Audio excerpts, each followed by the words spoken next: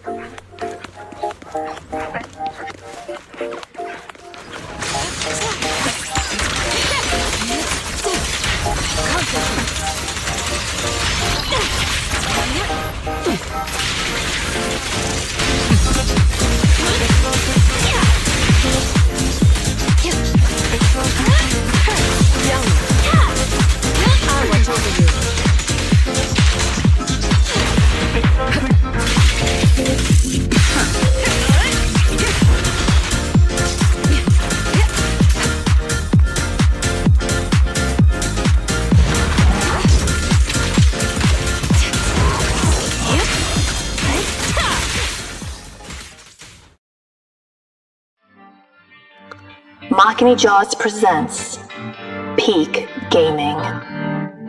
Press start whenever you're ready.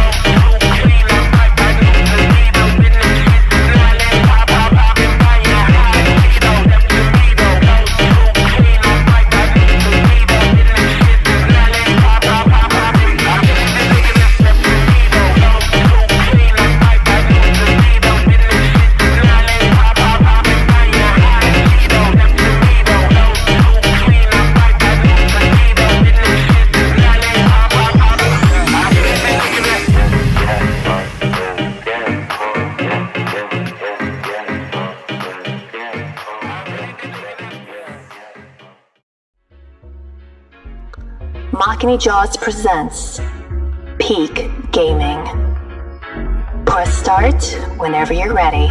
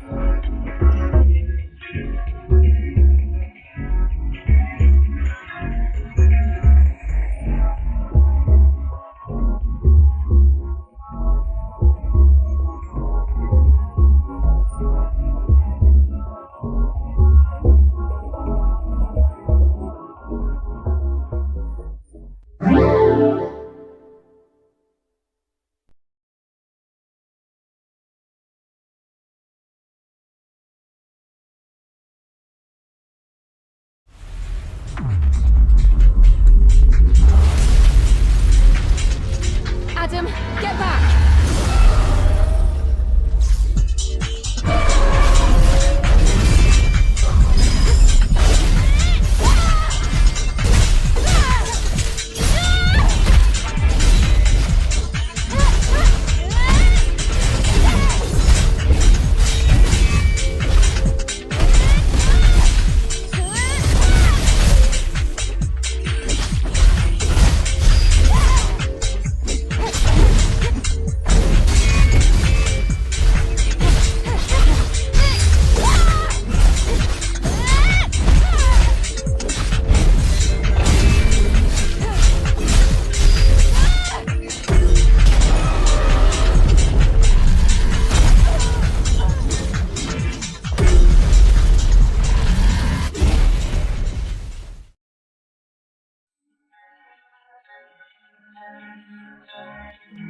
Makini Jaws presents Peak Gaming. Press start whenever you're ready.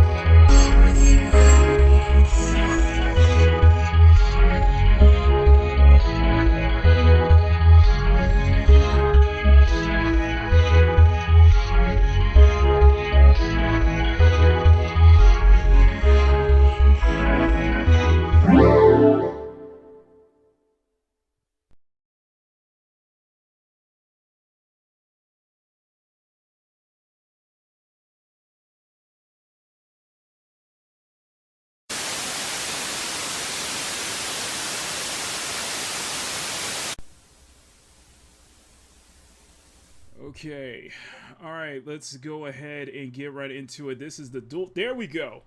Okay, so we got the dual screen setup. Let me go ahead and set the desktop audio real quick. All right, main background, no block this time. Audios, it's got early audios, everything's good here. All right, All right, testing. Okay, so we got everything kind of like lined up. We got everything kind of lined up here. So I'm hoping that this is not a complete strain on my PC when I'm doing this. I am hoping if this is not going to be a complete strain on my PC when I try to pull something like this off. Okay, so but we're ready. Anyway, I just clapped twice. Let me clap 3 times. Anyway, good morning, good afternoon, good evening, good night, and game on. My name is Makini 90 Arts, German Illustrator. Welcome you to episode 9 of Makini Josh Presents Peak Gaming. This is our gaming show. It's basically focusing on gaming topics, and we got a lot of games to play. And we have a lot, and I repeat, a lot to go over tonight. A lot. So, here's what's going to be the breakdown. We are going to be having a bunch of gaming news to go over. We are going to be reacting to the Pirate Nation. We're going to be reacting to the pirate software debacle from Charlie, Moist Critical. We have some videos we're going to be looking over. And then we're also going to be testing out the MightReya. That's right. There is an official playtest. Let me go ahead and bump up Steam real quick. They just announced it on... I saw this announcement this morning. MightReya has an official playtest. I repeat, this game right here. MightReya has an official playtest. You can download it. You can sign in and join it now. We are going to be playing a little bit of that tonight as well, so I'm definitely looking forward to seeing you guys play check this out. This one I'm very much excited about. Goddess of victory. This one I'm very much excited about. Definitely one of my games that I'm looking forward to. Definitely one of the indie games that I'm looking forward to. But yes, the playtest is officially available.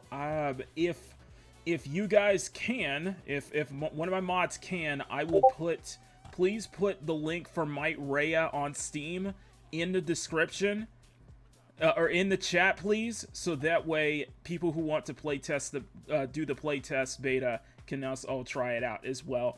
So far, I'm enjoying it myself, so I'm very much looking forward to sharing what this game is all about here, okay? So, yeah. Grumpy, to my mods, if you guys could put the link to the Steam page for MightReya, we really greatly appreciate that. So go ahead, download it, check out the playtest right now, and we're going to be doing that later.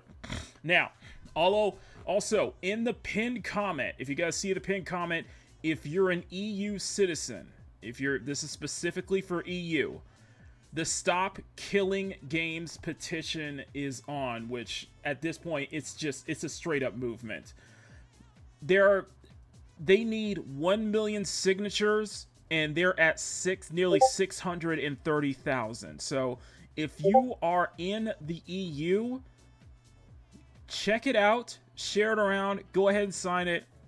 Let's make some change happen. And we are going to go over the pirate software debacle today as well, because I got plenty of things to say about that.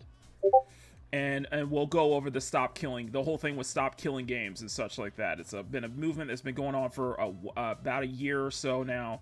Hit a stumbling block, however, this drama has really elevated it a bit more. So, but in the meantime... And then we're going to end the show with Stellar Blade. We're going to continue our modded playthrough of Stellar Blade. However, this is how I'm going to do this. We're going to finish up the Nikke, Stellar Blade X Nikke collab. We're going to finish that up tonight. In the meantime, I'm going to try and go over the articles as we play. So we have a lot of articles, we have a lot of videos to go over. So this is where I would like your guys' feedback on this setup. Please let me know if this is something you guys like, you guys want to see more of, or is this something that might be too much of a distraction? as I'm trying to game and read the articles as we go along. Thank you, Grumpy. But we have plenty to go over. As you can see, the bottom screen is for Nikke, or for the current game we're playing, and then at the top of the screen is for our view count, our news articles and our videos, and we have a lot of news to go over. So guys, you know what to do. Smack that like button, make it jiggle.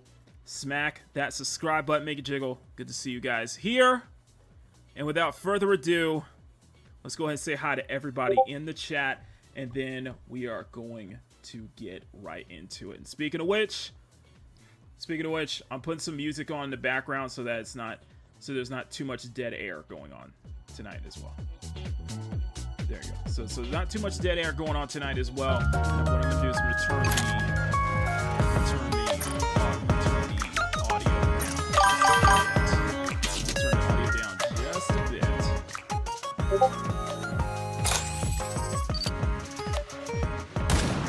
Mic check. Is this volume okay?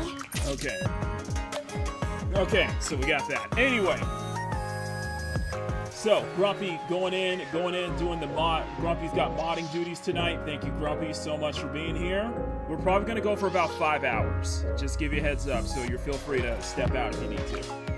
Eating waffles in the apocalypse. Looking forward to MightReya. We will be doing the playtest tonight as well. So stay tuned for that.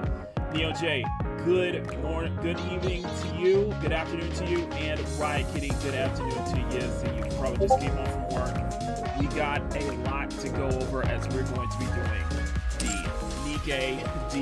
the Nikke Exceller Blade, finishing up that collab. The hard mode playthrough is available now, so it's gonna finish this out. Anyway, let's go ahead. I figured that would be the reason I wanted to do it this way. By the way, the reason I wanted to do it this way is because I don't want to just be reading articles, because I'll probably just be, I'll start probably getting bored and tired out and actually want to start playing something in the meantime. So that's what I figured. That's what I figured. Maybe we could try this gaming while going over the articles and talking stuff like that. And Nikke is not too heavily demanding, so I can be able to, do both at the same time when I need to. Anyway, okay, so let's go ahead and get right into the articles. Here's what we have, and I'm gonna leave it up to you guys for the first article. We got PlayStation under fire from That Park Place. The layoffs for Lost Records, Bloom & Rage. Ninja Gaiden 4. And then we got some South of Midnight stuff. Nintendo under fire for Mario Kart World update. Death Stranding 2. And we're also going to react to Pragmata. We're also going to react to some gameplay from Pragmata. But we are saving the pirate software and Stop Killing Games movement for later. So I'm going to leave it up to you guys. Put in the comments, what would you like for us to cover first, as we need to, as I'm going to go ahead and do my login. This place will become ruins now. Here, because we are about 2 days left until the end of the... Sean says he wants Ninja Gaiden first. We can cover that first. So we got Everyone's left. I didn't get a chance to properly say goodbye. Ninja Gaiden first. Okay, we can do that. May these Anybody memories else? shared with everyone live on. Anybody else? Anybody else? Multitasking, ADHD power active, I know, right? I'm basically multitasking. So, what would you guys like for us to cover first? We got Ninja Gaiden, we got Lost Records, we got South of Midnight, we got some Nintendo Hoopla. We're saving pirate software for later. We got Polygon's Death Stranding 2 article. we got Pragmata, so we can react to Pragmata as well, but and then we got PlayStation Plus. So let me know in the comments, what would you guys like for us to cover first. In the meantime, I am going to I'm gonna go ahead and take care of, we only have 2 days left, so let's do the hard mode stages in the meantime. So just let me know, guys. Let us know. Let me know in the comments. I'll give you guys about a minute or two to say which one you want to cover. So, but it's all on you guys. Please let us know. So, Grumpy wants Pragmata. Grumpy wants Pragmata. Interesting. This better not be a story. This better not be a story. Like, hard mode doesn't have that many story cutscenes. We can win. Nintendo Switch. So we got like one of each here, basically. We got one of each. Stay calm. Okay. So DOJ wants the Nintendo Switch. Sean wants Ninja Gaiden, and DOJ wants to cover. Oh no, Grumpy wants the Pragmata. DOJ wants the Switch Hooplas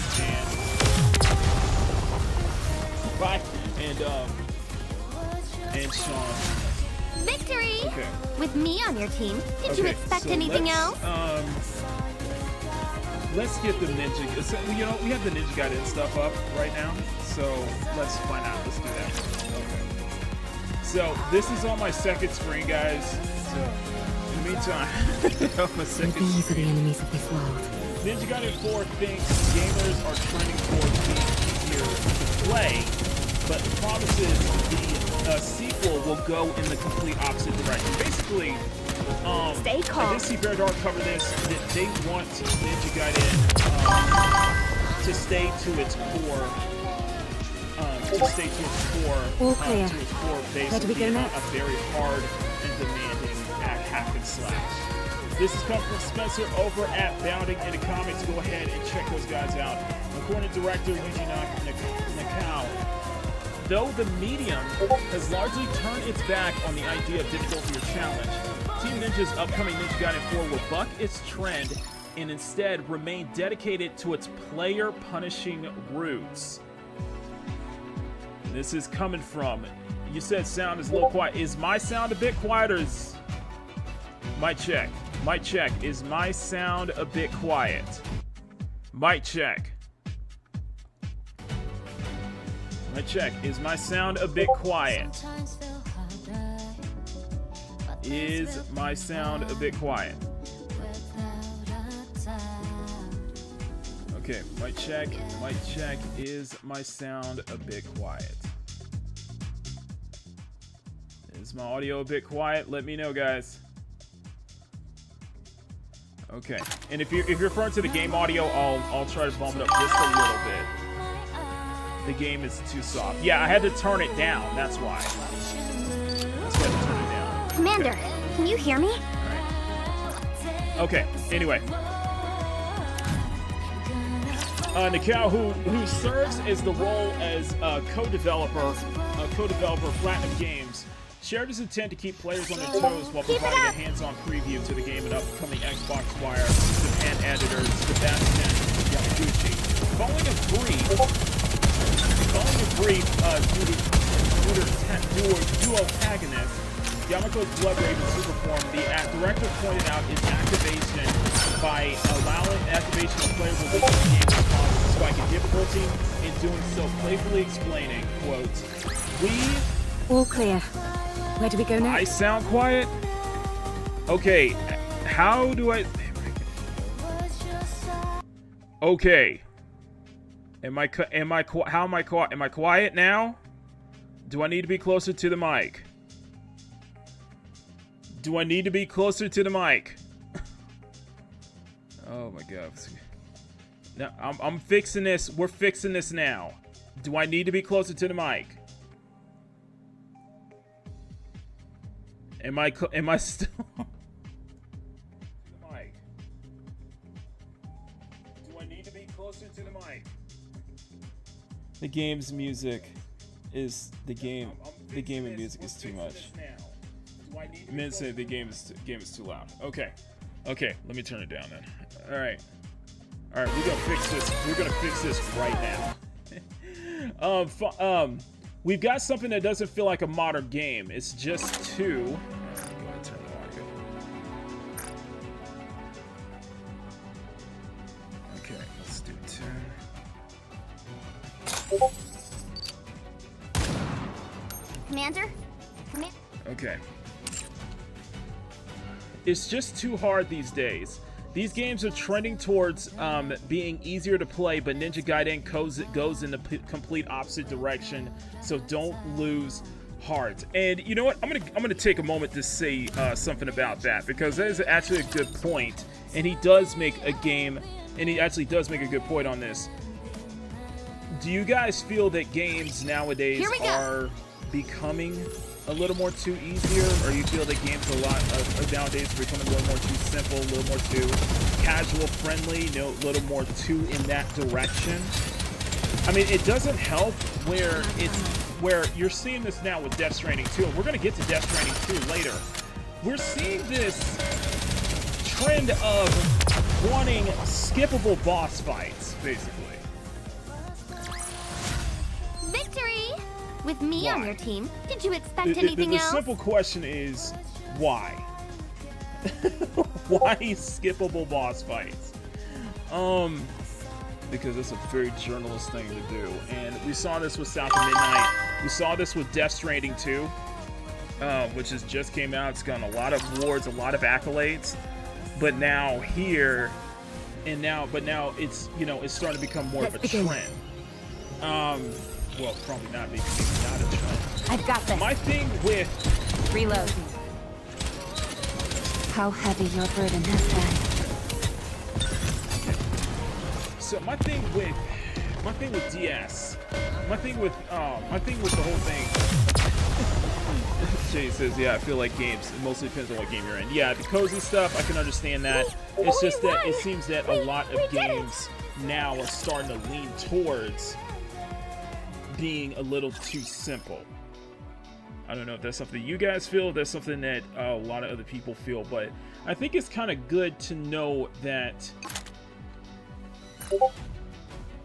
I think it's good to know that with Ninja Gaiden 4, it's really good to know that they're not gonna bulk in that direction. Essentially, I'm here. Yes, there is a thing of skippable boss fights. I will never understand that trend, and I am really hoping that is not becoming a trend, because you already have journalists. Everyone's left. You already have journalists. I didn't get a chance to properly say goodbye. You already have journalists just getting journalists complaining about difficulties when it comes to like From Software titles. Complaining about difficulty when it comes to From Software titles. Complaining about games need to be much more easier, need to be much more accessible. This place will become ruins now. And that's what a shame. I don't think I don't think a lot of gamers are going to lead towards that. It's part of the, the challenge is part of the experience. The boss battles are part of the experience. It's part of experiencing the story and such like that. Anyway, continuing. Asked about his hopes regarding the potential and impact sequel that might have on the future of Ninja Gaiden and the gaming industry as a whole, the director asserted, speaking from somewhat a personal perspective, I grew up during the golden age of 3D/action games. For example, people in my generation feels like the types that we grew up playing had become a lot less in recent years. Instead, we've seen the rise of Souls-like games, which have become very popular. Yes, Souls-like is a very popular genre, and I'm hoping stuff like Ninja Gaiden 4 will kind of we'll start seeing a hack and slash like renaissance period, basically. Of course, I've enjoyed many Souls-like games myself, some included, but at the same time, I think there is some belief that the classic 3D/actions, or basically hack and slash, are harder to find lately. Maybe it's just my own wishful thinking, but I can't help but feel that a lot of action games fans are starting to crave that experience. It's about time that we all dove back in. I totally agree with you on that. I actually completely agree with it. I think it's time that, you know, we do see more hack and slash games. You know, start making a comeback, because I think there's room for both. Just because it's hack and slash doesn't mean it's going to be a Souls-like, and vice versa. I hope nobody gets Drawing hurt. his answer to a close, Mikao opined, I really feel like Ninja Gaiden 4 has turned out to be more of the kind of game that will strike a chord those fans in the genre. If it can carve out its place in history of modern hack slash action to venture off of the genre, I'd be thrilled. And if Ninja Gaiden 4 can serve as a spark that reunites the excitement around hack and slash games, that would be even better. As Notably, long as this we're isn't together, the first time that will Mikao never fall. has made such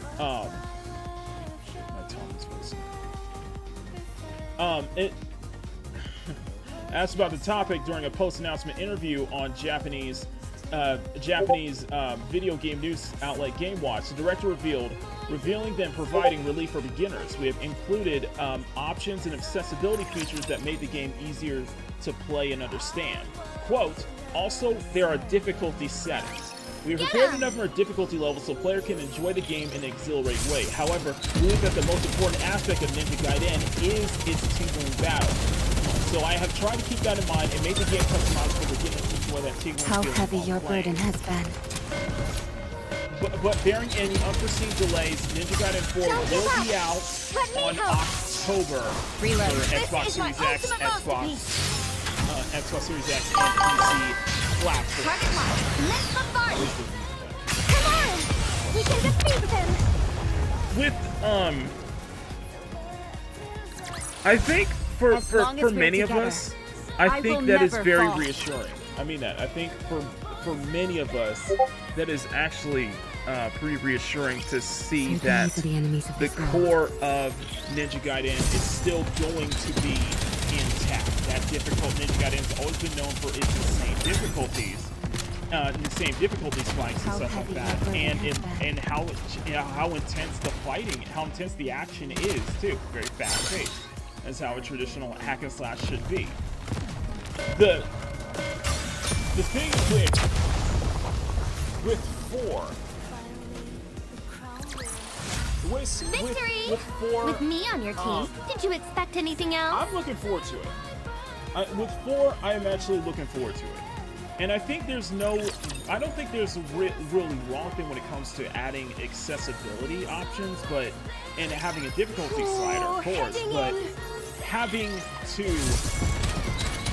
completely just asking for the game to be made easier, just for more people to power through it, that's where I see that's from a journalist perspective, and a lot of us are very much against that.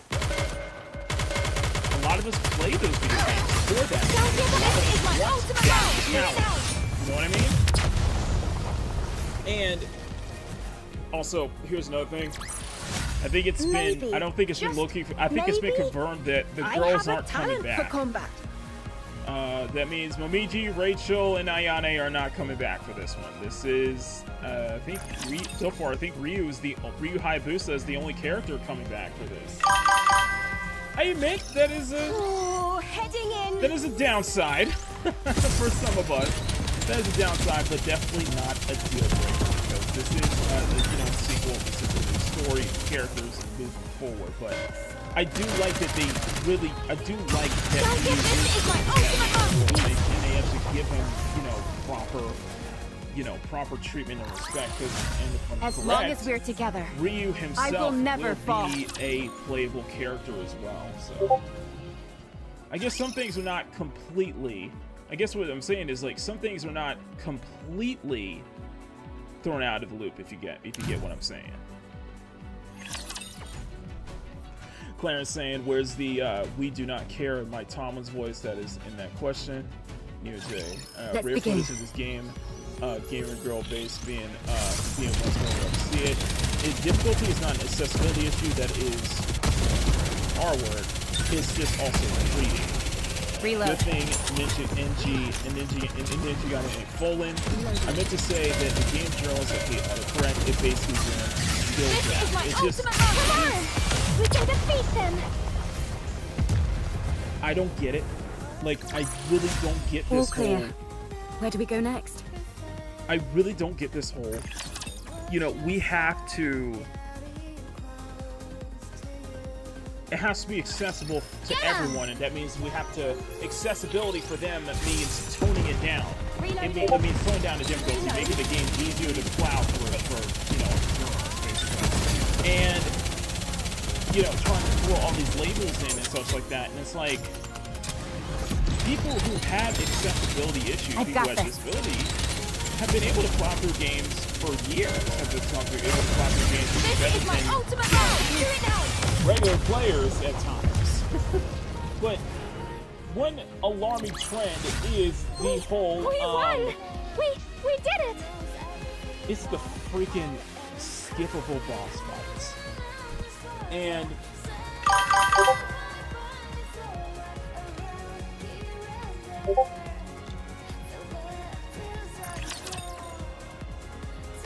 Is the skippable boss fights, and that I will Prepare yourself. never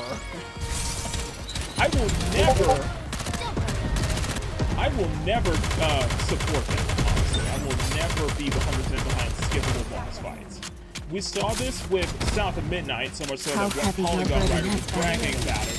And now, this is embarrassing because I saw Bear Dark post it.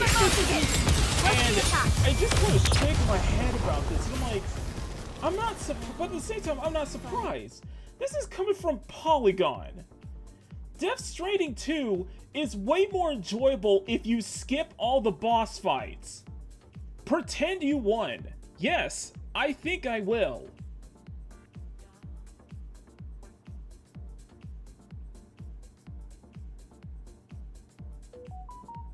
What?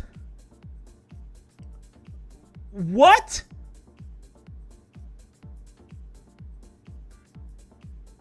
Excuse me, what? Pretend you won. Yes, I will. This is...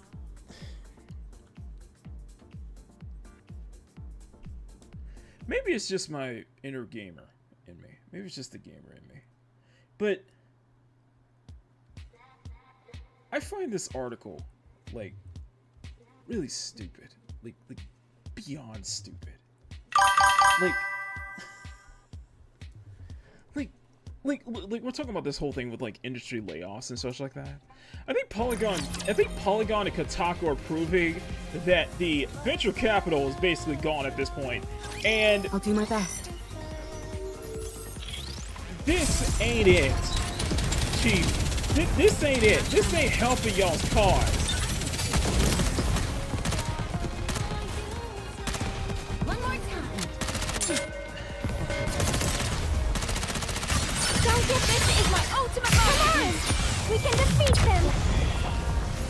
Pretend, okay, just bear with me on this. Okay, guys, just bear with me on this. Pretend you won. Option in Death Stranding 2 on the beach is a small but radical little choice. It pops up after you fail a boss fight and lets you skip the encounter entirely with a brief text explainer telling you how things would have unfolded if you won. You might get a lower ranking or miss one to two non-essential scenes for choosing this option, but there is no judgment, no restrictions, no downside by bypassing something frustrating and choosing to engage with parts of the game you really like.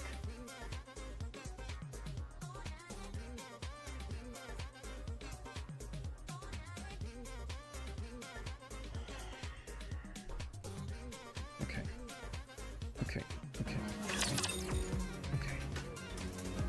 Allow me to like process this. Allow me to just take a moment to process all this because I gotta stop. No, I gotta stop what I'm doing and I gotta read this. I have to read this. Hang hold, just hold it down. Hold on to this because I gotta stop. I gotta stop what I'm doing. Hang on. Hold on. Let me go full. Let me just go to main screen here, and I'm gonna switch over to the what is it? Capture. I'm gonna switch over to this because I can't believe you would make something like this with volleyball. I can't. I simply can't fathom this kind of stupidity on display right now. I simply cannot. Okay.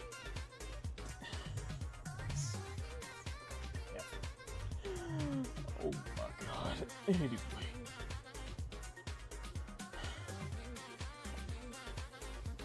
Let me switch this because I gotta read this. I have to read this aloud. I'm sorry, chat. I have to read this. Anyway, just no. Just no. Okay. I am not saying this as someone who hates boss fights in video games or usually struggle with them. I beat Messemer in Shadow of the Erdtree before FromSoft nerfed him, and I liked it. I like Death Stranding 2's boss fights as well. On a conceptual level, they are evocative encounters more impressive by how Kojima Productions mechanically straightforward moments into memorable set pieces. They are basic though if you strip away the emotive music, the sound effects, and the usual influences from some of these enemies have over the environment, you're left with the equivalent of a standard boss fight from a mid-2000s 3D game. A small arena home to a big boss, maybe 3 attacks, you attack it and run away, rinse and repeat, that's it.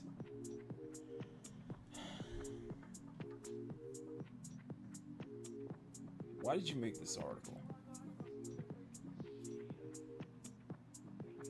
Why did you make this article? Why did you make this article? What was the point of this? Why are you so happy gloating about this article? Just hang on. The redeeming feature of Death Stranding 2's boss fights is that they're spectacles with an integral role in the story, not just encounters thrown as progressive checks or give you something to shoot at. Take the tutorial boss fight for example, the giant BT that appears in the middle of Deadman's recorded message for Sam. Sure, the idea is to teach you how to handle giant enemies, but it's also a disruptive moment for Sam following a string of unwanted interruptions and emotional turbulence. His time with Lou had interrupted at the start of the game. The appearance of breached things in the region interrupts his trip home. Sort of reunites with Deadman, and the arrival of the giant BT interrupts as well. You have to wait to hear until Deadman's message until you deal with a boss fight. After that, the message cuts to a cliffhanger moment. While I appreciate the thematic unity of the interruptions, I don't want to replay the same boss several times just to see what Deadman had to say. This is projection. This is projection, basically. At any point, at no point should having skippable boss fights be something I think, and I'm gonna be in the minority here. Skipping boss fights shouldn't be acceptable, and that's what we're gonna lead into. I feel like if this is going to be, if this is gonna be a trend, this is gonna lead into, we're gonna change game design up for the worst. Having skippable boss fights, and you're trying to justify that, where you can always play it at easier difficulty, and you can be able to, or just simply get better, understand how the boss patterns work with it. I don't understand the point of skippable. I want somebody to explain to me, what is the benefit of skippable boss fights in a video game? What is the benefit? I will wait. What is the benefit of skippable boss fights in a video game? This ruins, and Jay's right, this ruins immersion. Having that in South of Midnight ruined the immersion, and freaking, what was it? One of the journal, I think it was either from Polygon or Kotaku, was bragging about that. Why?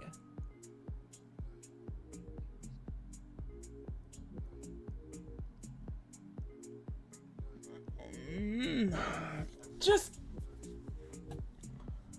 Oh my god. Maybe it's a skill issue, you say. Sure, fine. I admit it. I'm not the best at correctly timing a dodge after a camera decides to lock onto the sky when Sam randomly takes ages to recover from a hit and can't evade an oncoming instant death attack as a result. There's never enough depth in these fights to make replaying them warrant a different approach enjoyable. Either and any spectacle wears thin after a while, then it just ruins the immersion though. Then what's the point of playing it when you could just watch the cutscenes on YouTube then? This is the lowest common denominator. Link, and that's exactly why Death Stranding's Pretend You Want button is such a good necessary choice. Let me zoom in here. Let me zoom in real quick. And that's exactly why Death Stranding 2's Pretend You Want button is such a good necessary choice.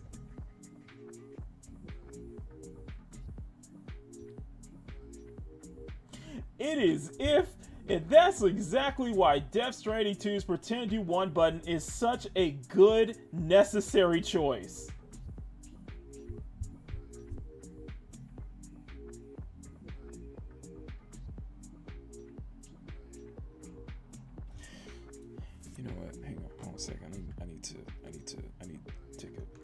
I just want to print this. I just want to take a photo of this, and I just want to take a photo of this, print the screen basically, just in case, and I'm gonna put this in my meme pile.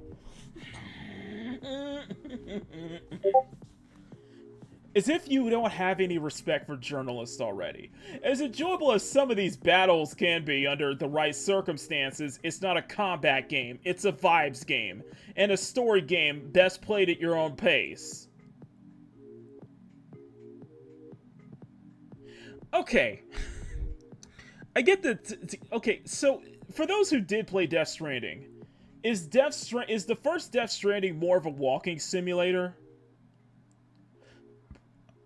I'm just curious. Is the first Death Stranding more of a walking simulator with very little combat? And I know that they enhanced the combat more in the sequel. Oh my god. I am perfectly happy soaking up the atmosphere of a boss fight and appreciating his position in the prey to misery that is Sam Bridges' life once, maybe twice before moving on, and thankfully Kojima Productions respects my time enough to let me go when I'm ready. We don't respect you as a journalist.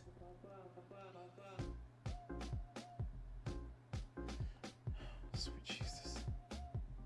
Yeah, I think it's fun here. These are the comments. Yeah, I think it's fun here since the game is really built that well for boss fights. They're definite improve on the first, but still clunky. That still doesn't give any excuse, as it still doesn't give you any excuse to have a skippable boss fight. This is regressing. As you pointed out, Death Stranding games are not combat games, they're atmosphere and story games that throw in a few musically dumb battles along the way. The combat mechanics are very underbaked, but thankfully you can seldom fight anything. You have weapons, but the easiest way to deal with bandits scattered around the map is just run, hop, punch each guy 3 times. The boss battle is neat and thematic, but you're actually battling the camera and Sam's animations, the degree to controls, not the big skull dude. I didn't pretend I won as if I had died a few more times. What is the point of having this? Why are you justifying this? You make one attempt and quit. You make what? You make one attempt and quit.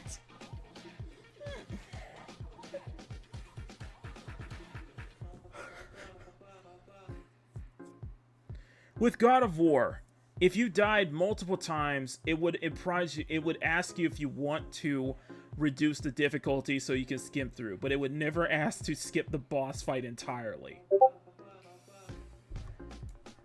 I understand that, but just I don't feel like this is. I feel like if you want to go this way, then just play. Then just watch the cutscenes on YouTube at this point.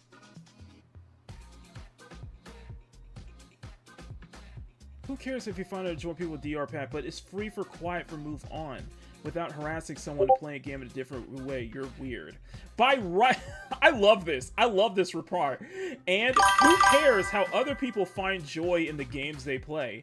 You don't need to do that. You can play with a DDR and artificial pad for artificial difficulty, but it's free to be quiet and move on without harassing someone for playing a game in a different way. You're weird. How is it harassing pointing out how stupid this is?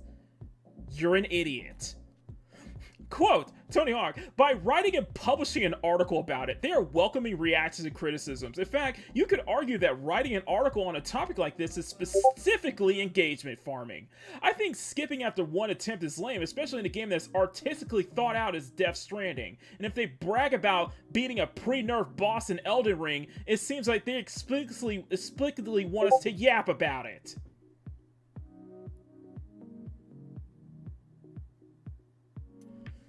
Sir, that is a Don DeMarco. Sir, if I had a Don DeMarco button right now, I would play Don DeMarco.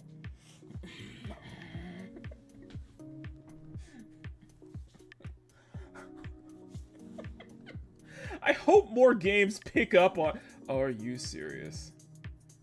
I hope more games pick up on this. Still never beaten Dead Space Remake final boss. I'll never know how that game ends.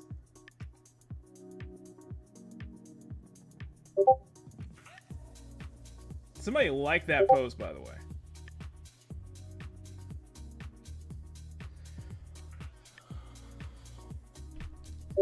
So if you're having a hard time, it's your thing. Yeah, I get it. It's a single player game. You can do whatever you want in the comfort of your home. But you are bragging about this. You are bragging about this, writing an article.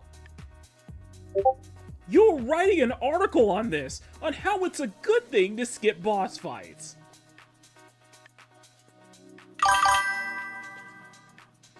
I will never... It's like you can't hate game journalists enough, though. It's like you can't hate game journalists enough. That's how I see it. Like, it's almost like you don't hate game journalists enough. You really don't hate game journalists enough sometimes, guys. Like, you really don't. Like, I think it diminishes your legitimacy as a journalist. Then again, then sites like Polygon and Kotaku had any legitimacy to begin with. No shame whatsoever. Have you no shame? I felt stupid playing that. Like, okay, you know what? Let's. We need a palate cleanser, okay? We need a palate cleanser. So what we're gonna do? We need a palate cleanser. So what we're gonna do? We are switching back over to Nikke because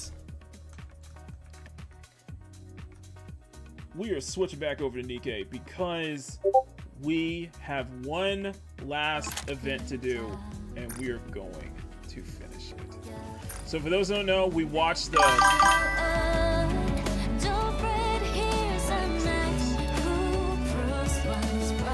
I want to see how this story ends. Commander, can you hear me? Okay, let's do this. Alright, this is the last event.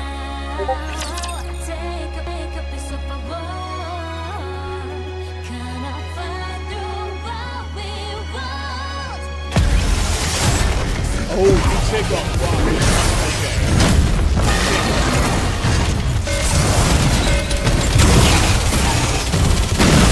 Don't give up! Let me help!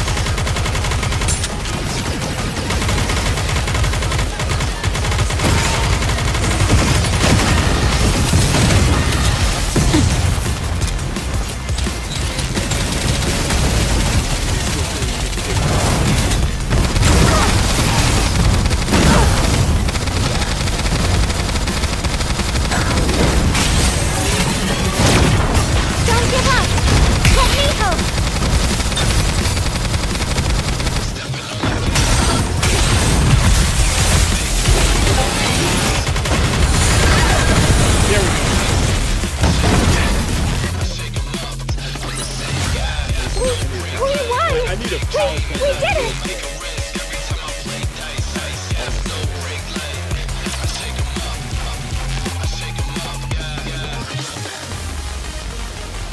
I probably should put timestamps for this one, though.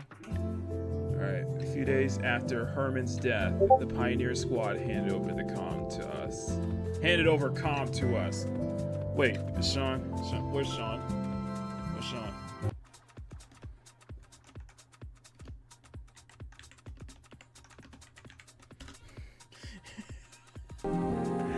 Comm no longer had any trace of its former violent demeanor. It apologized profusely for attacking Privity in Rome for its prior rudeness. It also requested for all of its data to be backed up. We honored the request and made 2 copies, one for the central government's data center and another for me. Central government officials were reluctant to make this data public, probably because, like Herman, they feared the ugly truths that it contained. As for what Com thought of this... It is fine if it is not made public. I would simply like for everyone who has witnessed this to remember. Remember that we were there, and how we lived in that place. That is all we need for them to live on. For a few days, Com retained in front of Herman's memorial, not moving an inch. It kept repeating the same words over and over. If only I had waited a little longer. If only I hadn't given up. A few days Commander, later, let's go. where are we going? Did you not receive the invitation from Enoch? Enoch sent an invitation? Yes. Here. On Privy's phone, there's an e-ticket which reads, Couple's ticket to the solo exhibition Memories Enoch Fellow." said you and I could go together. I see, since this is a couple's ticket, 2 people can. Yep, that's how... Couple? But we're not a couple. Those tickets are usually come with all sorts of discounts and perks, though. Oh. I guess that explains it. Why would Enoch of all people send us this thing? It says solo exhibition, I wonder what it's focused on. I'm not sure. I didn't receive any details either. I only received instructions to come with you. So, would you like to go with me? If you're too busy, I understand. I am. Oh, really? There we go. You really don't have a spare moment? I'm just curious about the exhibition, that's all. Alright, fine. Let's go. Are you sure? Yes. Okay, let's go straight away. I received a ticket as well. Come again? You did? It says to come with you both. Did Enoch send it to you? That is correct. So much for having a nice date. I heard that. I heard that too. Quiet, you. I heard that too. Well then, we ought to get going. I heard that too. And my chat heard that as well. The exhibition hall is quiet. Various paintings have scattered across the vast space, and a few attendees are conversing in front of them. Looks like an art exhibition. I don't know much about art, but these seem well done. How can you say that they are well done if you do not know much about art? I'm just saying that's how it feels. That is something people say when they are not well informed on a given topic. Why do I feel like I'm under attack? I'm getting flashbacks of being rammed by a certain combat support robot. My sincerest apologies for that incident. I still don't understand why you're here, though. You're right. Why did Enoch send us here? Commander, calm. Over there. Privity points out to one of the paintings. It portrays a darkened area, which is only faintly illuminated by minimal lighting. Contained within it is an altar commemorating those who have passed, as well as storage terminals to which resemble gravestones. It's the bunker. How did this... See, I will... The title is Home. Home. I will leave... Hello there. I will Are you leave interested a- in this painting? Hello, hang on a second. I'm gonna leave a link to the previous episode of Peak Gaming from last Sunday. But we did this whole freaking event, and I did not expect that we would all end up getting engrossed in what's going on. I thought it was just gonna be like, we'll just play for a little bit and just move on, but no, we were all kind of like engrossed in this, and even I was, too. So... Now please slobber doggy kisses. And now it's time for me. Alright, not right now for me to slobber dog kisses because I'm watching my stepbrother's dog. While listening to the... You were here... Were you here, right, Kitty? Quick question. Were you here last Sunday when we did this whole event? I think you were. Yeah, I think you were. Yeah, so we did this whole event last Sunday, and we all kind of like end up getting like engrossed in it because it's like... What started out as a fun crossover ended up like discovering that apparently people have been living, there actually have been people living on the surface, and the central government has basically been trying to hide it the whole time. Oh, yes.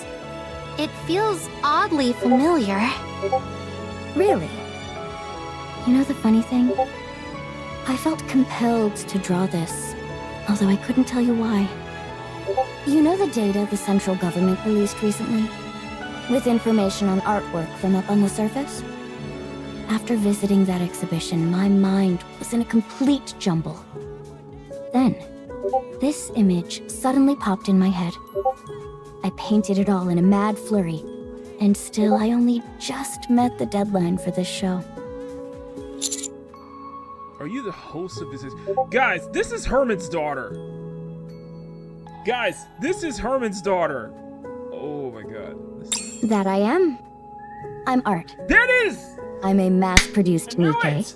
but I have a bit of an artistic bent, so I paint. If you're art, that means calm. Oh shit. Oh shit. Neither of you say a word. Okay. I'm so glad I was lucky enough to get a solo exhibition. May I ask the inspiration behind the title? Wow, even a robot is attending? I see that art can touch all sorts. May I ask the inspiration behind the title? Well, whenever I close my eyes, I see that place flickering behind my eyelids. But it's not intimidating or frightening, far from it. It feels...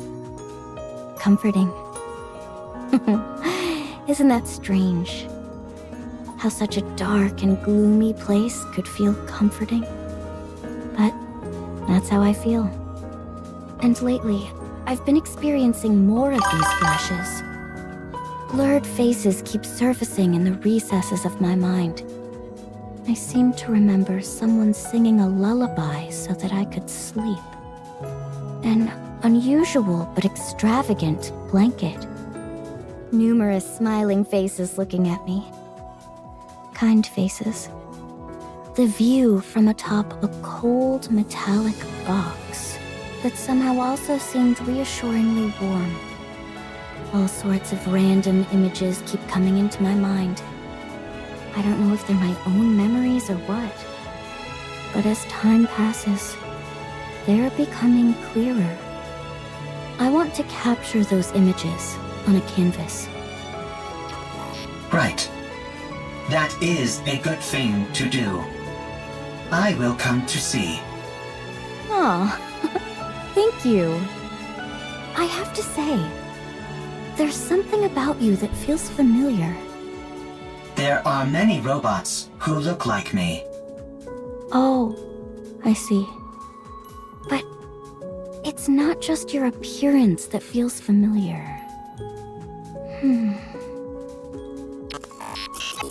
Art, do you remember me now?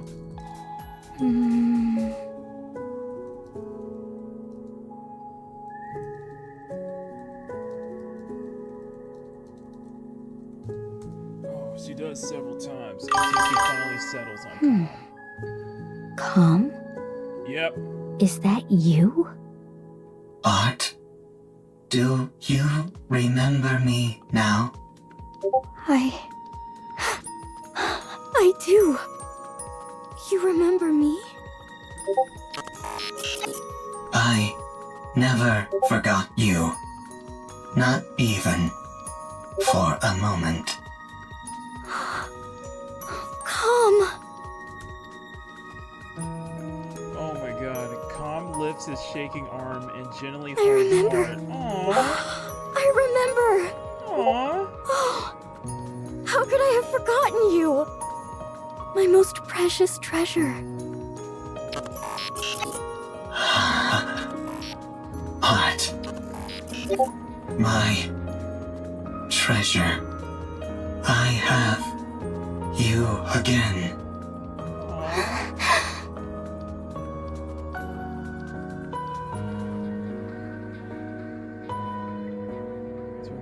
Their forms fit together as one, perfectly.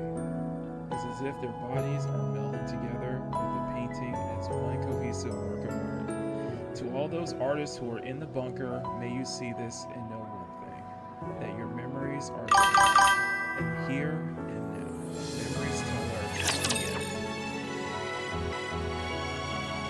And that's it! That's it! Damn.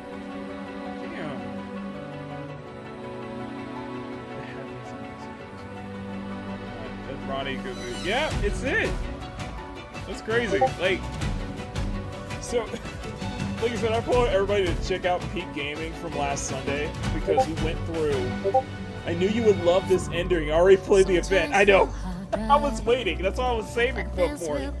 No, so for those, okay, so to kind of recap, the Stellar Blade characters kind of ended up in our world. And it's there end up in the Nikke world, and that's where we discovered that there were actually humans living on the surface. Although the central government has said that humans were not supposed to live on the surface, that's what we meant. Herman, who is essentially an artist who has been living in a bunker for over 3 centuries, for one century, protecting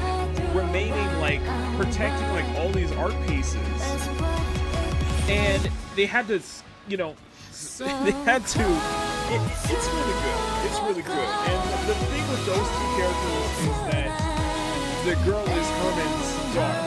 It's actually Herman's daughter who he sent up to the surface to not live in the bunker because she was born in the bunker. She was born in the bunker, and it was Makini who brought his daughter all the way into the ark where she became a Nikke.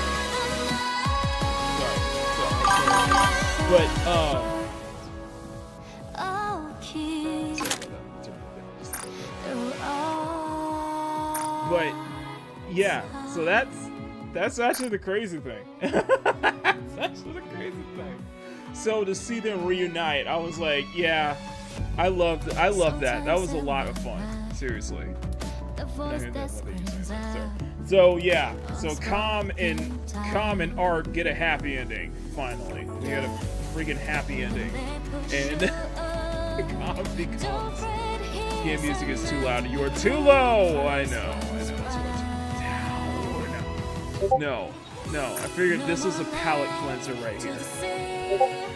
But and I think this is better than Ironheart by a country mile. No, that was crazy. Like I would advise everybody to watch the previous episode, our previous episode of Peak Gaming on Sunday, the last Sunday, where we played basically the entire event. We ended up playing the entire story event because I was like really enthralled with what's going on, and even my chat was really enthralled with what's going on too. It was freaking crazy. Yeah, so thank you Grumpy for posting the previous episode. We went for like 9 hours. This special event feels great. It feels like a giant side quest for all good reasons. Like it was like it started out as a crossover it started out as a collab event, and then it just became this. And it's like, that's kind of the magic of Nikke in a way. It's like, you come for the plot, and then you stay for the plot. It was a fun event. That was a crazy event. I was like, holy crap. So there were human beings living on the surface this entire time, and even I knew that. Oh my god. Music needs to be lower a bit more. Oh, nigga. Okay. Alright. I just turned the music down, bruh.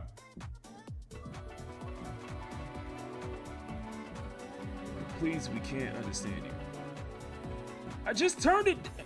Okay. I just turned it down. I just turned down a little bit more. Y'all still can't hear me? I just turned the music down, bro. Oh, that's the background music. Never mind. Sorry. That's the background music. Sorry. That's the background music. Okay.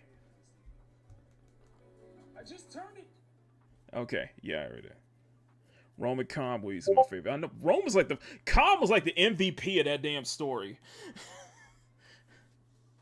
Bro, this does back. Bro, aren't you drawing calm, Sean?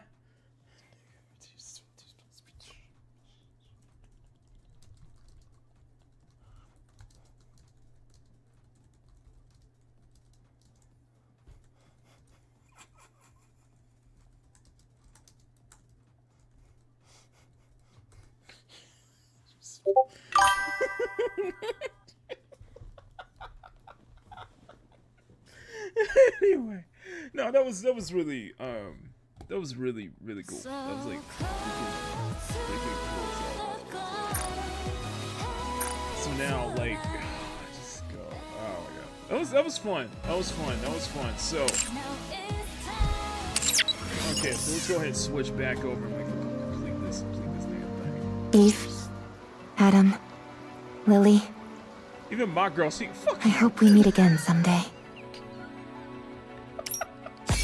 Okay, let's continue. Let's continue. We already got to continue. Let's go ahead and continue. Let's go finish this out. Alright, anyway, guys. That is... We've done everything we can. Freaking Nikke story, for now, man. That was a freaking this crossover story. And now the next event, they just confirmed. The next event is going to be the Nier rerun, which I'm saving up all my tickets for that, hands down. 10 toes down. I'm saving up all my tickets for that. Victory! With me on your team, did you expect anything else? Okay. Target locked. Next bombardment. Okay, so let's go ahead and wrap this up. Let's go ahead and wrap this up. We're gonna move it over to what's it for a couple hours. We've been going at it for. Okay, so we've been going at it for an hour. So let me get up and stretch real quick. Let me get up and stretch. So next up, I'm gonna bring up the MightReya demo, and then we're gonna hit up a couple more. We're gonna do a reaction. Let's do a video reaction. Yoko Taro masterpiece come. Yes, exactly. All right. So Neo J wants the. So what we're gonna do next is that Neo J wants the Target locked. Commence bombardment. So what Neo J wants is the Nintendo Switch, the Mario Kart World Hoopla. So let me bring this up. This is coming from Nintendo Destroy Mario Kart Online by Nathaniel Bandy. I will put the link in there. I'll put the link in their video. So we're gonna go over this whole. Thing now. Here's my question. So how do you guys feel about...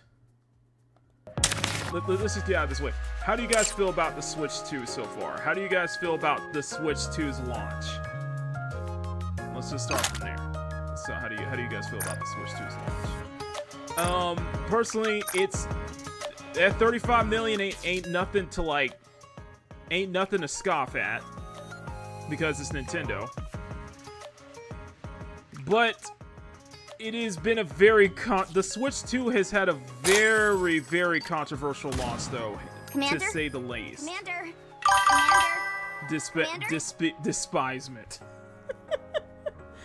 I think we could confidently say that there's not a lot of people, especially in this chat, who wants to get a Switch 2. I think we could say that with a lot of confidence.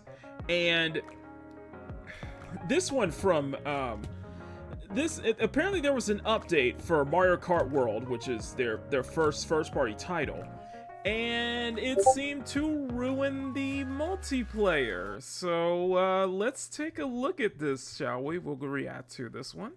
I do not make videos like this anymore, where I am reacting to a random update in a Nintendo game, but what just happened in Mario Kart World is actually baffling. It's genuinely crazy, and I feel like I need to say something, because I don't know if Nintendo watches me or really pays attention to Nintendo creators, but like, this could potentially kill your online community in Mario Kart World. So if you don't know what happened, I'll get everyone caught up real quick.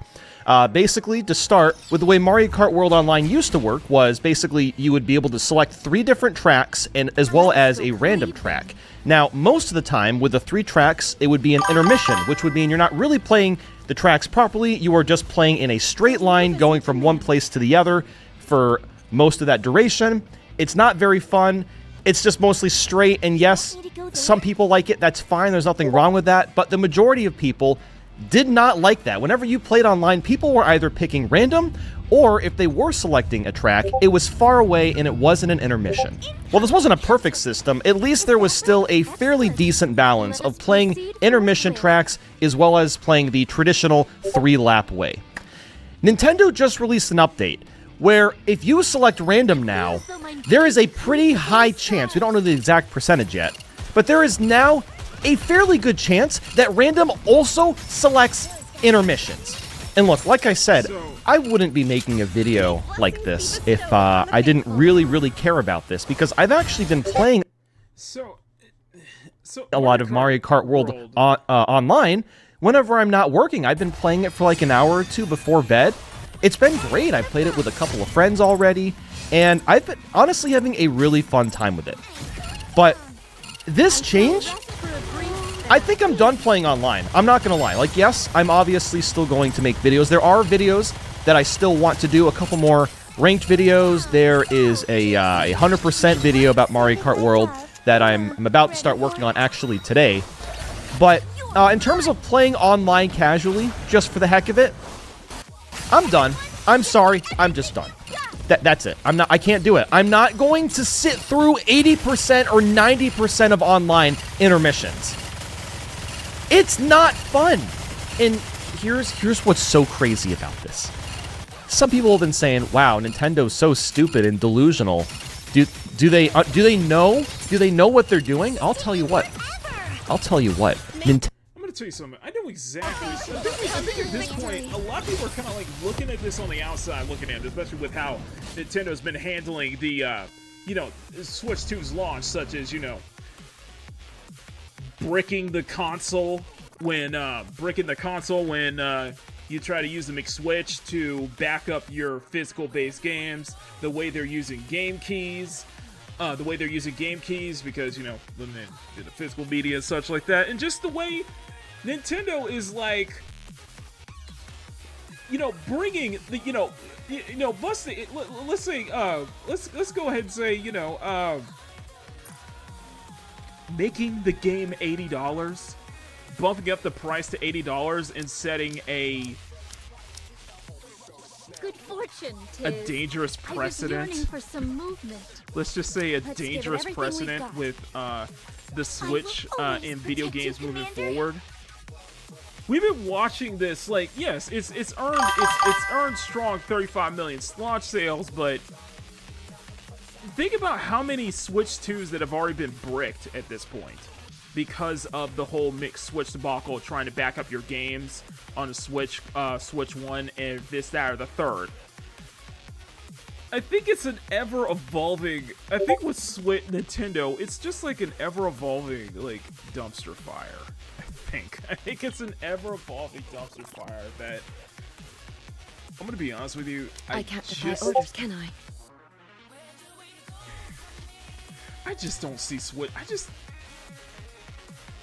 I just don't see Switch, I just don't see you planning on Nintendo. attending I class, just don't see Commander? how Nintendo owners can just constantly If you put up call, with it, though. I will come. That's how I see it. I just don't see how how Nintendo owners and Nintendo's fans can just put up with this kind of crap, because it's like you're being done too dirty at this point with Nintendo, and I think it's just the case where they think they're too big to fail. They're too big to, you know, too big to not suffer any criticism, to not suffer any Red Hood, blowback. engage. Because there has been some blowback. People are not happy with the Switch 2s and stuff like that. So with this, especially on their 80 priced game,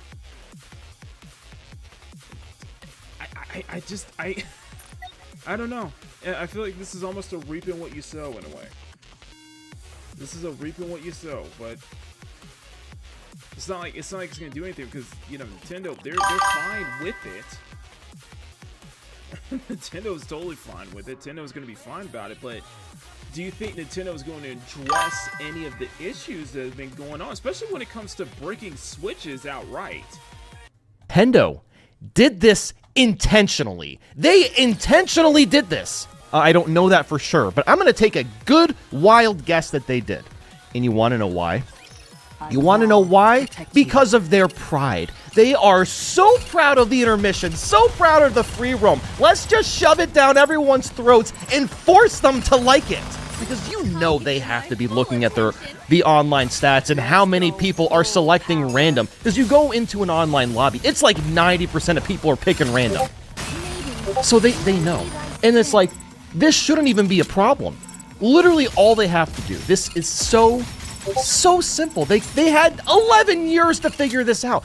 All they had to do was make 2 different online modes. One where you can play intermissions only, and one where you can play traditional tracks, where you can play the tracks traditionally with the 3-lap way. The old school way, the old and lame way, instead of the hip and cool way, where you drive in a straight fucking line for 3 minutes. All right, I feel better. I am gonna get back to work. I have a marathon video coming out this Saturday. But yeah, anyway, I had to get that off my chest. Nintendo, if you see this, for the love of God, please revert the decision, or I don't know. You know what? They're not going to change. They're not going to change, man. I think that's a safe way to put it. They're not going to change. You know, they're not going to change, man. Thank you so much, Gary. Thank you. Have a great night, man. They're not going to change. Oh my god! I want to dip this in for Fratanga. Listen, I understand people have definitely mixed opinions on Fratanga. You know what? I just enjoy the Nintendo content. I enjoy the stuff that Fratanga makes. So I just. The first thing I wanted to do, like everybody else, was play it until I found where that $80 value is. And it's nowhere to be found. This is a $50 game at most. And that... This whole variable... Let me put it this way. This whole variable pricing... Are you ready? ...is just... Then let's go. Does not make any sense whatsoever. Run I my think way. this whole variable pricing just doesn't... It doesn't make any sense, because... Despite all of the new bells and whistles they've added for Mario Kart World for the newest iteration of the franchise, this isn't worth an $80 price tag. This is more of a, as you know, for Tang would say, a $49.99, a $50 price tag, and I would argue possibly a $40 price tag, not an $80 price tag though. Yeah, Nintendo is lawsuiting way too close to the sun. If you get my drift. If you get my drift.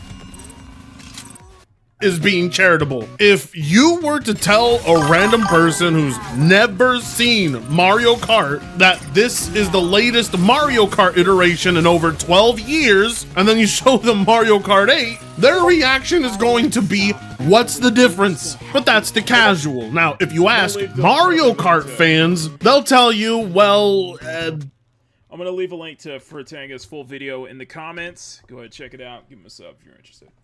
open world / free roam, 24 players, and some Tony Hawk Pro Skater wannabe mechanics. that kind of break the game sometimes. And the majority of them will come to the conclusion that no, it is not worth $80. I mean, their purchase says otherwise, but how they feel is that it is not worth $80, no matter how much they enjoy it. Now, of course, I am quite different from the average Nintendo and the average Mario Kart fan. If you charge me $80, I am going to be a million times more harsh and critical of your product, as anyone should be. You walk into As everyone should be. I'm sorry. Yeah, there's like whole grinding. There's whole grinding elements now on tracks where you can actually grind on rails, and you know, bringing in, you know, Tony Hawk Pro Skater elements. Like you can do stunts, which you've always been able to do stunts since Mario Kart and Wii. But you're able to like grind on rails and such like that for boosts and such like that, and for boosts and such. And it's just, it's the open world aspect is interesting, but none of it is warranted an $80 price tag.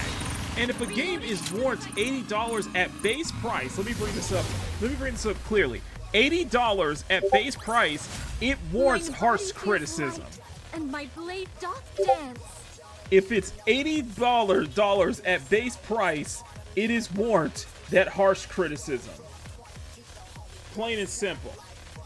a restaurant, all of a sudden everything is $10 more, and there's no significant improvements to the items on the menu, you're not going to be pleased with what they're charging. Even if you still like what they're serving, you're not going to like it more than you did before, so why pay more? They throw you this nice big open world for Mario Kart World. They then proceed to scatter the open world with a bunch of challenges, and they don't even bother to give you a way of actually tracking them or showing which ones you've completed or where they are on the map. Nothing. I'm not even kidding you. Okay, let's go free roam and pause. I'm hitting all the buttons. See nothing on the menu. So there's nothing to like track. So you mean to tell me that there's nothing that's actually to like track your progress when you're in free roam, like all the challenges you've done, all the collectibles and such like that, and there's there's nothing to track that. There's nothing to like work your way with a map or something like that. That's, you had all this time to go for an open world, but kind of miss the part of what makes open world games enthralling. You know, having a stat tracker, having a tracker for all your collectibles and such, and for what events you cleared? Yeah, that's just evolving backwards, Nintendo. I'm sorry. This is a break. LR. Yep, D-pad. Nothing. So there's nothing. No, nothing. Yeah. The minus. Yep, nothing. It's got photo mode. There are some challenges scattered throughout the map, like these P-switches that trigger a short little gameplay challenge. And honestly, they can be fun, but then you realize the game gives you no way to track them. There's no map marker for where they are, and even worse, no way to tell which ones you've already completed. They're not on the map either, so if you're trying to 100% the map and get everything... Okay, you know what? Let me address Riot Kitty's question here. I think in concept, Mario Kart 8 is, I think that is interesting. And in Mario Kart World, with an open world, a more open world, maybe like Forza Horizon style of a Mario Kart game, I think that could work well. I think in concept it can work well, but with Mario Kart World, I think it's missing some essentials for the open world aspect of it, though. Like, I heard some people really like that whole knockout thing, the knockout thing where it's, you know, it's a battle royale where you're going from track to track and whoever's the last standing wins.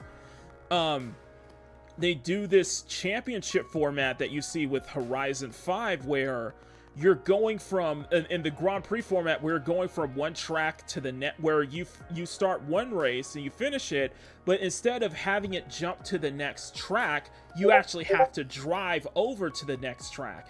And I actually like that idea. I think that this is kind of a little fun way to do it, but what you realize is just, it's not worth the price tag.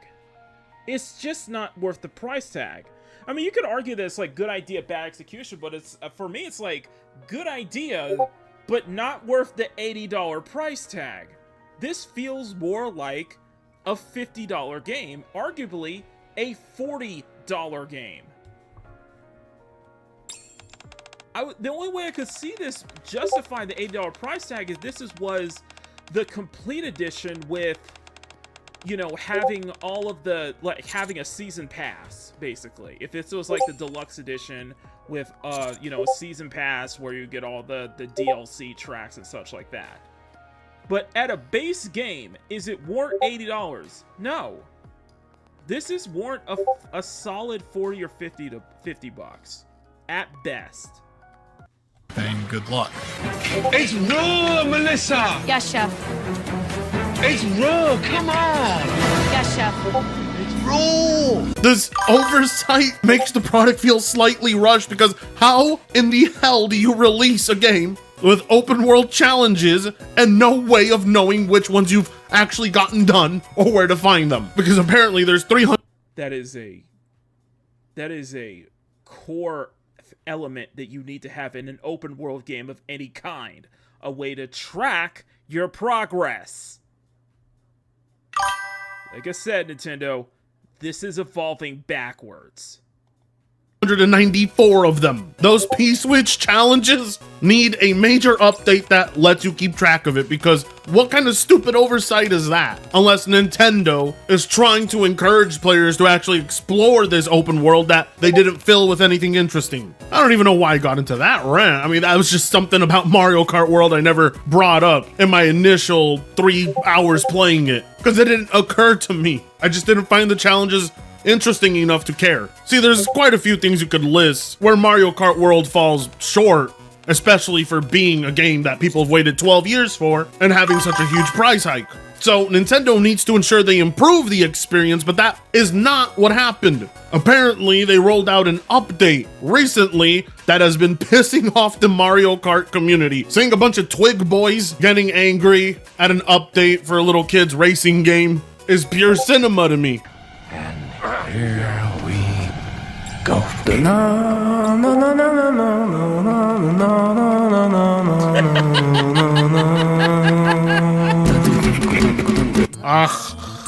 Nintendo has killed all live versus in Mario Kart World. Good. Nintendo has dropped a new update for Mario Kart World that choosing random is no longer guaranteed to be a classic 3-lap race. You'll be racing on intermission courses now. I'm not entirely sure if it's always intermission. This sucks. Holy fucking shit. That ruins Mario Kart World Online. That's that then. So instead of wondering why so many people didn't want to play the intermission segments, now they've just forced it on everyone. Even less options, LMAO. Unbelievable. Go back and get your money. Mario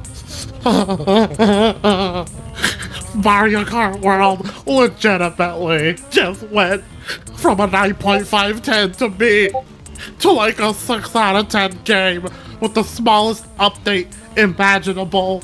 Nintendo truly baffles me. What a disappointing decision from them. What? But I'm not a weenie. I'm sorry, sir, but my sensors indicate that you are indeed a weenie. Holy shit. They just straight up killed Mario Kart World. Nintendo! How could you do this? This is the worst chase in any Mario Kart game ever. The Mario Kart devs turned out to be the dumbest motherfuckers, dude. They updated the game where random no longer guarantees a normal track, and now I'm stuck playing intermissions every race. Yeah, so with the whole intermission thing, and I think that with what we saw at the last video, that just makes perfect sense. Have a separate online mode where you don't have to run intermissions, where you can jump from one track to a straight, just jump from one track to the next for online. Like I said, I think this is evolving backwards for Nintendo, and I don't see really. Nintendo keep having problems, man. Nintendo keep having those problems, but I'm just like, this ain't it, man. This ain't it. Like, this ain't freaking it. I don't know. Y'all, I don't know. Nintendo fans will put up with it. They'll put up with it, but I just don't think it's a good. I just don't think this is gonna be a good look on Nintendo in the long run. But you know, the way I look at it is that Nintendo is a team, is a company that's too big to fail. It's a company that's too big for not too big for criticism, obviously, but they are too big to fail. But they are definitely falling under that too big to fail category. And I think it's like, I think the more they're gonna fly close to the sun, the more they're gonna get a reality. I'm thinking at some point Nintendo will get a reality check. Especially with how they're treating, you know, how they're treating customers, especially customers of previous Switch owners, the way I still can't get over the fact that they're purposefully bricking their hardware, purposely bricking their new console for this, that, or the third, and I'm like, I won't stop until you just had people waste nearly $600 on paperweight, and there's no way for them to, like, you know, unban them from, you know, Nintendo's online service, because that online connectability is what is required for the Switch 2. So I don't know. They really want to force this shit instead of just having the option. Fuck them. You think this is funny? Now that it's been a while, I really want to know where they saw the $80 value in Mario Kart World. It's missing too many features. Why? Because fuck them, that's why. I need that clip. Mario Kart World forcing you to play intermissions is rough. It'd be like if Jamboree forced you to play with buddies and there's no option to turn it off. Obviously, the environment down here is all salt. The ceiling's salt, the floor is salt, the walls are salt, and to an extent, the air is salt. And you breathe that in and you constantly taste the salt. Yes! Yes! Suffer! Suffer, all of you who purchased the $80 game! Yes! You'll have to excuse me. I just did a fat line of Nintendo salt. It's so good. No, I'm not sharing with you. What did I tell you about pre-ordering this shit? What did I tell you about going out and buying it day one? It was never going to be worth $80. As it is, it's undercooked. So many crucial features missing. Huge oversight, and the way Nintendo is trying to force this open world on the player through intermissions. Classic James Roll. Classic Anger video game. They've turned down your offer, Nintendo. Pack it up. Walk the walk of shame home from the bar. I'm gonna sound like an awful person saying this, but I wasn't having too good of a day today, and then I opened up. I'll leave a link to Fritz's video at in the description, so go ahead and check that out. But here's my thing. Here's my thing with this. Here's my thing with this. Good luck. Also, good luck trying to get a Switch 2 on a second hand. Good luck getting a Switch 2 on second hand market, because you know that stores like Target won't tell you if the Switch 2 that you got second hand was the one that was bricked. GameStop may be able to, but when you come to a bigger retail store like Target or Walmart, good luck with getting a Switch 2 on a second hand. Good luck with getting a Switch 2 second hand if you're looking to wait for a price drop, because I don't think Nintendo are interested in doing a price drop when it does seem undercooked. The Switch 2 does seem undercooked. So good luck, man. Good luck, Nintendo. Good luck. That's all I can say. That is all that I can say with the Switch 2 on that one. So Jay, I hope you got your votes worth on that one, because that is hilarious. Joke's on y'all, I bought a Switch 3 today. The Switch 3 doesn't even exist, Sean. What the freak? How did you get it before everybody else is? Is it as undercooked as a Switch 2? Anyway, that was, yeah, so yeah, Nintendo are going to have a lot of fun with that. Nintendo is going to have a lot of fun with that. We're going to do a quick I do want to do a quick. We're gonna do a quick look at another article before we jump to the MightReya demo. And in fact, what I'm probably gonna do is, let me finish this up. But what we're probably gonna do is let I'm gonna boot up MightReya after I finish this. And my blade doth dance. I savored every last minute of it. Got it from Soulja Boy. Oh, did the new Soulja Boy console come with that too? Anyway. So, okay, you guys know Don't Nod. You guys know about, are you guys familiar with Don't Nod? So, Don't Nod are the original Life is Strange developers. They're the original Life is Strange developers. Another studio did the spin-offs and sequels to Life is Strange. And Life is Strange as a whole, Life is Strange is a very interesting series to say. Life is Strange is a very interesting series to say. And it seems that the first game is more fondly remembered just on the characters alone over the, you know, the subsequent sequels and spin-offs. Well, Don't Nod has had a couple games under their belt after, you know, post Life is Strange.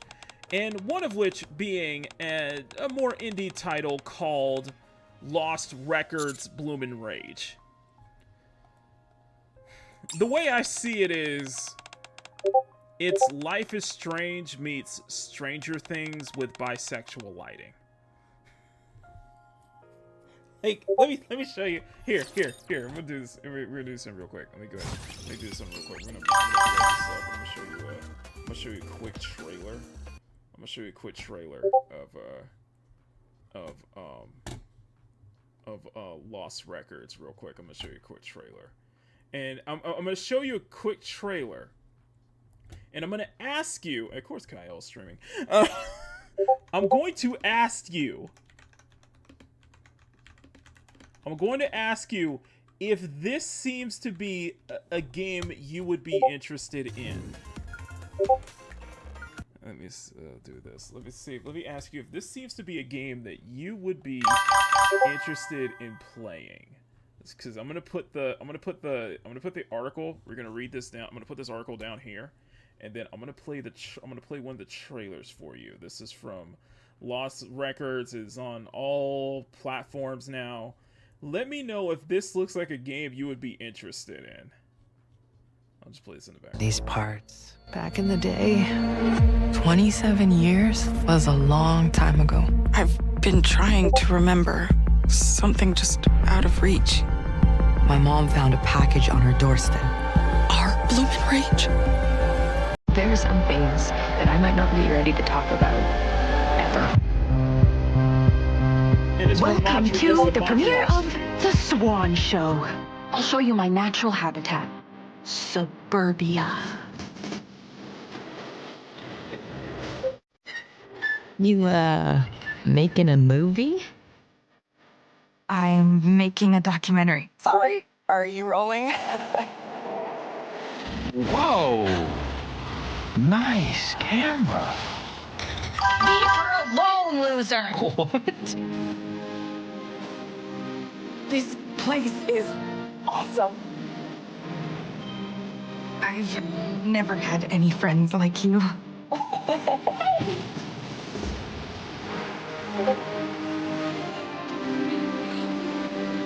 You've got my back, son.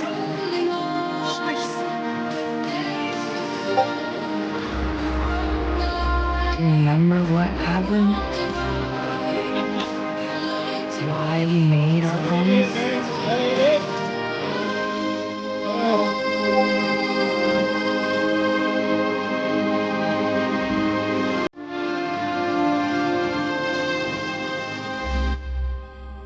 You saying that ain't it? You saying that ain't it, bro? Well, after looking at that trailer, I'm just like, yeah, that ain't my cup of tea. I mean, I know it's probably for some of y'all, but that definitely ain't my cup of tea, and I feel like that's very apropos that this game is from that the developers of Don't Nod is from Montreal. Just like a lot of stuff is from Montreal. Ubisoft, Sweet Baby Inc. I think Montreal has become like the central hub for, you know, for studios, for Canadian studios, and especially very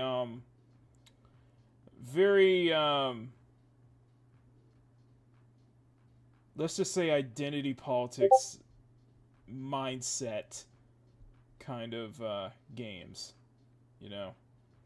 They all seem to culminate in Montreal. I'm just saying. Well, anyway, this is from Eurogamer. Lost Records and Jusant developer Don't Nod is laying off their staff based on well below after Jusant and Banisher's Ghost of Eden sold well below expectations. Don't Nod, the developer behind Lost Records, Bloom and Rage, has recently announced Aphelion, because I got plenty of things to say about Aphelion, is laying off staff from its Montreal office. The number of impacted staff is disclosed. This wave of layoffs comes from a select developers who have been struck by the cuts who posted about them publicly on LinkedIn. Eurogamer has contacted Don't Nod for the comment as how many staff have been affected, as well as the reasoning for the layoffs. Senior game and level designer Mathieu Tremblay said, quote, "I am saddened I was a part of yet another wave of layoffs affecting the video game industry." Tremblay continues, quote, "I am incredibly proud of what the team at Don't Nod Montreal accomplished with Lost Records Bloom and Rage, and shipping the game with this level of quality was nothing short of a miracle in circumstances." Well, it seems that those, you know, that level of quality didn't equate to the sales as well. Just saying. "I wish for all others affected by this wave of layoffs to land on their feet quickly, as they truly are exceptional people." And then that's how we kind of feel in this way of layoffs, and we have seen so many layoffs this year alone. In fact, we've had some Xbox layoffs, if I'm correct, just this week alone. So that's just more to add on top of it. So all the best, but it seems everything going on with the video game industry is just like really falling out, you know? Really falling in on itself in a way. QA lead Sandra Cumier also bid farewell on LinkedIn, writing, quote, "Unfortunately, I was part of the layoff at Don't Nod Montreal, and today is my last day. These past 3 years, I've learned as lead QA, but also as part of a wonderful QA team. I will never stop saying how much I am proud of my colleagues." Last September, Don't Nod financial report stated that Jusant and Banisher's Ghost of New Eden failed to meet company expectations. It then set its sights on Lost Records, which stated it perceived particularly a positive reception at Gamescom when played by members of the press. In this report, Don't Nod CEO Oscar Gilbert said, "We are obviously disappointed by our recent performance in an extremely competitive and selective market." I don't think there's much interest for games like this. No offense. I just don't think there's a strong... I think there's a strong... Now, granted, you know, the whole visual novel and everything, I think there is definitely a strong interest in that. I think people... we play visual novels here. We played visual story-based games like this. So, we played this before, especially on Makini Live and such. It's just... I think from just looking at this... looking at this game, although I think graphically it looks fine, animation-wise things look fine, it looks like it's fitting the art style and the kind of the vibes. However, I do at the same time get the sense that this is appealing to a very, and I mean a very selective niche audience.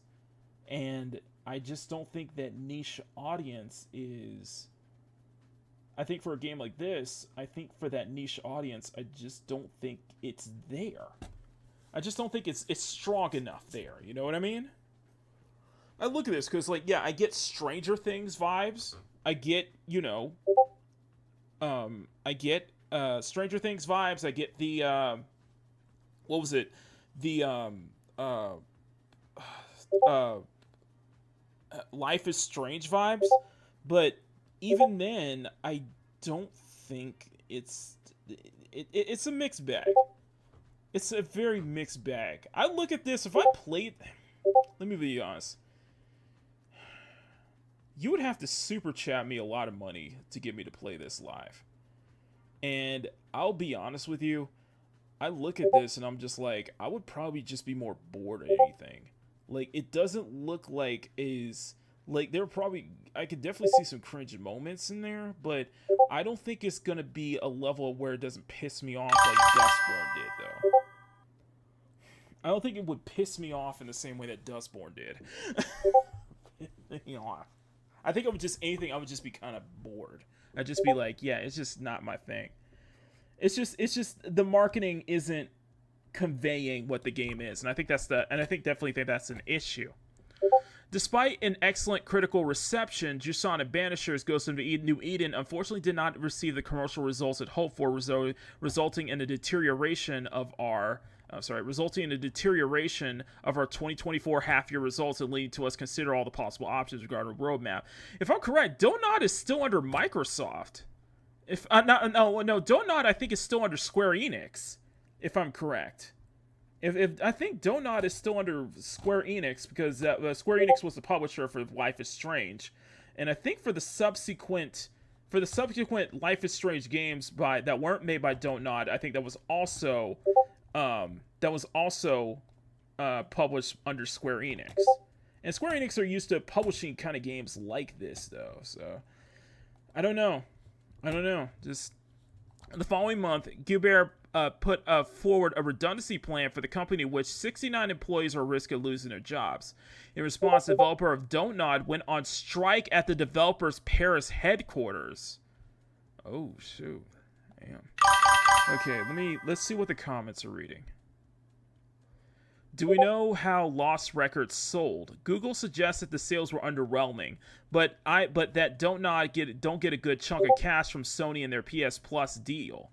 They really need to pick up the Life is Strange. They really needed to pick up that Life is Strange audience, but that was going to be complex since they were both operating under a different brand and themselves competing directly with Life is Strange official sequel. And from what I've heard with the recent Life is Strange, that was not well received. That was not well received, and sales-wise, that didn't do well either. I think it led to that also led to that studio layoffs as well. It's very interesting here. I think Don't Nod are in a very weird state now. Their queer teen dramas such as Lost Records and earlier Life is Strange found their audience. However, the more experimental non-queer games, Vampire, Jusan, and Banishers, destined to be niche. I guess they were in the right place in the right time with their success, but this had a double-edged effect. In my honest opinion, Don't Nod is now considered. Oh, sorry. Let me scroll back up. Let's go back up. This is very interesting, actually. I'm gonna loop this. I'm gonna loop this in the background and have some music go on as here. Let me play. Let me bump up the audio on the house track real quick. Come on, music. What's going on? Come on, music. Come on. There we go.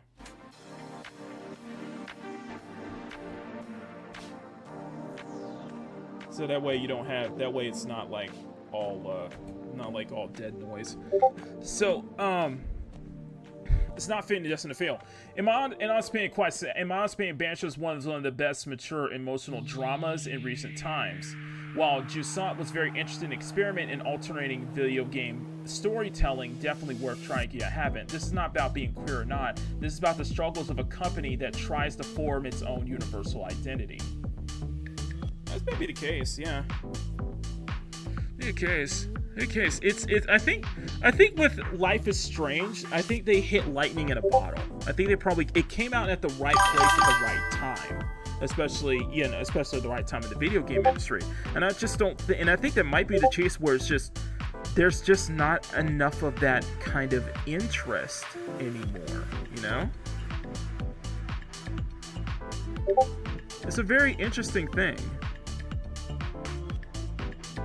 Yeah, then Don't Nod are definitely more famous for Life is Strange. And Remember Me, Don't Nod, I do not forget, you guys remember this Capcom action title called Remember Me? That was also Don't Nod, okay.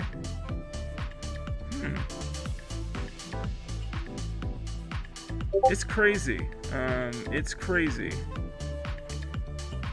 So it's gonna take it's taking risk, but at the same time it's trying to forge its own audience, and you know, it seems to have good reviews, excellent reviews. People are glowing about the story and everything, and the storytelling and stuff like that. But it just might be a case where it's just that the audience just isn't there for it. So I heard from reviews from Very Dark who did not like the game at all. Especially, I know a lot of people in these kind of space really did not like these kind of games too. Really not, where it's like probably heavily like identity politics driven kind of titles. Though, like I said, I look at this and I'm like, it's not on the level of Dustborn, but it's just not for me.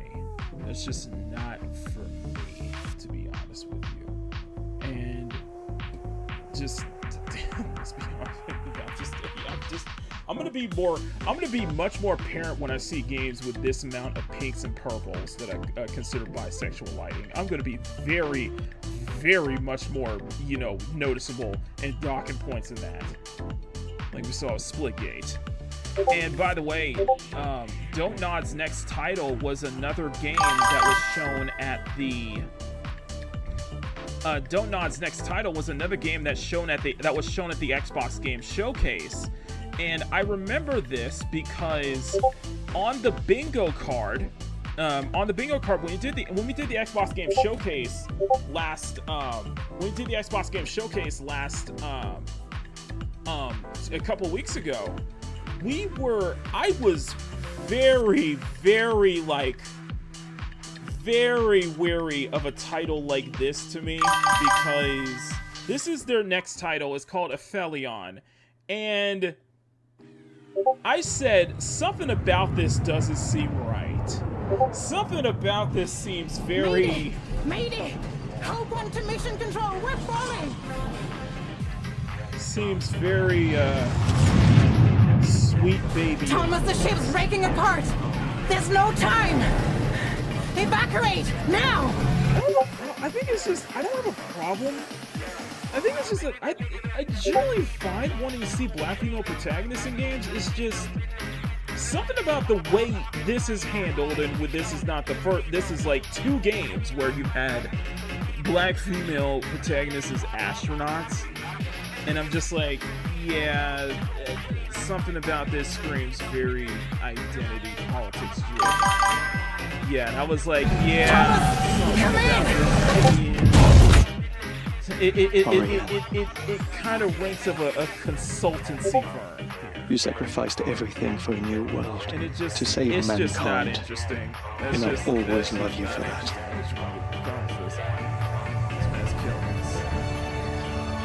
Deliver us. And it was collaborate with the ESA, the European Space Agency, so I was like, yeah, that's a no from me. Yeah, no thanks. No thanks. It's, yeah, and then again, some people were saying take that BlackRock money. Yeah, this ain't it. Yeah, this ain't it. So listen, best of luck to Don't Nod, but yeah, I don't know, man. It just ain't gonna work. I think we're seeing that. We're going to see more layoffs this week. I know that. We're probably going to see more layoffs in the coming weeks, but this whole thing where you're seeing studio after studio getting layoffs left and right, it just... I don't know if it's just, you know, I think we're in a... I do think we're going to see an inevitable video game crash. I think we're going to see an inevitable video game crash at some point. But also, you know... Oh, I think we're going to see an inevitable video game crash, but I'm also seeing that it might be a trimming of the fat too. Like, it's crazy now. It is absolutely crazy. Life is Strange came out in an interesting time. I think it was that right place and right time in the industry where we're kind of in the tail end of the 7th generation. We're kind of tail end of the 7th generation where we are getting those very interesting titles and such like that, those interesting indie titles and such like that, where it wasn't like heavily bloated budgets like we see what in the industry right now.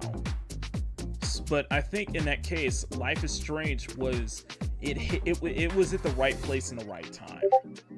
So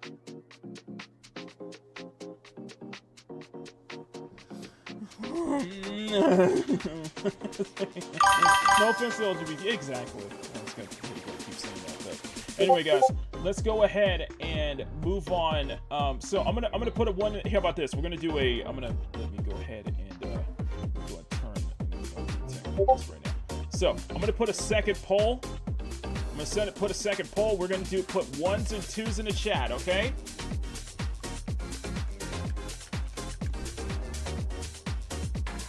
We'll do.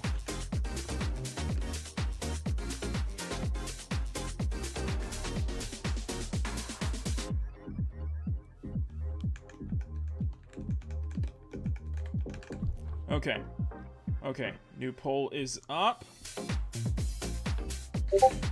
Okay, so what would you guys like next? Should we do the MightReya demo or should we do the Pragmata reaction? By the way, guys, thank y'all so much. Smack that like button, make it jiggle. Really appreciate all of you guys' support. This song is very Streets of Rage.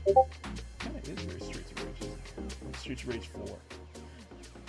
Okay, so we got some votes for the MightReya. Oh, 3 votes for the MightReya demo. You can even pull yourself for me, huh? All right, maybe next time. No, I'm so sorry about that, Bandito. I was doing a pack stream. We're doing a freaking pack stream today, so I found this 330 shot. So you'll say you get 4. Okay, all right. Let's go ahead and pull this up. Then we'll do the MightReya reaction and we'll do the MightReya reaction, or we'll do the Pragmata reaction and the I'm going to switch over. We're going to do the Pragmata reaction after this. So let's go ahead and go to the main setup. Let's go into our main setup, and I'm going to turn the music down. And I got to switch controllers out for this one, in fact. So it's an interesting playtest, but this is one of the games that I am very excited for. This is one of the games I'm very excited for. It's an indie title called MightReya. The best way I can describe it is if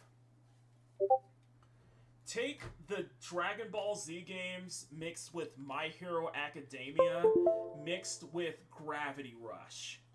And I thought to myself,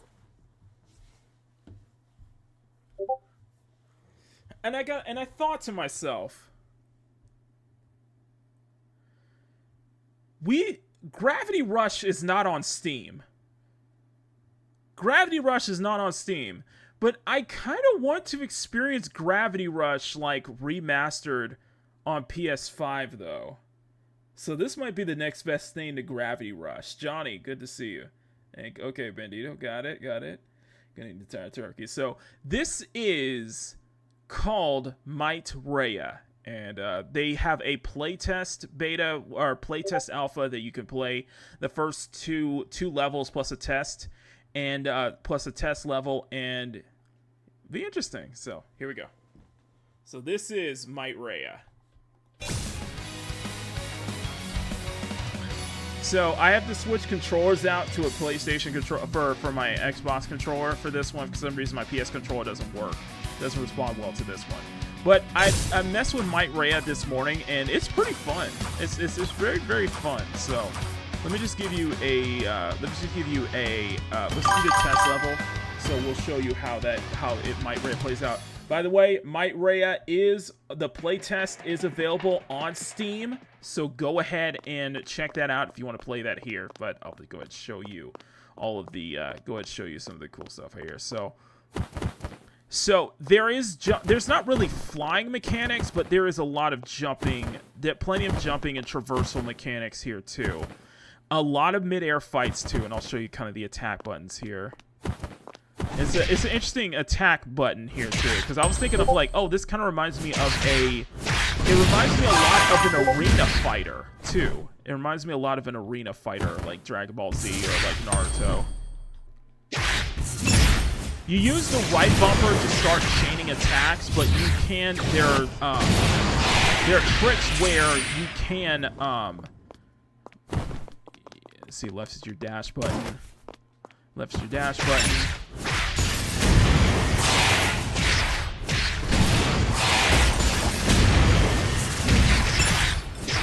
There's a deep combo system, and you are graded on your combos, by the way.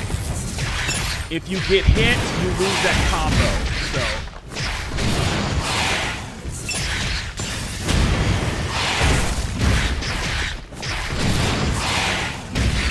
But this is MightReya.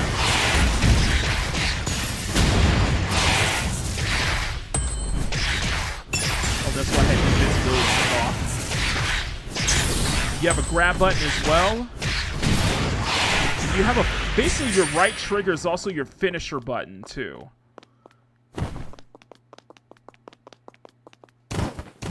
Y is basically your jump. Y is your jump. Left trigger is your dash. And also A is also your jump button too. So you can be high up in the air, just like flying as you're like traveling those. It's really fun though. Like I said, it kind of reminds me of Gravity Rush. And it sort of reminds me of Naruto opens the Ultimate Ninja Storm, Dragon Ball Z Kakarot. Yeah, basically.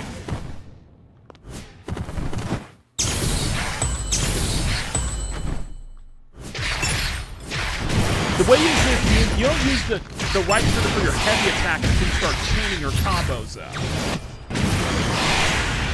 Okay, so let's go ahead and do this. Okay. You can tell this is Niche Studio.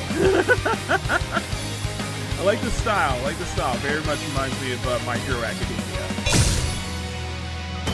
Alright, let's start. I like the loading screen. I like the loading screens and like the presentation and stuff like that.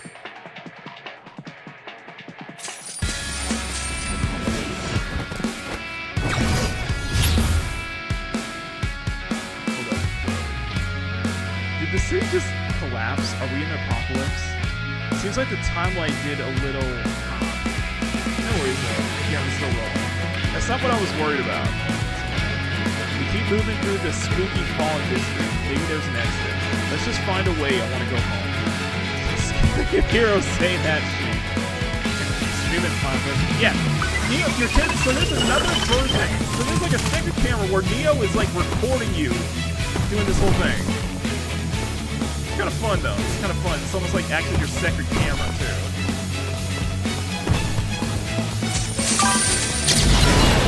Kaiju showed up. Yes. Here's some Kaiju battles. You can jump from lamppost to lamppost. There we go.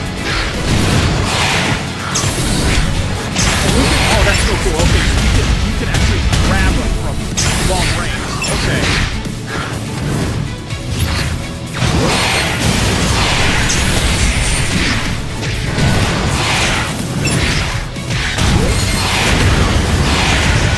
Get up to triple F range.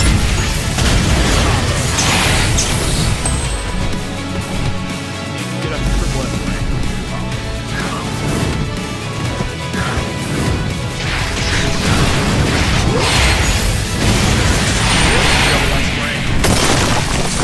So it's very much a combo heavy. It's not perfect though, but it's a good start.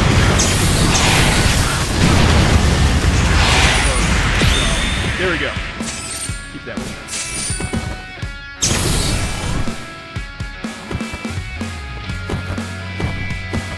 Yeah, it's a little finicky too.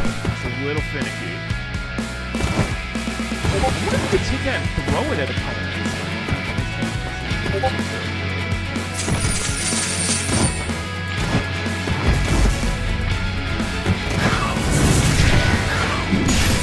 Oh, you can! Oh! That's what I thought.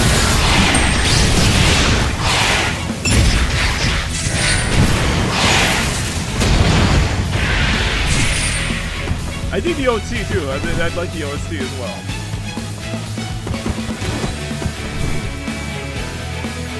Oh, no.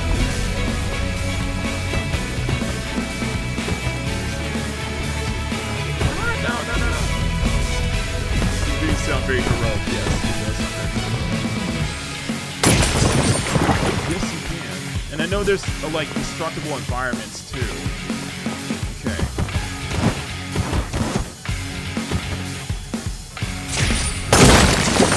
Oh, yeah. Okay, you can beat the... Okay, you can break those crystals. Okay.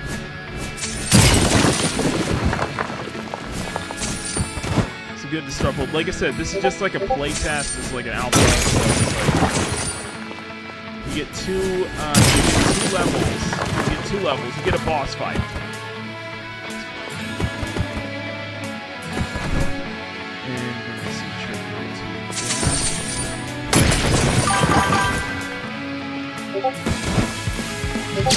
Yeah, it's very arena style. It's very much like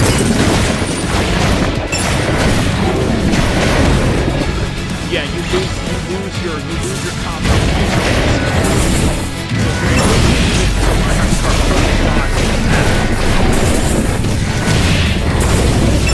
see what I'm doing there?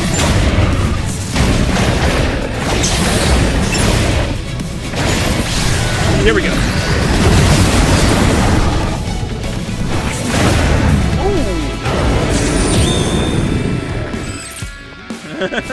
Got an A rank on that one. So your combos is very DMC-like, where you do have a rating for your combos and stuff like that.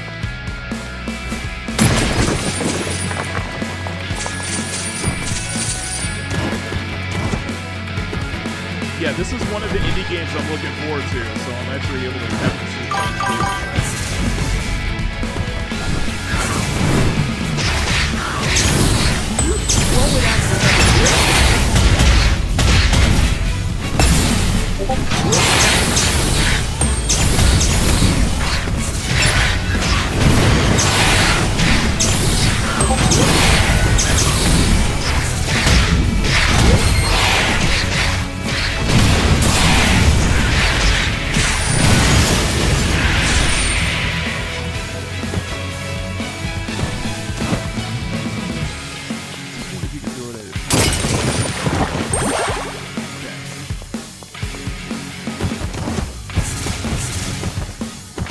I'm also getting Sonic vibes too. I'm also getting Sonic vibes. This is a hell of a game jam.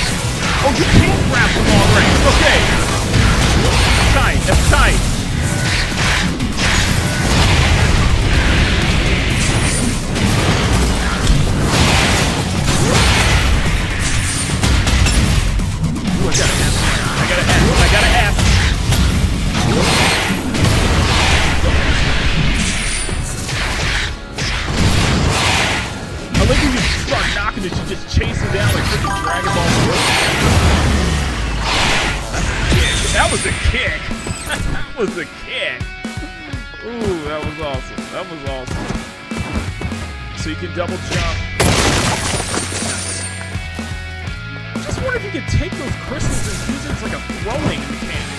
You could throw it right at them, man. From what I saw, we kind of like remember we were watching the trailer, and it's like they did a really good job of like the environment stuff.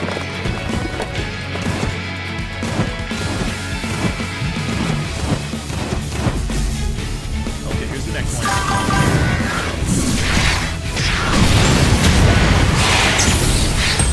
Grab it. Enemy invasion.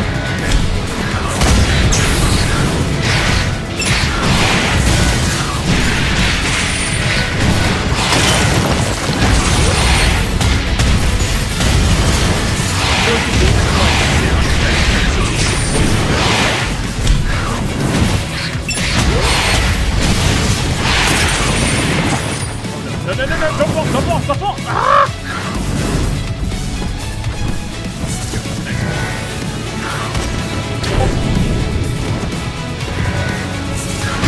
Okay, there they are.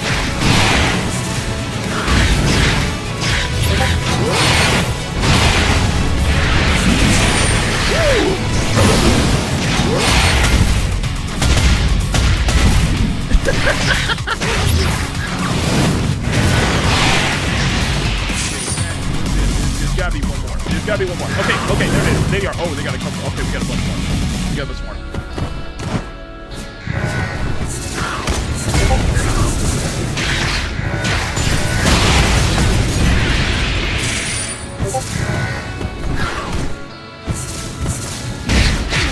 Let's try getting a fearful day with a great heart, strong heart, pure, cold, and nice, with all these lost in the Lord's light.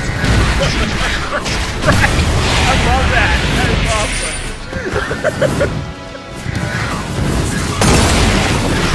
One, power is here.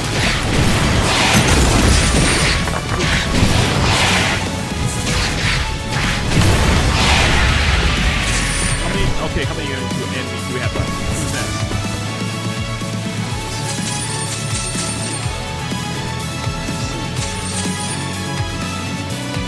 Okay, I see him.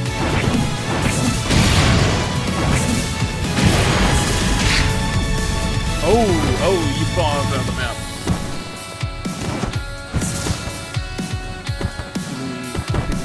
Oh, are they down there?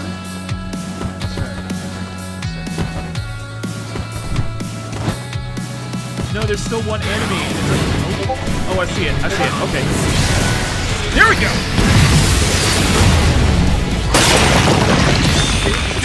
Like a freaking spirit bomb right there. Spirit bomb, man. Yeah, I'm getting My Hero Academia vibes.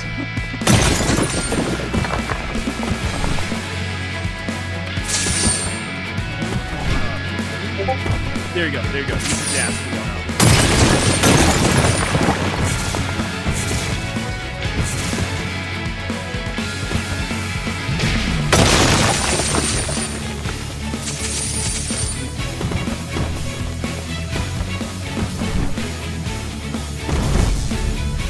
Don't fall! Ah! Don't fall! Okay, there's another enemy. Okay, there's two more enemies up there.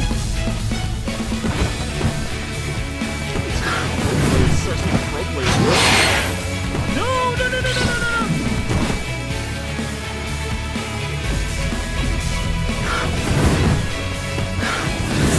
There you go.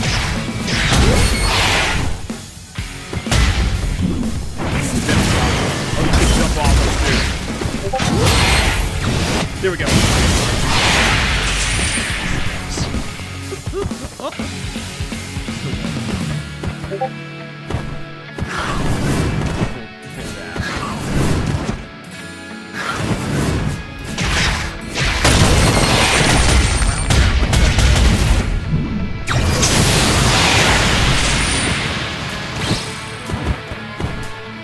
I'm also getting Kill a Kill vibes.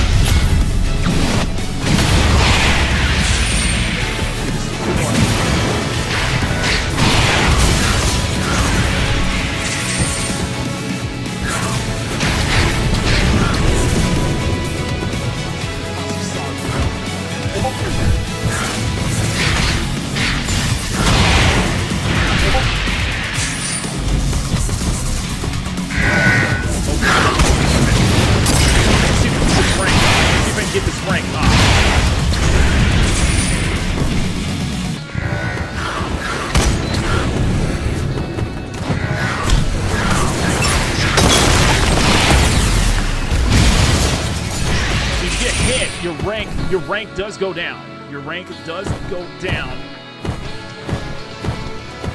Run, run, run. There we go.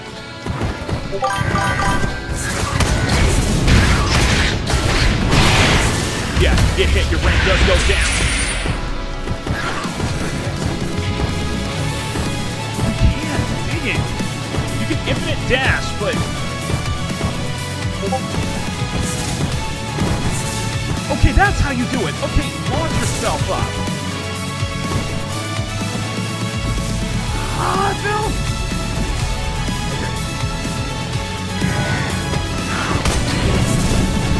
Okay, where's the other one? Where's the other one?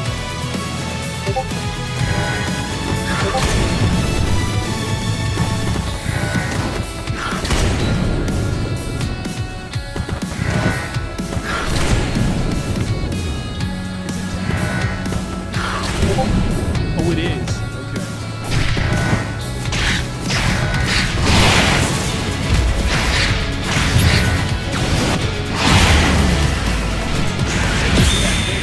There we go. Victory. There we go. There we go. Okay, what's next?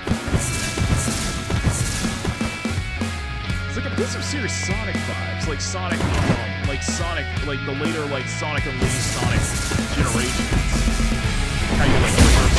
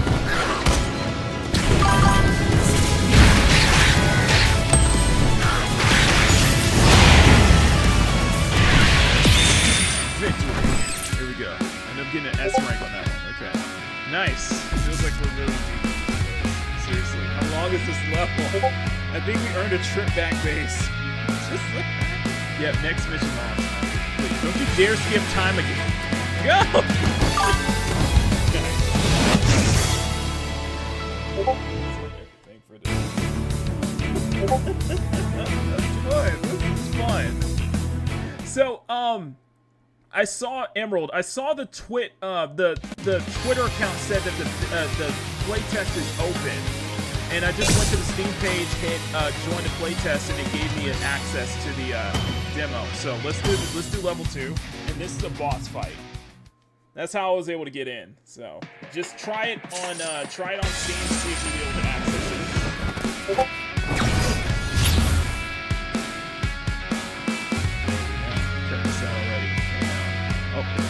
There. Thou seek Yasha, warrior of rests contest on but enough talk. Have at thee. Okay, so this is the boss fight,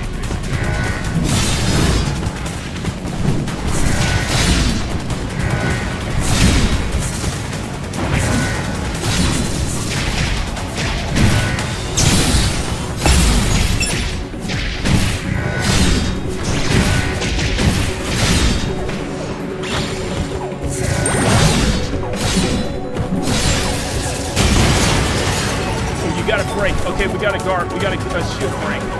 Shield break. They have those things, so you can take 3 hits. Grab him, grab him, grab him.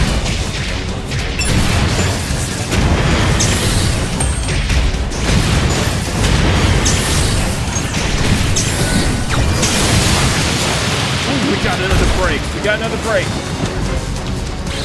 Where is he? Where is he?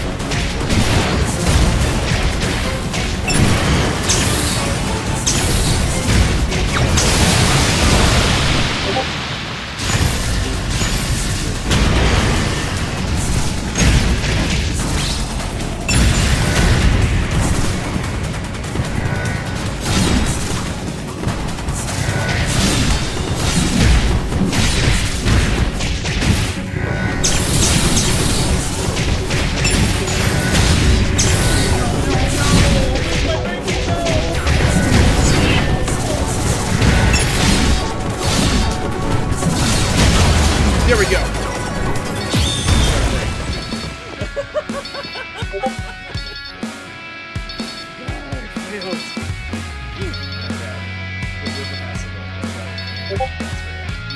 Read the demo.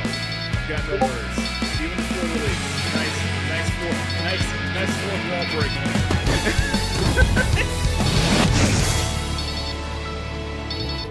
I like this. I really like this. I'm gonna try. I want to see if I could. I can't do a no damage run. I want to try that boss one more time. I want to try that boss one more time.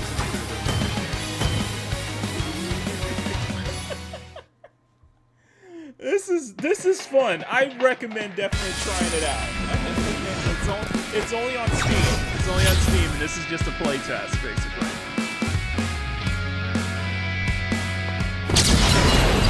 It definitely feels polished. It definitely feels polished. There's definitely a lot of work. This game definitely needs a lot of work, but it feels polished.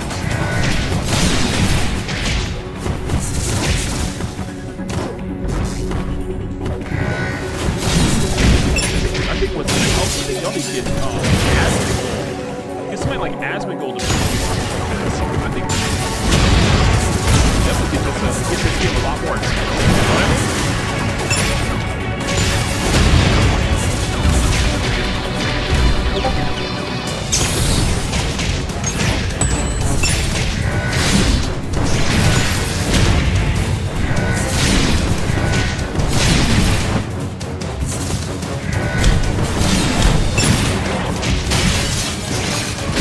Got another break.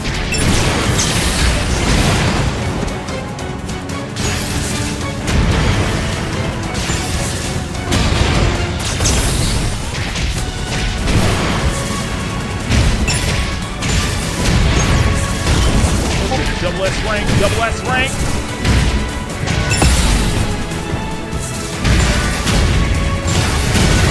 Ooh, got another break, come on!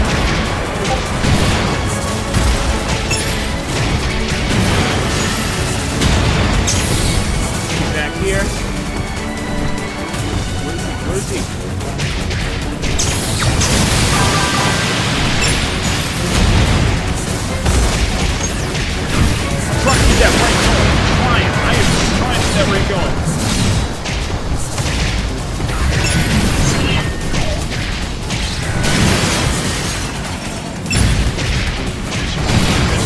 finish him off.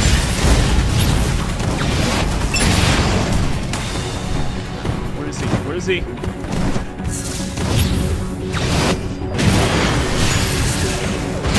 There we go!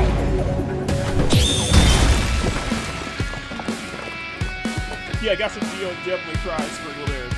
Definitely got some definitely fried sprinkled in. Oh god. Okay. So that is MightReya. That is MightReya. For what I'm playing, I'm looking forward to the full release. But no, it's definitely got some kinks it needs to work out. But man, I'm liking it. I'm liking it. I am definitely liking it. So hopefully this gets some more eyes on it. Not to distract the mamas. The idea is that and stuff with cell shading. Yeah, there you go. There you go. So MightReya, you can play the playtest demo on Steam right now. So there you go.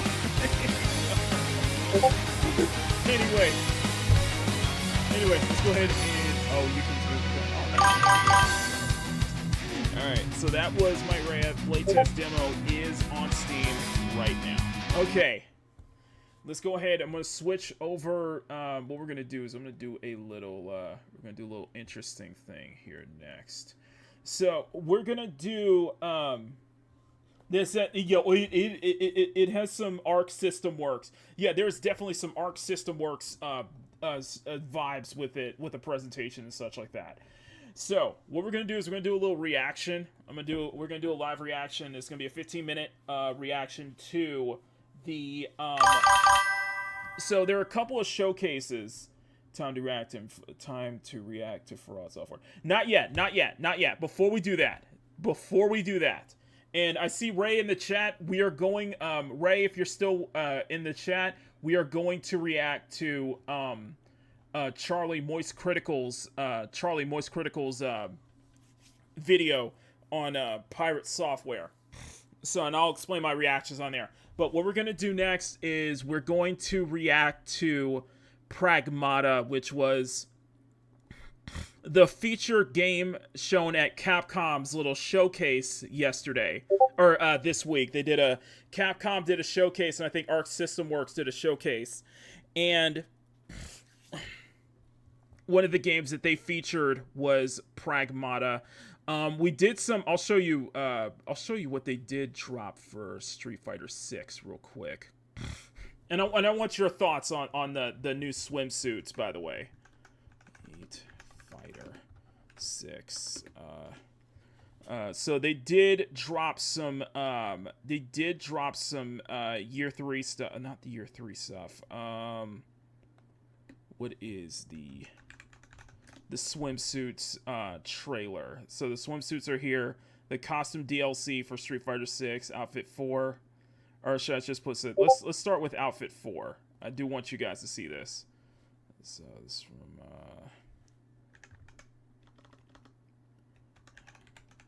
or let's just watch the Capcom showcase. Okay, so this is Capcom Spotlight, and they did. I'm gonna hit to a couple of points here real quick before we move on to Pragmata. Okay, so here we go. 6のディレクター中山です。本日は私から皆様に最新情報をお届けいたします。6月5日に任天堂スイッチ2にもストリートファイター6を発売することができました。より多くの方々にゲームを遊んでいただいて開発一同大変嬉しく思っています。また先日イヤー3に登場するキャラクターのラインナップも発表させていただきました。イヤー3ではサガット、クリムゾンバイパー、アレックス、そしてイングリッドが登場する予定です。さて本日はイヤー3最初に登場するサガットの映像を少しだけではありますがご用意いたしました。どうぞご覧ください。So this is Sagat.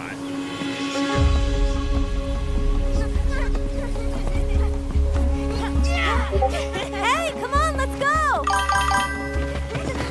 Wait for me!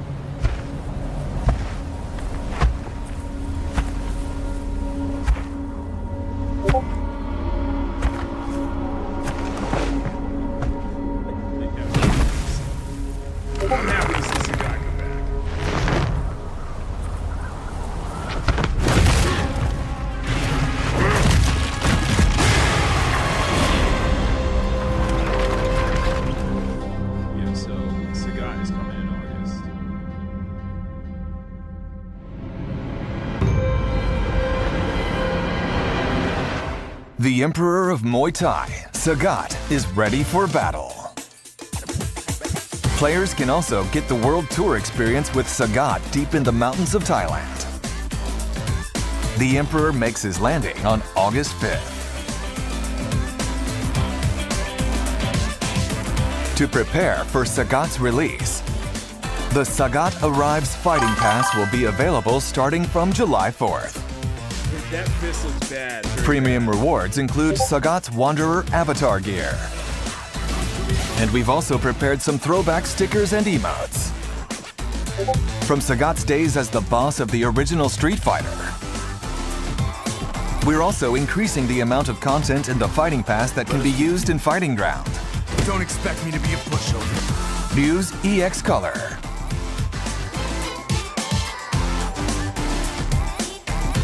Kin's EX Color.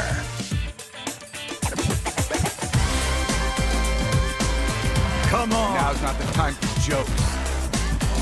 As well as art and effects to use with the game's Challenger customization feature. We're also prepping music tracks to use in fights and more for players. Please check it out.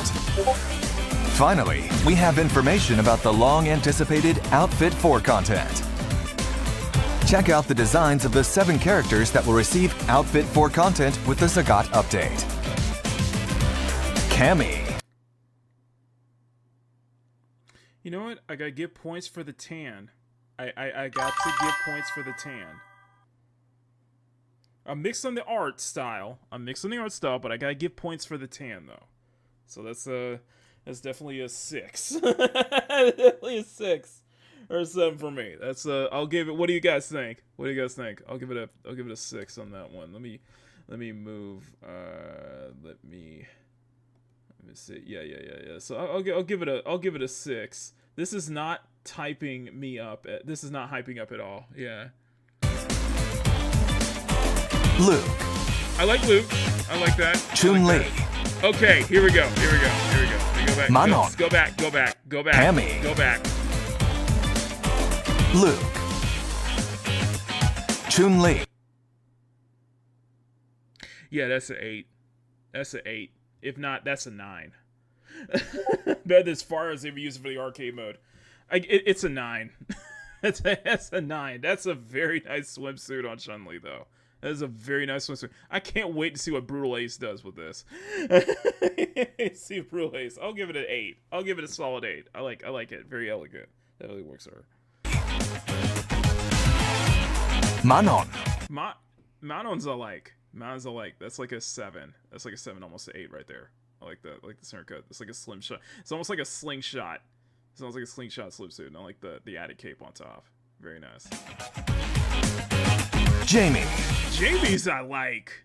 Jamie's I dig. That's a 8. That's a 8. That's a 8, not 9 for me. Jamie's I really dig.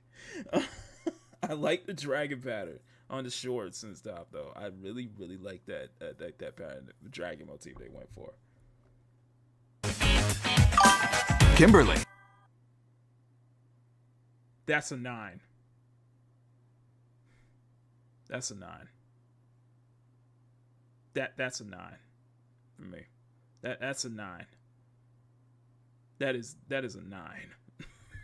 That's a solid 9. I mean that. I legitimately mean that. I love this.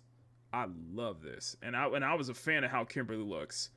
And I'm for me, I'm a fan of how Kimberly looks in Street Fighter 6. So that's just me. But yeah, this is a 9. I'm digging this a lot. And Aki. Okay, that's a oh my god, what does she remind me of? Dang it. I like that though. I like this one. Very standard Kimberly. I like this one. It's like a 7 or 8. That's like a 7. I dig that one. It's like good stuff though. Good stuff. We're continuing work on Outfit 4 content for these characters. So Outfit 4. So it's like Outfit 4 stuff like that. So those are cool stuff. But what I want to share with you, and we'll get into. Do they have some RE? They do not have some RE9 stuff, or do they? Oh, yes, they do. Oh no, that's for. Yeah, there's probably one on there. Okay, let's do Pragmata. Let's do Pragmata. Let's start from here. Let's do Pragmata. This includes behind the scenes. Because my coworker, we have a new hire, and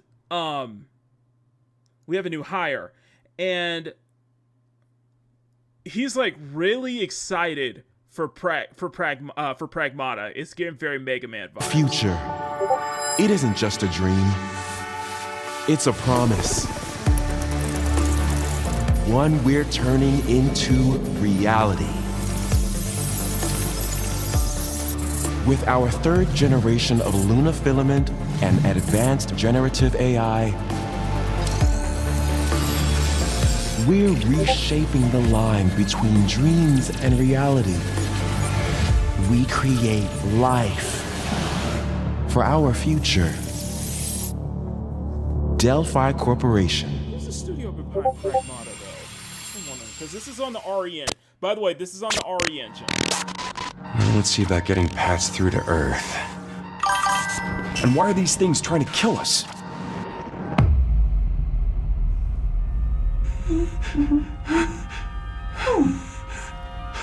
There you are. All better. You patched me up. That's Troy Baker, isn't it?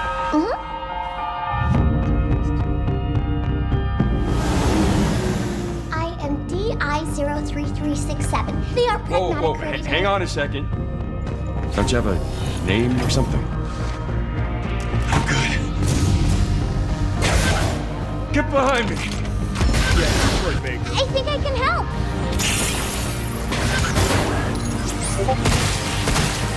Targets identified. Neutralizing threats. Neutralize us? Looks like we're gonna have to fight our way through. What the? Bypassing first and second firewalls. Hooking control protocols. Initiating hack. Capcom's. You said Capcom's. You said this is Capcom's Death Stranding with more fighting. It's like Death Stranding meets Dad Space. Not Dead Space, Dad Space. Some people are very mixed on the combat. They like the idea. There's a lot going for it, but they're very mixed on the combat. I was reading some of the comments on like a Gematsu article saying that like the combat feels kind of like undercooked. Like it feels kind of undercooked though. But we'll have to see. Oh no, it's our new coworker, my new trainee is really excited. Hey, D.I. I said I am DI0. Okay. Look. I am so terrified. When I first saw the initial trailer and she said what her name was, I thought her name was DEI00. I was like, excuse me? This is the prototype. This is the DEI prototype. Okay. How about we call you Diana? But Diana's cute. Diana's cute.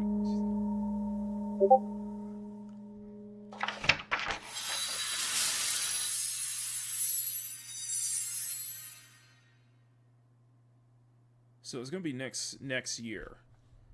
But do we have like a gameplay deep dive? Yes, there we go. Okay, so introducing Capcom's newest IP, Pragmata. An all-new science fiction action-adventure with a unique hacking twist. It's been a while since we first announced it, but we're excited to have the game ready for you in 2026. Today, we will go over some of the unique points of Pragmata. Encountering an android with a heart. You play as Hugh Williams, a member of a team sent to investigate a lunar research facility that's lost contact. When a lunar quake strikes, Hugh is separated from the team. He finds himself saved by Diana, an android girl. There you are. All better. Now they must work together to return to Earth. That's the kind of thing with Capcom is like like it really has embraced kind of the Western sensibilities in a way. But I'm very curious of like which studio under Capcom developed this one, and I'm just very much wondering. So who's the director? Who's director? Okay, so director is Cho Young-hee, and he is correcting his as Korean director. Cho, he is notable. He is the art director for Resident Evil 3 Remake, and he was also in the art department for Nier Automata. He was also the animation director for Metal Gear Rising.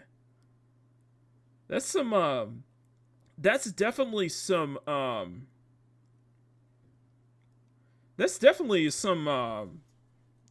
a resume. And this is the director. This is the game's director. That's definitely a resume right there, especially for especially being part of the art team for Nier Automata and the animation director for Metal Gear Rising. Yeah, so he's an ex-Platinum Games staff, basically. He's been on the Resident Evil team for a few years. So, yeah, I like the aesthetic so far. Yeah, he's been on the Resident Evil team for a few years. Okay. So he's part of little Platinum. So he's part of Platinum. He was part of Platinum Games. Okay.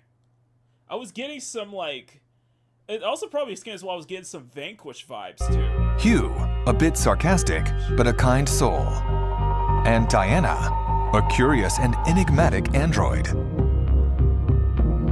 This is how an unlikely adventure between a human and android begins. So we're getting some... Are we getting some last... A mix of puzzle and action. In Pragmata, combat begins with disarming the enemy's armor. Otherwise, you will find it difficult to inflict any real damage. This is where Diana comes in. Let's use her hacking ability on this enemy. Moving the cursor through the panel. See, that's what people you take down their... See, that was people were very mixed on, was incorporating the puzzle mechanic into combat. Armor. And now, it's Hugh's turn. Take aim at the enemy's weak points. Passing through more blue nodes increases damage, and the enemy's armor stays exposed for longer. With an arsenal of unique weapons, take on the rampage.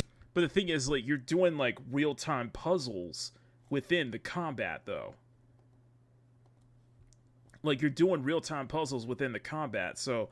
that's why I was noticing people are having a very mixed reaction to the combat, because incorporating that puzzle aspect. So... They even have Jay says they even have a weak point like Killer 7. What enemy will you hack first? What weapon will you use? Thinking on the fly in the heat of combat and how you handle the multi-sided situation will be key for success. We can't wait for you to try this compelling new combat system. The AI-controlled Lunar Research Station. In Pragmata, your adventures take place at a lunar research station. They are researching a new material that can be used to 3D print almost anything, from microchips to cars and giant structures. Now, however, the Lunar Research Station seems void of human activity. Only the lifeless world and the AI remain. So there might be some Dead Space vibes. Use your thrusters to move around the Lunar Research Station.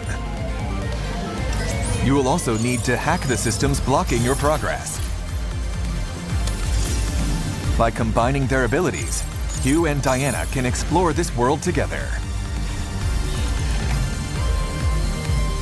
Pragmata will be available on PlayStation 5, Xbox Series X, S, and Steam. This summer, we'll also have public hands-on for Pragmata.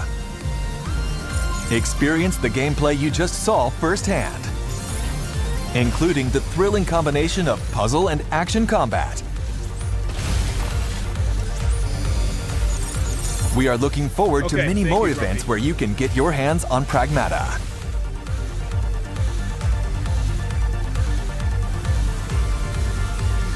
Please look out for more information on Pragmata on our official social channels, website, and stores. And don't forget to follow and to add Pragmata to your wish list.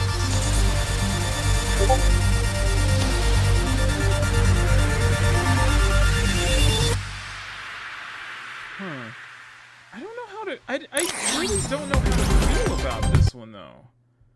Like I really don't know how to feel about this one. Mega Man's left around. Where is he? Where's Ray? Man, it's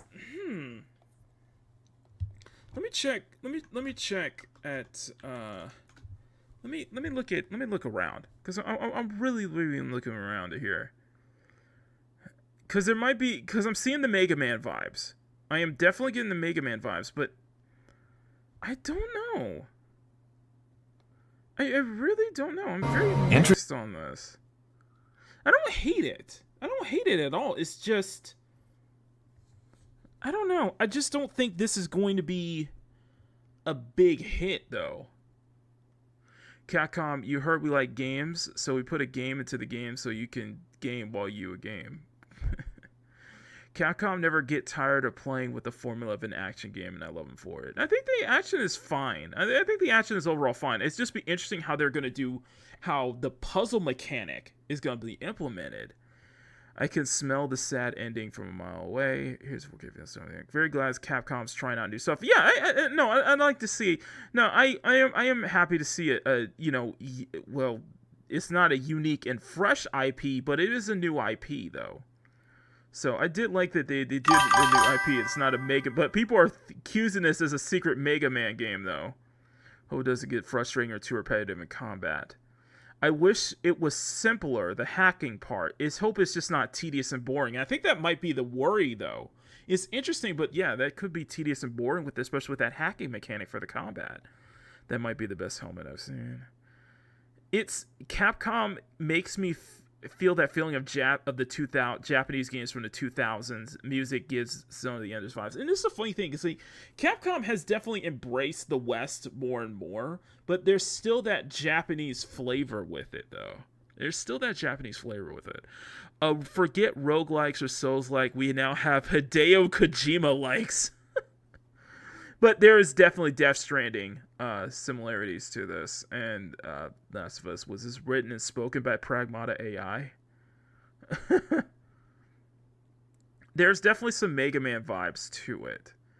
I just don't know. Diana's hacking reminds me of the disco minigame in Yakuza 0. The biggest reason is cute. Diana's very cute. Diana is very cute. I like that though. I think a good co-op would be interesting with this though. She's very cute.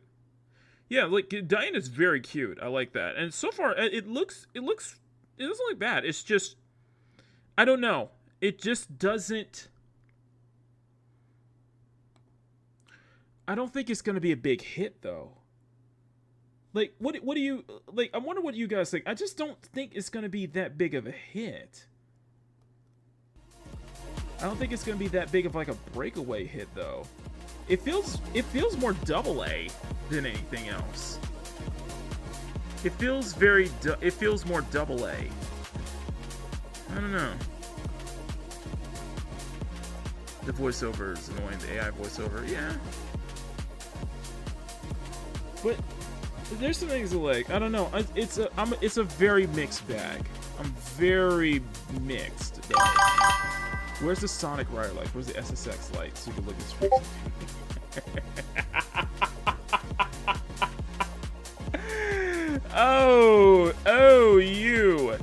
you, Emerald. I see what you did there. I saw that, by the way. Thank you so much for reminding me. So,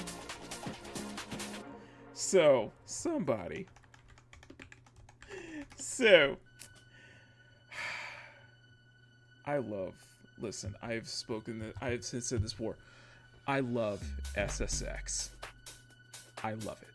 I love SSX. I love it to death. I love this series to death so much. but there is because EA won't give us an SSX, someone decided, okay, we're going to make an SSX for ours. We'll do it ourselves. They did the Thanos meme. Fine, we'll do it ourselves. This is called Tricky Madness and is basically inspired by SSX and 1080. I can't tell you how excited I was to see this. I was like, no! No! You can't do this! No! Okay. Okay, so are we back? Let's double check. Tell you how. No! You can't do this! No! Okay, I'm back. Roll call. Okay, are we back? Are we back? Okay. Okay, I don't know what the hell. I think it just... okay, let's... Okay, I think we're back again. Okay, let's, yeah, my PC just went kablooey. Okay, let's open up... Let's open up Tricky Madness again. Because I want to, so I want to share this with my chat. Okay. So, Tricky Madness, it is on early access though. It is early access, but I saw this and I absolutely lost it. So, it's a successor to SSX. It's an SSX successor.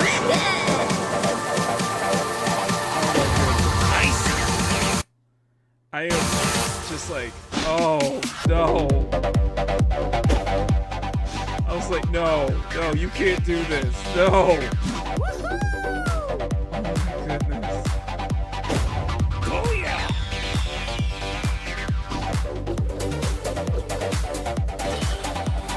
It's like, it combines Tricky and 3. I feel like it combines SSX, Tricky, and 3. Nailed it. The best elements of Tricky and 3, though. And a little bit of the 2012 SSX reboot, too.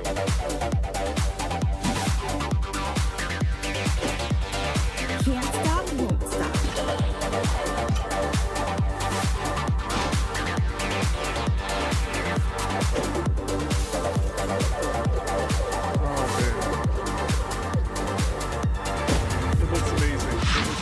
You're tall enough for this ride? Yeah, try not to make it look small, okay? It is only early access right now, so you can't wishlist it. You can wishlist this and you can play it, but it is on early access on stream. But if that's something you guys want me to play in a on a Peak Gaming episode, please let me know, man. I would love to. I would absolutely love to. So. Anyway, so let me find it. Let me find it here. So yeah, Tricky Madness is on Steam. You can wishlist. It's early access. It's on early access on Steam for like $8. So that might be a thing we may have to do. So okay. Anyway, we got that. We got that now. So what we're gonna do next? So let's show up what we came for. Okay, let's do what we came for. We're going to Penguin. We're going to Moist Critical. I'm wondering if it does make me wonder if Ray is still in the chat. He probably isn't. Okay, let's go to Moist Critical, and we're gonna do a double.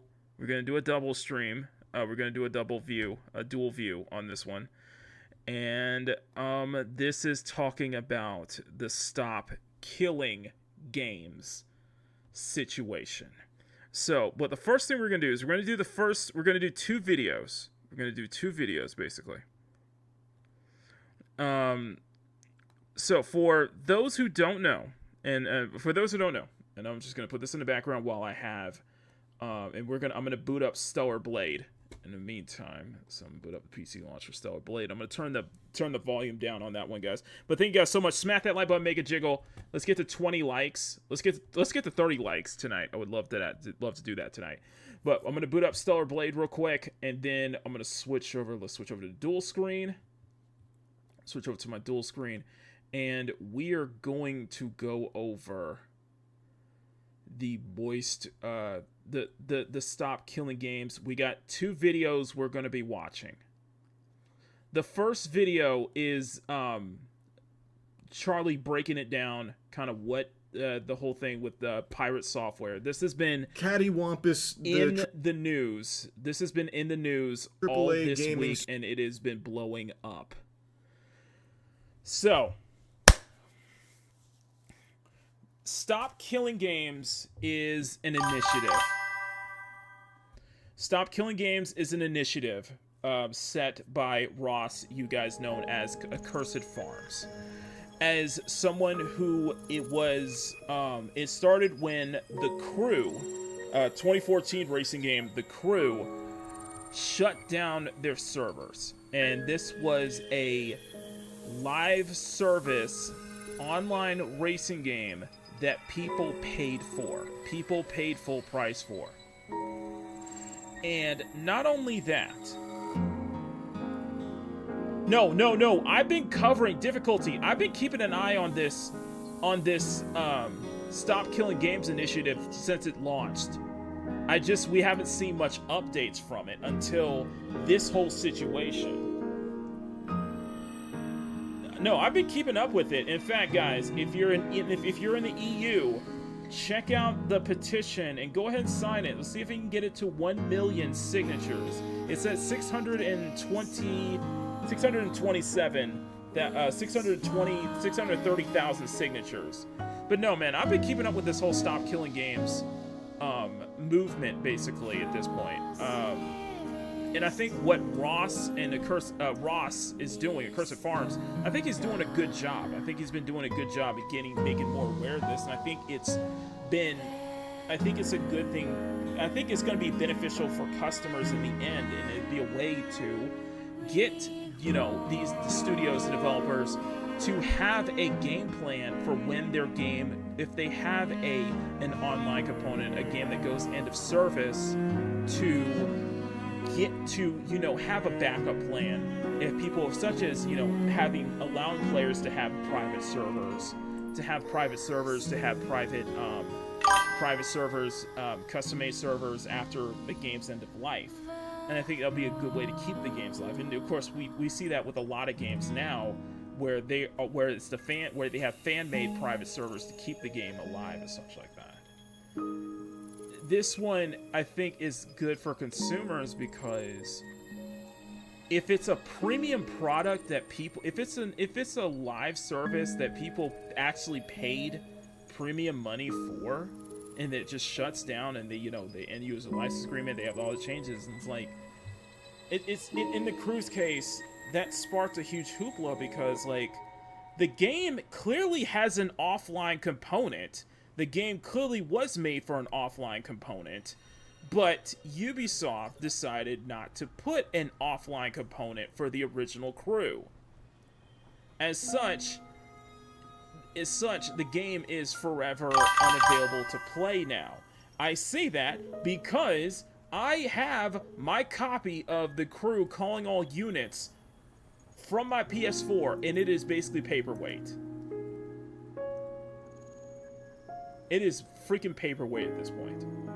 Well, essentially what happened was that while it was gaining some traction, it stumbled a roadblock with a very popular YouTuber and game developer you guys know as Thor, or Pirate Software.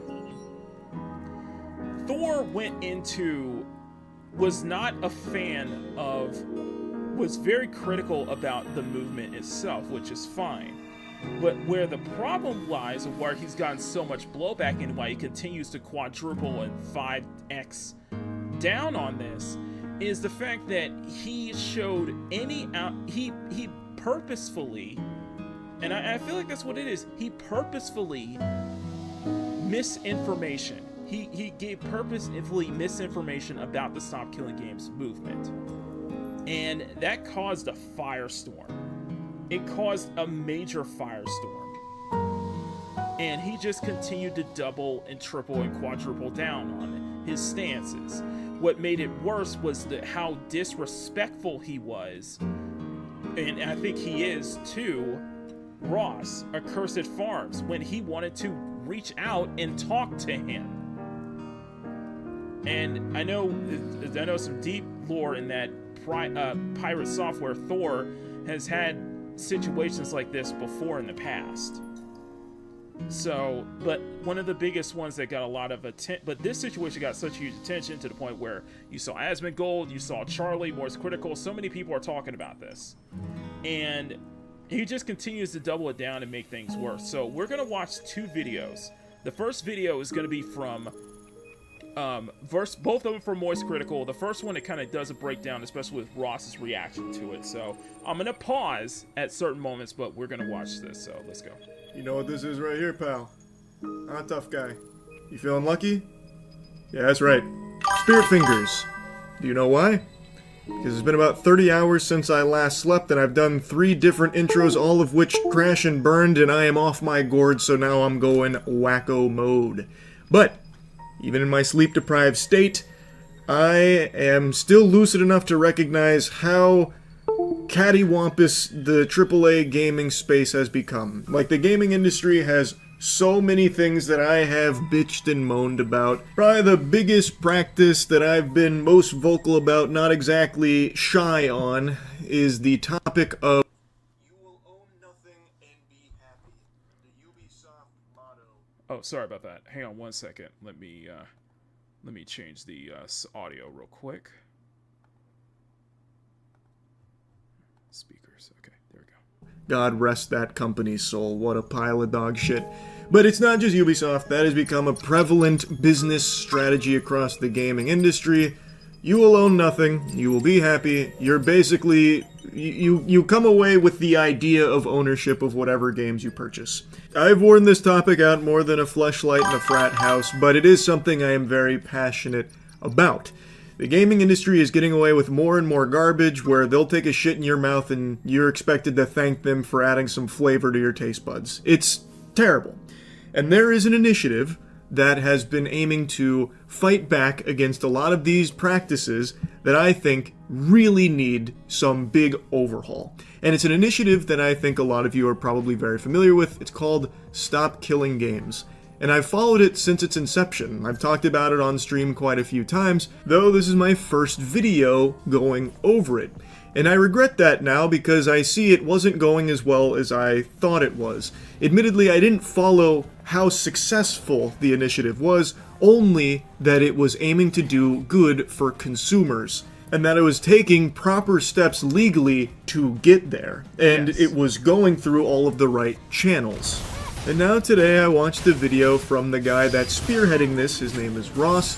He posted a video called The End of Stop Killing Games, where he's giving an update on where everything's at and how it's kind of at the finish line here. By the way, guys, links are in the description, and I am going to drop a link for Charlie's video as well, so that way you guys can check that out too. Let's see if I can, oh, this sounds crazy. Okay, let me open this up real quick on my. Let me open this up on my stream. I'm not trying to stream snipe myself. I just need to open the chat real quick. And where's my chat? Where's my chat? By the way, this is a new mod for Eve. I got a bunch of mods. We'll go over it a little bit later. Oh, chat. Okay, there we go. Okay, so this is the link to the first video. This is a link to the first video, to the second video, and also subscribe. I have no doubt to, most of you have noticed over the last... Also, do yourself a favor, subscribe to Accursed Farms as well, which he does a breakdown of everything that happened as well. So just want to bring that in. Okay, anyway, let's go ahead. With a lot of failure to show for it, with only a few other chances to fight back. Now, before getting into the weeds on the topic, I want to get this in the beginning because I imagine the vast majority of people won't watch the whole thing. I'm putting a link to the full video on Stop Killing Games, as well as a link to where you go to help support the Stop Killing Games initiative, because there's only a little bit of time left for the most important parts of it now that it's at the end. So if you know what the movement is and want to support it but didn't know where, the resources are in the description, or if you want to get it right from like the source, I have a link to his video. But I want to go into it myself here because it is a topic that I do feel very strongly about. But for those that don't know anything about Stop Killing Games, I'm going to let him explain it in his own words, so that way you can get an actual, correct, informed explanation of what the initiative is. And the reason I say it like that, kind of like fucking all, you know, pinky out, you know, snooty, is because a lot of people don't even really know what this is because of people like Pirate Software completely misrepresenting what the initiative was. As a refresher, Stop Killing Games is a consumer movement to stop publishers from effectively destroying video games they have already sold to customers. I'll pause right there. The simplest, bare-bones, birthday suit, butt-ass naked explanation for what this is. Stop destroying things that people have paid money to own. Yeah. I think that is a very understandable, very reasonable take. Very agreeable. Now I want to quickly jump to a different spot in this video because I think it's important to have this in the beginning because it's something a lot of people have heard that comes from someone that is just wrong about it. It's the Pirate Software portion. Ross is addressing the video Pirate Software made many months ago. Ross even says that he didn't plan on doing that because he didn't want to be seen as using this for drama farming, because it would start to make the movement look less of like a legitimate initiative and more of just like drama slop content type thing.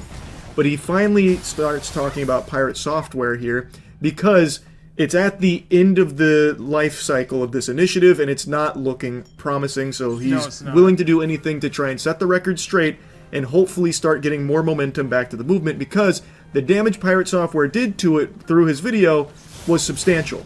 This video came out right as we were building momentum. Then, except for one boost in Germany, the signatures started drying up like clockwork. Yeah. Ford does not understand what Stop Killing Games is. Here it is in his words. So for those who don't understand, the Stop Killing Games initiatives is basically, we don't want single-player games to have DRM that the developers can turn off and thus render the single-player games inactive anymore. This is what they want to change. They need to be specific that they're talking about single-player games that do not need a server to support them. No. And as much as they want it to be about specifically games where it is a single-player game that has always online functionality, it would impact every live service game that exists, instead of just targeting single-player, always online games. No, that's missing it. Well, I do agree on that. The whole thing with the that whole thing with DRM, and that's a whole other fight in and of itself. DRM is a whole other fight in itself, especially with single-player games, because those games get cracked. Let's be honest. No, regardless if you're using Denuvo or whatever DRM software, a game is gonna get cracked like hours after it's launched. You can't do anything about that. Like, I think Stellar Blade was already cracked already at launch, so there's really is no point for and the thing is with DRM stuff, like especially with Denuvo, it slows down your performance on purpose. It really does slow down your performance on purpose, but this is about what we saw with the crew. You're giving us a live service game that you have to pay premium price for. This is not a free-to-play game. You had to pay premium price for to access the game. And then they shut down the servers for a game. And the game clearly, like I said, the game clearly has a single-player component that is playable offline. But because the developers because it's a premium game that people have already put their money into, it's not a free-play game with it has microtransactions, yes, but this is a premium title that people actually had to buy first. and they just shut down the servers after, what, 10 years with no plans of an offline component when it was perfectly capable of it being offline. That's where the initiative started. Because you're seeing games like that. Because a lot of games have that component. Because a lot of, especially multiplayer services, have that component. Does MMOs factor into this? In some ways, yes. Some ways, no. But that with MMOs, it is what it is, because it's an MMO. It's massively multiplayer, and it really is in general just allowing games to have a game plan when it comes to end of service. That you can't just shut games down the way it is, you know? And especially ones that players have actually paid for. And that even goes into the whole, you know, and that goes into another debacle. It's like, do you actually own the games digitally? Digital ownership of your titles. Do you actually have digital ownership of the titles that you buy on Steam or on GOG or on Epic Game Store or even on PSN or Nintendo eShop? Do you actually have digital ownership of those games? For the most part, no. In most cases, they'll see it as no, as you're just owning as you're just buying a license. This is just more of a license than anything else. So yeah, people have so I think with Thor, he's misconstruing what the movement is about, and he's doubling down, he's quadrupling down on it, and he can't admit to the fact that he was wrong on this. It's not what it is. Stop Killing Games includes single-player games, but nothing about it is specific to them. He completely made that up, and I have no idea where he got that impression. It's the first line on the website. Stop Killing Games is a consumer movement started to challenge the legality of publishers destroying video games they have sold to customers. But the movement includes all this stuff from earlier, and he was mostly talking about the initiative. He didn't even get the Cliff Notes summary right. He missed all the QTEs and got the bad ending on understanding the initiative from the jump here. Ross is correct. This has nothing to do with just single-player only games that require an online connection, that when the online connection is severed, you lose access to the game. Like, yeah, that is included in all of this, but that's not like what the whole movement is about. And for some reason, Pirate Software is stun-locked on that, like, fixated, as if that is the actual, like, meat and potatoes of Stop Killing Games. They need to be more specific in their language about it being single-player, they are specific, always online connectivity games. When that's just not what it's about. Like, they're not being specific about that because that is not what they are specifically targeting. It is about the whole practice of destroying games that consumers have already purchased and having no end-of-life plans for games that are being sunset. So, for example, The Crew. The Crew is an example everyone is going to reference and talk about because Ubisoft is still currently in a lawsuit battling against it for what happened with this game. I've yapped about it quite a bit, so I'm not just going to regurgitate that. I'm sure a lot of you already know the story about it. But basically, you buy The Crew, Ubisoft pulls the plug on the servers, you can't play The Crew anymore, now it's just an old wet dream of what once was. And they are facing a lawsuit, and while this is in the umbrella of Stop Killing Games, it is not the only thing Stop Killing Games is referencing when it comes to this practice. Pirate Software is so hung up on it being single-player games that people lose access to, when that is a component of it, but not the entire focus.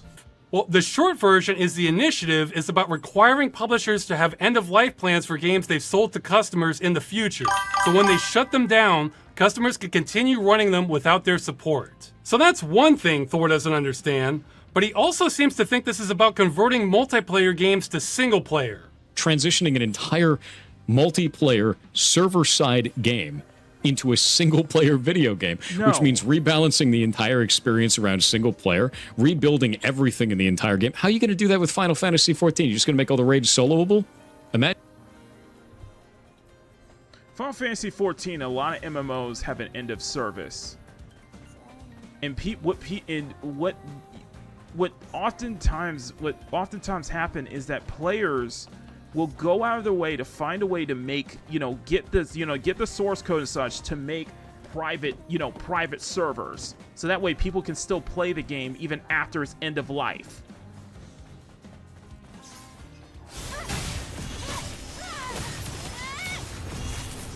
The point is just to let, it basically is a way to let, have that make it more of a thing to let players have a way to access the game even after its end of service. As with the, the idea of private servers, fan-made servers, and such like that.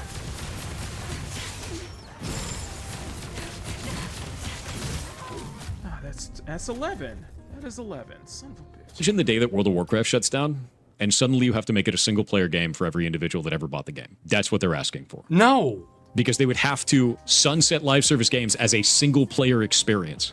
The idea that suddenly you need to make every single live service game playable single-player offline? No, dude. Correct. No. This part is more confusing than Finnegan's Wake. Because nowhere in anything nowhere did on Stop Killing Games has this even been like a talking point from anyone besides Pirate Software. I don't know where he pieced this puzzle together. Like I don't get it.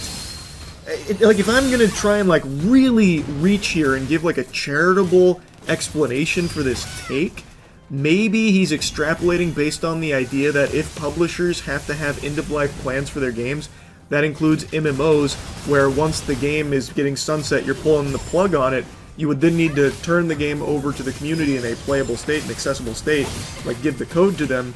Thus, it'd turn it into a single-player experience, so the onus would be on the developers to rebalance their game to be a single-player experience for them?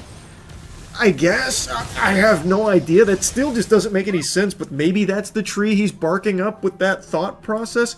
I really don't know. I don't know. Because Stop Killing Games at no point ever says any of these multiplayer games need to be converted to single-player. That really is outlandish. And the more I think about it, like, the more nonsensical it becomes, because even in Pirate Software's hypothetical fanfic there, why would the developers need to rebalance the game? They would just turn over the code to the community and just it'd be in that state. They're no longer responsible for balancing the game. That's the whole point. They're not indefinitely supporting it. They would just be responsible of leaving the game in an accessible state to the community while they would shut down the servers on their end. Like, they wouldn't need to go back through with a whole development team and, like, tweak the game to be single-player compatible. Like, it just doesn't make sense. Like, I really do not understand that one. But apparently a lot of people latched on to that talking point from Pirate Software as something that Stop Killing Games was asking for, and how unreasonable it was. Which, if that's what Stop Killing Games was asking for, it would be unreasonable.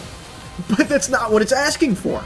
Nowhere in there does it say that it's directly targeting always online single-player games. Oh, he's so close. Oh, he's so close to getting it.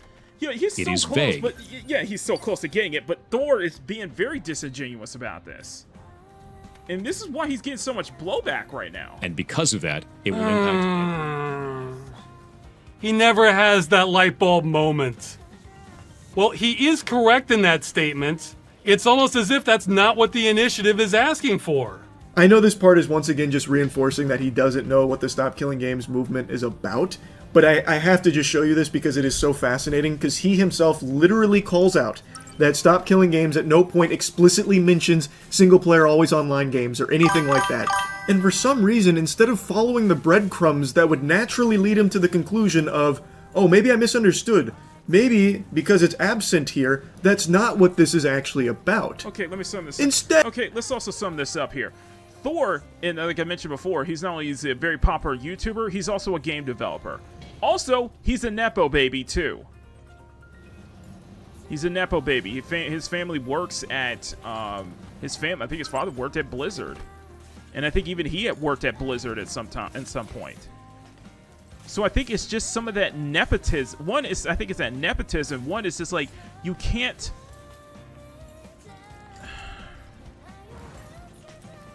I look at this the same way I look at, you look at this in the same way you can leave Blizzard, but you can leave Blizzard, but you can't, but that Blizzard mentality is still there. And you know, the same way you see that with Thor is the same way you will look at with, of course, Mark Kern Grums. You know, team lead at WoW. You can leave Blizzard, but you can't leave that Blizzard mentality. That mentality is still going to be there. And it's very funny there's a lot of the very interesting with the Blizzard, you know, the Blizzard kind of foreign Blizzard developers and such like that. It's no, I'm not trying to throw too much shade at Grums, because I know for me personally, I know me and Grums will likely not see eye to eye on everything. But I don't have GDS. I don't have that absolute hate boner for him. I just think he needs to. I think he needs to put a lot less focus on what he's doing, you know, on social media, and put more focusing on finishing the game, finishing his game, you know, finishing Ember, making sure Ember is available and such like that, you know.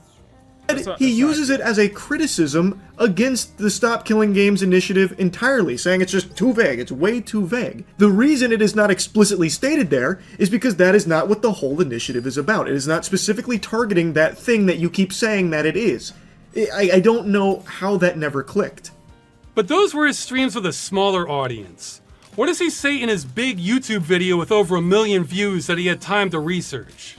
If we're trying to kill off the practice of developers putting together a live service game, pitching it as a single-player experience, and then taking away support in the future. Out of Blizzard, but you can't take Blizzard out of the developer. Now he's changed it again and is making up how it's about single-player games are advertised. What is he doing? It needs to be specific about the business practice it's trying to defeat, which is specifically companies that are doing this under the guise of it being a single-player game, but adding online-only functionality that is not necessary and doesn't add any gameplay elements. That's the problem. No, that's not it at all. This is a really strong section from Ross here, because the clips that you saw moments ago were from his stream. When he took more time to watch it and digest it, he still came back in that video misrepresenting it. Like, it never dawned on him. Like, on stream he could write it off as like, oh, he didn't grasp it in the moment, maybe later on he did. Well, then he made the video where he still was talking about things that are just not what Stop Killing Games was about, and this was the one that really blew up and really started to kind of dismantle the Stop Killing Games momentum. It did. If we don't like the idea of live service games as a whole, I get it. Don't play live service games then. Don't agree to those terms. No! He's getting a new thing wrong now. We're not against them existing. We're against them being destroyed with no recourse for the customer. Pirate Software then goes on to talk about like the business practice of misleading consumers into thinking that what they're buying is a product as opposed to a license to a product, which is a totally separate thing. And then he criticizes Stop Killing Games for not being also, specific Jay, about that thing. I'm that gonna stop. he is. I'm gonna stop here real quick. Jay, here's another thing. Why is Thor against this? Let's put it this way, because him being a developer himself, him being working under Blizzard, him Steven having that Blizzard mindset, he is very much against game preservation. He is against game preservation.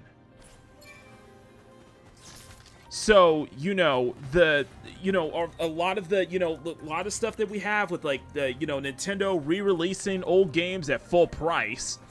Nintendo re-releasing their old games on Switch and Switch 2 at full price. Having the remasters, even the stuff that's been remastered for Switch 2 still being at full price. The emulate, why people are so into emulators now.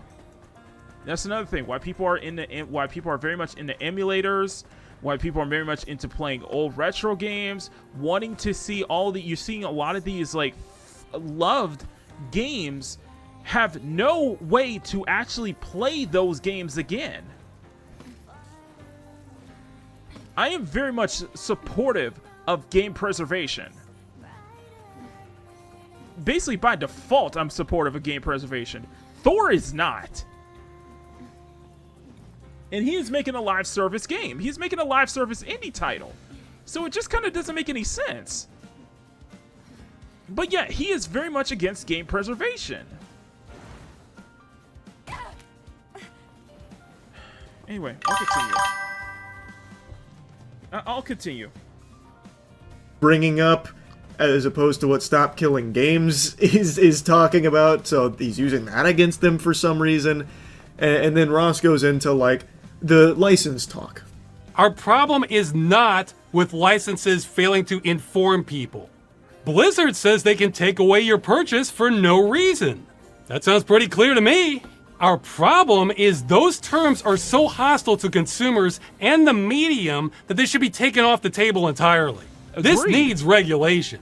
Forget video games. If you look at basic commerce for hundreds of years, when you paid money, you either got to keep what you paid for, or if it was a service, you were told when your access ends. The vast majority of online-only games do neither of those. He's exactly right. He's exactly That is right. a huge problem.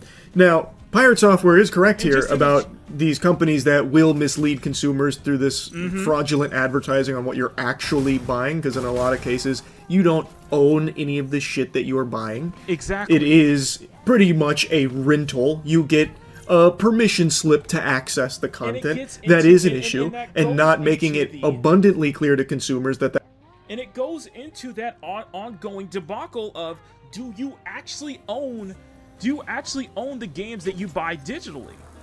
Because everything is going to a digital release. You know, physical releases are being more and more phased out as time goes on. And they're getting harder to find, too. Physical releases are starting to get tougher to find as well. Because the convenience of everything being digital. Games are now being, a lot of the games today, a lot of the games that you're seeing coming out this year, most of them are being sold digital without a physical release. And it goes into that issue of, like, do you actually have ownership of your digital releases?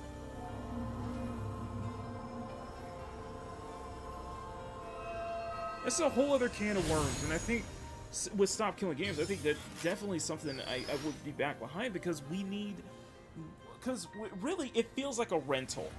It feels like you're renting out the game. Now I know Steam with Valve does this. Valve did it with their games where you have those custom servers, you have those private servers for just in case that their games like Team Fortress 2 finally goes end of service. They've already have that planned and set, so they know that, you know, they're gonna make sure that they made sure that their games are going to be played once they reach the end of, once the servers shut down. They are going to be forever played. Exactly. that what you're Jesus, that is what you are buying is a problem, and so too is the actual agreements, as Ross demonstrates with Blizzard, where it says they can just completely terminate it for no reason at all. Exactly. It really does go against the basic idea of commerce entirely. Video games are in a totally different ball game when it comes to that, because half the time you don't realize that you're just buying an admission ticket to a game. You're not actually buying the game. You also don't know how long that's going to last. Again, to go back to Concord, that shit lasted less than a fucking, you know, fucking rainstorm. Concord didn't even last 10 days. Concord didn't even last 10 days. And by the way, that Stop Killing Games initiative, that also applies to Concord. That actually does apply to Concord.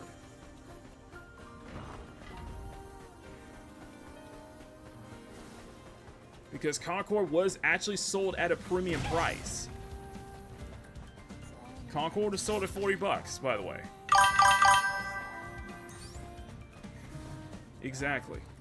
And that's the only thing, and even when it comes to pricing, you know, having digital releases price just as much, if not even more than physical releases. When you think with the digital releases, it should be priced less, though. Basically, like there is just so many problems. So I don't know why Pirate Software would be so harsh on Stop Killing Games for not addressing specific things that he himself is bringing up or making up in regards to it. It just doesn't compute. It really is a video that did significant damage to an actually positive initiative that aimed to help consumers in the video game space. All based on his complete misrepresentation of it, which was a complete mess. If you try to tell me that every studio needs to run their live service game indefinitely or not want to run one at all, then no one's going to run them. Oh no! He wheeled out that line about publishers having to support the game forever.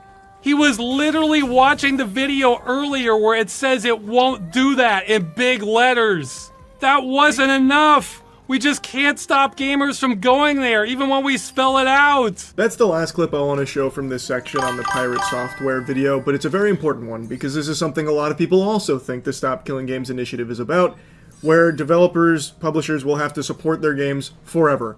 Like, until the fucking heat death of the universe, they'll have to support these games under the initiative. When that is not the case. No, that's it is very simply asking that when the game has reached the end of its life cycle, the publishers, developers don't want to work on it any longer, to turn it over to the community to still be in a playable, accessible state so the product can still exist. There is some more nuance, obviously, to how that works, given, like, publisher-developer licensing and a lot of, like, the code, the binary, that kind of thing. There is a lot at play under the hood there, of course, but it is something that Stop Killing Games isn't naive to, and it is something that is talked about. But I'm not going to dive too deep into it. I encourage you to check more in on it. But this whole belief that it is about endlessly supporting a live service game, even when it makes no sense to do so and it's beyond dead and in the dirt, is ridiculous, because that is not what it is asking for. And a lot of people think that it is. It's not. Pirate Software got that wrong as well. Anyway, I'll stop yapping about it, but as mentioned in the beginning, most of Stop Killing Games hasn't been successful in getting change. And Ross has dedicated so much of his life to this, and it's clearly taken a big toll. Now he's doing everything he can for this last-ditch push to try and help. And there are two big things coming up that can do so. And it's what I linked at the very beginning of the at the very beginning of the video about the resources in the description. It's in regards to this. One is for the UK to sign a government petition to bring this issue before Parliament. Though, keeping it real, I'm not terribly optimistic about this one, since the government response has been a mess by every definition. Yeah. But the one that has a lot of power, so much so I think it could change the course of gaming history, is the European Citizens Initiative. Now, I said I'm approaching this like a time traveler because with the trajectory we're on, these are both going to fail. Again, this one is crazy powerful, but the hurdle we just couldn't get past was that it requires 1 million signatures from citizens of EU countries. And we've only made it just under halfway. What a lot of people don't realize is that in the EU especially, it's almost a state of lawlessness regarding the practice of game destruction. Is that the vast majority of games with an online requirement say they can be terminated at any time for any reason. Or Blizzard likes to say any or no reason. But uh-oh, according to the EU Commission, that might be a violation of Directive 93/13 EEC, which protects consumers against unfair terms in consumer contracts. So if that term is unfair, that means that part of the contract is null and void. He goes on to explain how powerful that can be because of what a mess that is. Because there is so much gray area with how the video games currently operate in regards to those protections, it would be a legal headache that would require an analysis of the laws or implementation of new laws that could lead to, hopefully, an improvement when it comes to gaming. So the big hurdle was the signatures, needing 1 million, and currently it's at like 460,000, so it doesn't reach the threshold. I've been very vocal from the very beginning about how little faith I have in petitions, but that's just from the perspective of an American. In America, petitions are more worthless than toilet paper. Yes, You're better off just writing what you want on a note to Santa Claus and shipping it to the North Pole than you are doing anything with a petition in this country. I don't know how different it is in the EU. Maybe it really is this powerful there that could lead to substantial change and improvement when it comes to games and preservation and all of what we've already talked about. Hopefully, I mean, that's really all that's left for the Stop Killing Games initiative, which sucks, but that's the position that it's in, unfortunately. And I wanted to talk about it because I really want to see something change with the games industry. I've said that so many times recently, but it's in such a sorry state. I mean, I'm talking big budget AAA space. Indies, I think, are absolutely crushing it. Absolutely golden right now in the golden age of indie games. But overall, in the big budget games and the way the industry keeps pushing things, it sucks. So I wanted to talk about Stop Killing Games here. Hopefully things can turn around and maybe a huge W's around the corner for the Stop Killing Games initiative. We'll see. But anyway, I want to commend Ross for his hard work spearheading all of this for so long. And that's really about it. See ya. And let me put it this way. I kept saying that, you know, a crash is imminent, and I do think that's going to happen within I think it's more likely going to happen within the AAA Western space, where there's going to be a more imminent crash versus, you know, the indie and double. I think both indie and AA will do just fine. I think indie and AA are basically on a renaissance period, basically. As we're seeing a lot more studios, a lot more developers from these big budget AAA studios forming their own studios to create, forming their own studios and wanting to create the games they actually want to make for once. You know? So I think in that sense it's fine, but in this AAA big budget Western side, yeah, I think this is where the crash is going to be much more imminent.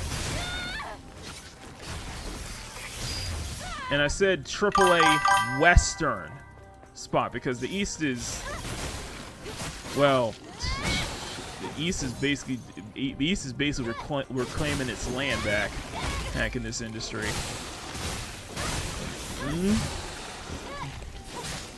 Anyway, to continue, so this got so much attention. Freaking Thor got so much blowback, so much pushback. He's getting ripped to shreds left and right. Everybody has been making videos. A lot of the big names, you know, have been making nothing but videos slamming him and the way he's handling this. Well, apparently he doubled, tripled, and quadrupled down on it. Still not giving, you know, still purposefully misinforming what the movement is about, and as such, it was given 100,000 more signatures, and apparently he did not like the fact that, of all people, it was Charlie who was Charlie and Asmongold, bigger channels than he is, making a big talk about this. That pisses him off so much to where he had a conversation with Charlie behind the scenes, and it went nowhere. It went absolutely nowhere, almost at some points, and insultingly Charlie in that sense. So, before we move on to the next part here, what I want to, before we move on to the next part of this video, I'm going to switch, we're going to switch gears over. I'm actually going to switch cameras real quick. I'm gonna put Stellar Blade. So I'm gonna put our Stellar Blade playthrough on the top. I'm gonna swap this out. I'm gonna put Stellar Blade on top, and then I'm gonna move. I'm going to move the video at the bottom, because what we're going to play next is from Legendary Drop. Before we move on to what's his name? Before we move on to Charlie's follow-up video on this, I want you guys to listen from what Legendary Drops has to say. He made a really good video on this, and he did not hold back as well. So let me just boot up Legendary Drops real quick. And I'm gonna leave a link to Legendary Drops' video in the description, in the chat, and if you guys are not subscribed to Legendary Drops, please do so. I think he's become one of my favorite gaming channels as of late. So this is from his point of view now.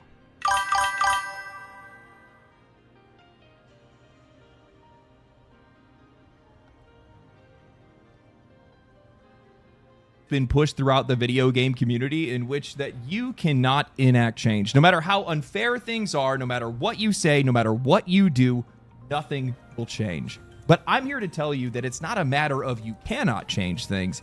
It's a matter of you not being allowed to.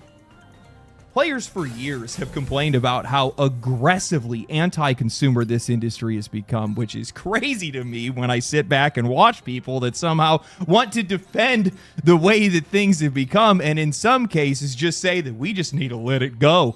It's better not to tamper with it. That could be dangerous, even though we paid for it. Digital rights ownership and licenses, microtransactions, data harvesting, third-party parasitic software that's disguised as either anti-piracy or anti-cheating. We went from simply buying a game, playing it, and playing it whenever and however we wanted to a laundry list of different things that are actively harming the hobby and bring us no benefit at all. Exactly. These concerns and criticisms that we've had over the years are oftentimes met with, you don't know what you're talking about. You shouldn't ask for those things. That could be dangerous. I'm going to lose my mind when it comes to some of this stuff. It's like dangerous to People you, are going to buy games anyway. dangerous There's to the nothing that you consumer. guys can do about it. They complicate, they obfuscate, and even when we do get a win, which that actually happens quite frequently, we've been I think having we're a lot of getting that more. lately. I'm starting to think that we're well, starting. they try to stand in front of it and say it's not your win. I think I think the consumers are starting to get some wins lately. I think we have been getting some wins lately. So.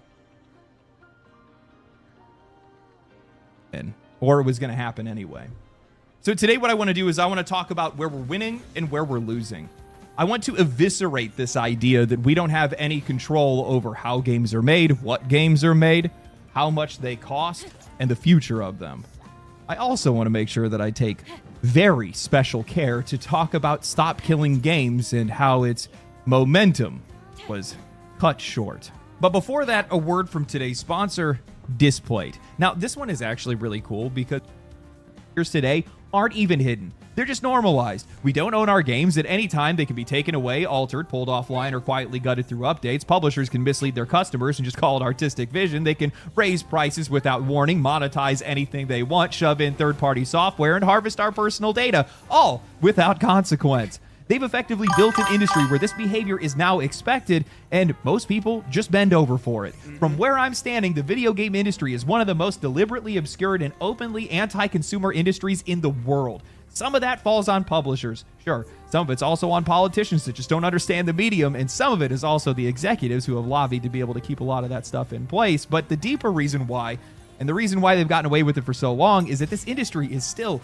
very young. Modern gaming as we know it only really went mainstream back in 1998 with the PlayStation. That's barely been 30 years ago. In that time, the shift has been violent and it hasn't stopped. Physical media gave way to digital. Couch co-op became online multiplayer. One-time purchases were replaced with season passes, microtransactions, and gacha pulls. All of it happened so fast. Too fast for laws to catch up, and too fast for most players to realize what they were losing before it was already gone. Pretty much. I mean, regulation around games is a mess. This industry is a Frankenstein of overlapping systems, music licensing, film classification, software enforcement, online infrastructure, and not a single set of laws was ever designed to be able to handle all of this at once. And through all of that, foundational legal structures that have been built, end user license agreements, terms of service, IP law, DRM, these are all built to maximize control for the publishers, not protect the players. They give these companies the right to revoke access, to alter products post-sale, to harvest our data, and all the while, they hide behind these dense, unreadable contracts.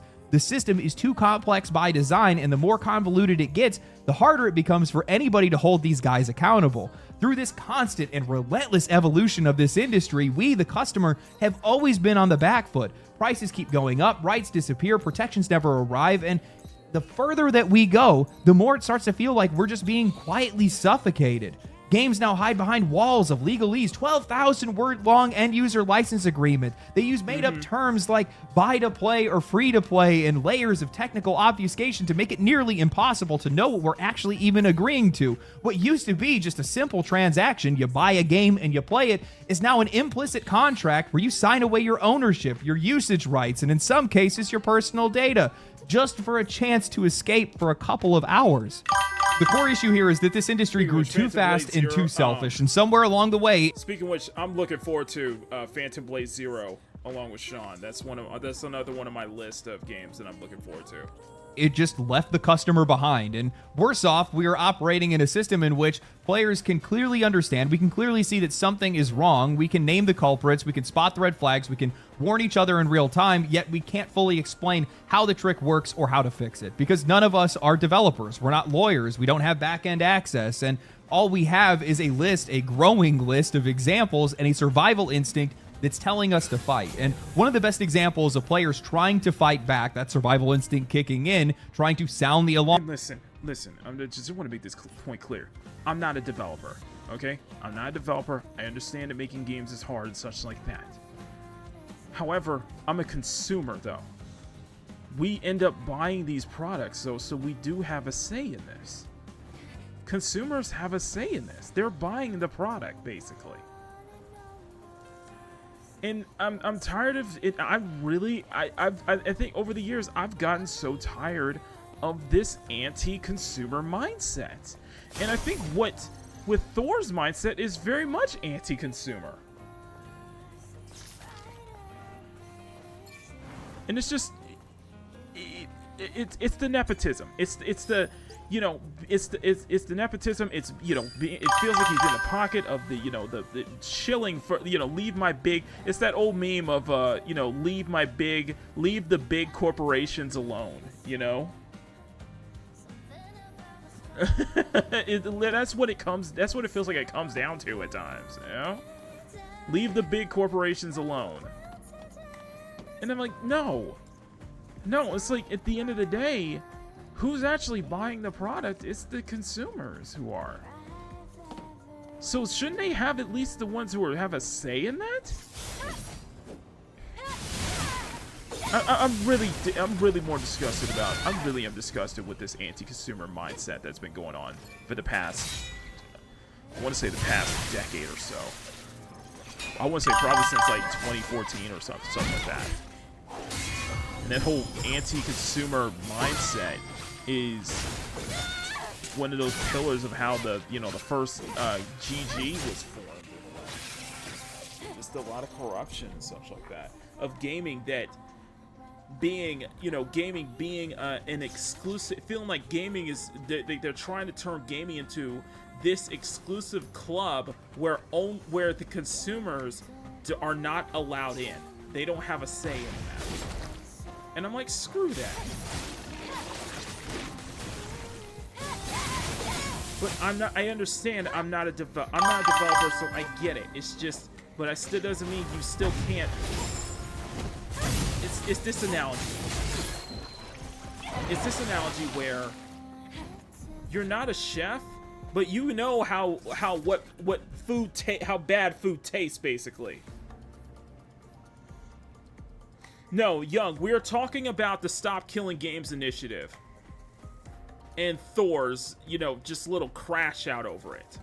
Before things get worse is Stop Killing Games, an initiative that was started by Ross of Accursed Farms. He's been warning people for over a decade now, fighting to get consumer protections around digital rights, asking just one thing: don't let companies erase games that people paid for. Exactly. I'm sure a lot of you guys already know about this, but in case you don't, the core idea is simple. When you buy a game, you should be able to keep it. You shouldn't lose access just because a publisher decides they want to flip a switch. Right now, Ubisoft, of all companies, God, these guys cannot stay out of trouble, can they? Cannot. They're getting sued in California over this exact issue, a class action lawsuit that claims that the company misled players by selling the crew as a product that they owned, when in reality, it was a time-limited license. And that's the trick, isn't it? Because physical games were always understood as ownership, but digital games, somewhere along the way, that language sort of mutated a little bit. What you're really buying now isn't a game, it's permission. Temporary, revocable permission. And we didn't vote on that. We didn't agree to it. It was forced on us, quietly, systematically, and now it's just normalized. Now, the Stop Killing Games initiative has re-entered public conversation recently, partly because it's struggling to reach its goal before its end date. If you are an EU viewer of mine, make sure you go read it and sign it. The link will be down in the description below. And the other part of it is because of the lingering damage that is caused by streamer and game developer Pirate Software. As of recording this video, the petition sits at just over 500,000 signatures, which is an incredible amount, but it's halfway to what it needs. And Ross claims that Pirate's coverage last year not only misrepresented the movement, but actively derailed it. Unfortunately for me, I watched Pirate's reaction streams and his follow-up videos, and honestly, it felt like I was watching somebody that was arguing with a phantom version of the initiative that only existed in their head. He fixated on vague language, got visibly irritated over a harmless joke about politicians, and then slowly unraveled into a spiral of self-assured condescension. At one point, he launched into a tangent about how MMOs would need to be redeveloped as single-player games, something that was never even proposed in the initiative. And I don't think that was confusion. I think it was a straw man that was dressed up to make the entire self-assured condescension on vague language, got visibly irritated over a harmless joke about politicians, and then slowly unraveled into... Because it was the whole thing, I think it was like them making a joke in that, you know, politicians, you really can't be trusted, and where's the line? And let's be honest here. Let's be blatantly honest here. I don't like talking about politics on this channel, but let's be honest here. Where's the lie? Where is the lie? Where's the lie?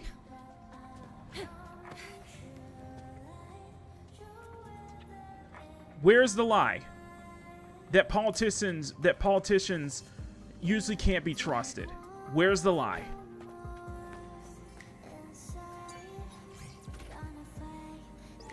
I'm serious. Where's the lie?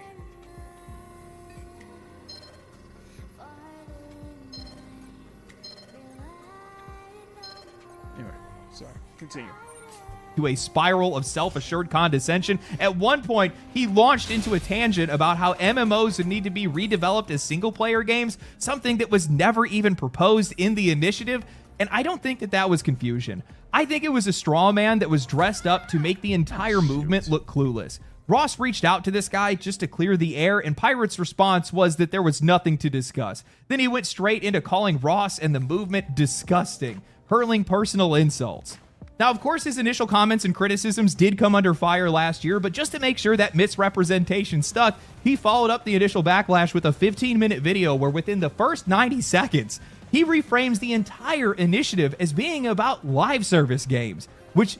it's part of it, but it's definitely not the entire thing. Yeah, watching it back, this guy is like Dr. Jekyll and Mr. Hyde. On YouTube, he's Mr. Rogers. This is the only version of the guy that I knew. Helpful game developer, offering advice and encouraging newcomers, but in his streams, this guy is unhinged. Completely unprovoked, he's telling Ross and the entire movement to eat his entire ass, and then bragging about how he's going to actively convince people not to sign the petition. All of this can eat shit, then. That's I dropped the mask entirely. I have no qualms about that. They can eat my entire ass. The whole thing. That is not somebody that misunderstood the message. That's somebody who wants to bury it. Because if you're a developer, or even an indie developer, you know damn well that most modern games have some form of always online or a live service tether. That is the point. The issue... It's the ego. He has a massive ego, and he has a massive ego, and he thinks he's smarter than everybody else in the room. And he has to educate, you know, us plebs, us idiots, on what's really going on. And I can't stand that. I cannot stand that attitude. And I think that the blowback is more rightful because it's his freaking ego. He can't get away from his ego. He can't admit that he is wrong on this. He cannot admit that he's wrong. Isn't MMOs. They're definitely a part of the conversation for sure. Live service games the same. It's just that the infrastructure to revoke access exists across the board in almost every game today. So when people are trying to say that this guy's just being stubborn or he's lost in his own ego, I'm not buying it. I mean, part of it's definitely true, but you don't miss the point this thoroughly, this often, unless you mean to. Now, some time has passed since then, but Stop Killing Games is back in the spotlight largely because of the fallout of Pirate Software's original coverage. But Pirate Software, once again, is responding to criticism. Multiple creators have been calling him out for how he's misrepresented the movement, Charlie, Mudahar, and more. Yet, instead of engaging in good faith, he's chosen to triple down, inventing demands that were never mentioned in the original Accursed Farms video. He's taken to Twitter to paint himself a victim, calling the criticism dogpiling, while once again fixating on the vague language that was contained within the initiative and pretending like a petition is a formal legislative proposal rather than what it actually is, a grassroots call for consumer protection. Oh, it's become a movement Look, now. I'm not here to dissect every single one of this guy's missteps. To be honest with you guys, I wouldn't care enough to be able to do so in the first place, but I do believe that his takes are deliberate, not ignorant, like a lot of other people are claiming. No, it's There is a deliberate. fundamental misunderstanding And it's about the malicious, position that this guy honestly. is speaking from. A lot of people still see Pirate as just a content creator, a fellow gamer in a lot of cases, but he is not. He is a high on his own supply game developer and a self-published one at that. A dangerous combination. When movements like this start gaining traction, especially ones with broad, emotionally driven language, people in his position see them as a threat. Regulation, even when justified, brings risk. And for somebody running their own studio, that risk feels personal. He is not approaching this as a customer or as a consumer who feels disadvantaged. He can't even see it from that perspective. He is approaching it as a developer who wants to keep things exactly the way they are, because any structural change might infringe on his or other developers' profitability, creative control, and freedom. Which, honestly, that would be a valid position to take if that were actually an issue in the first place. But this guy's entire argument hinges on how vague the petition's wording is and how dangerously specific it needs to be. And that is what drives me crazy because, bro, of course it's vague. It exists to draw attention to systemic failure and ask for help fixing it. It is written by players. It was never meant to be airtight legislation. Demanding legal precision from a grassroots movement is like yelling at a fire alarm because it didn't tell you where the smoke was coming from. While I can agree that vague language and blind legislative involvement could damage the industry, what this guy doesn't understand, or better yet, probably doesn't even care about, is that customers are so fed up and so disadvantaged that we would rather see this industry burn than continue to get fucked any longer. I think what makes this all worse is who Pirate Software is. He is not just a dev, he is a widely known advice streamer whose entire platform is built on helping people navigate the games industry. His YouTube shorts dominate timelines, giving advice and explanations. He is in the most unique position to steer this conversation, to refine the message, to bring nuance where it is needed. He could have acknowledged the frustrations that players are feeling, classified the legitimate concerns, and then offered guidance on how to push the discussion forward, but instead he got triggered by a joke, lashed out, and then kept escalating, misrepresenting the entire movement, discrediting its supporters, and doubling down on made-up demands. That's why I'm saying all of this is not a misinterpretation. It is a purposeful misdirection. He knows when players are saying things like, give us the source code after a live service shutdown. That is not a literal policy demand. It is throwing something at the wall. It is just a symptom of frustration. It is a way of saying this isn't fair and we are tired of being taken advantage of. Yeah, maybe the specifics don't make any sense. Maybe we're asking for the wrong things. You could actually help with that, but you chose not to. The emotion here is real. Most of us don't know how to fix the industry. We just know that it's broken, and we're not wrong for pointing it out, even if we don't have all the answers. You're going to have people that are going to want to stand in the way of something like Stop Killing Games or any other movement that might pop up in the future because they want to keep the status quo, because they want to protect themselves, their profitability, their companies, and they just are afraid of change. They're afraid of politicians coming in and touching something that they fundamentally don't understand. And I understand that risk. I also don't give a shit. We can't stand idly by anymore. I'm going to boil this down very simply for everybody. Right now, we are buying products that have a license. That license can expire. Oh, yeah. But it has no expiration date. How does that make any sense? No, and how is that make any fair? sense whatsoever. It is quite literally predicated on it expires when we say so. That's it. That's as simple as the language gets. That should not exist.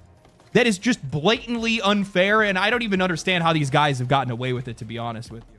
I'm posting a link to the EU petition in the description of this video. If you are an EU viewer of mine, I am looking at you right now. Go sign it. Go read it, obviously, first. Don't just sign it blindly.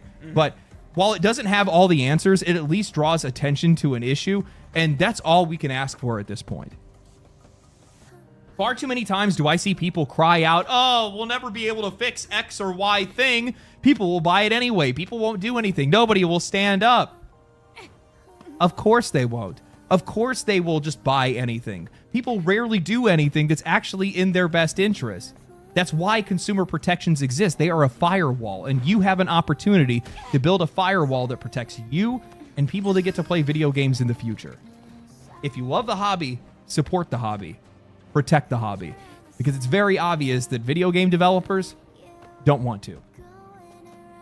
You know, I saw in response to a lot of the criticism, Pirate Software has been writing very lengthy tweets online. Good Lord, it's a lot of words. He was writing very never lengthy take the time to write something that responses long that on just- Twitter. But he had talked about how, well, if you make live service games more difficult to make, then developers are going to make more single player and couch co-op games. Oh God. I'm sorry. So if it makes live service games harder and makes people want to make more single player and, like you said, couch co-op games, is that a bad thing? Is more single-player games a bad thing? Is more couch co-op multiplayer games a bad thing? Is more general multiplayer games a bad thing? We got nothing against live service, generally. But there's a lot of problems with live service. There's a lot of having that developers just getting free reign to kind of do... to really be very, like, not in the consumer's best interest, in their own best interest when it comes to live service games. Nickel and diming you out the wazoo, man.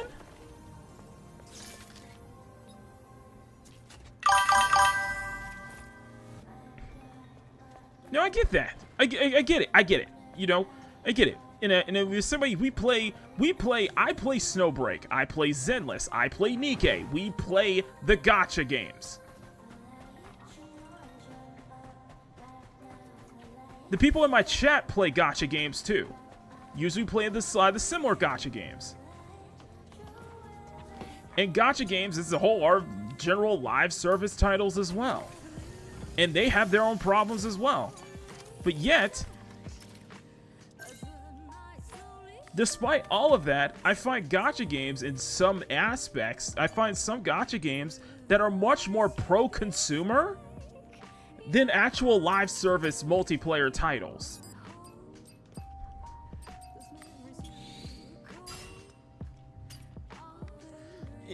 Having more single... Let me tell you this. How many gacha games have we covered that we were like, I would buy the hell out of this if this was a single player game? If this was a premium single player, put like 40 or 50 bucks down, you get a full experience. How many gacha games have we said we want as full single player experiences? A lot.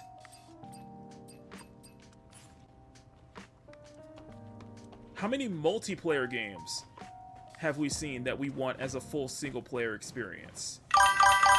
Not many.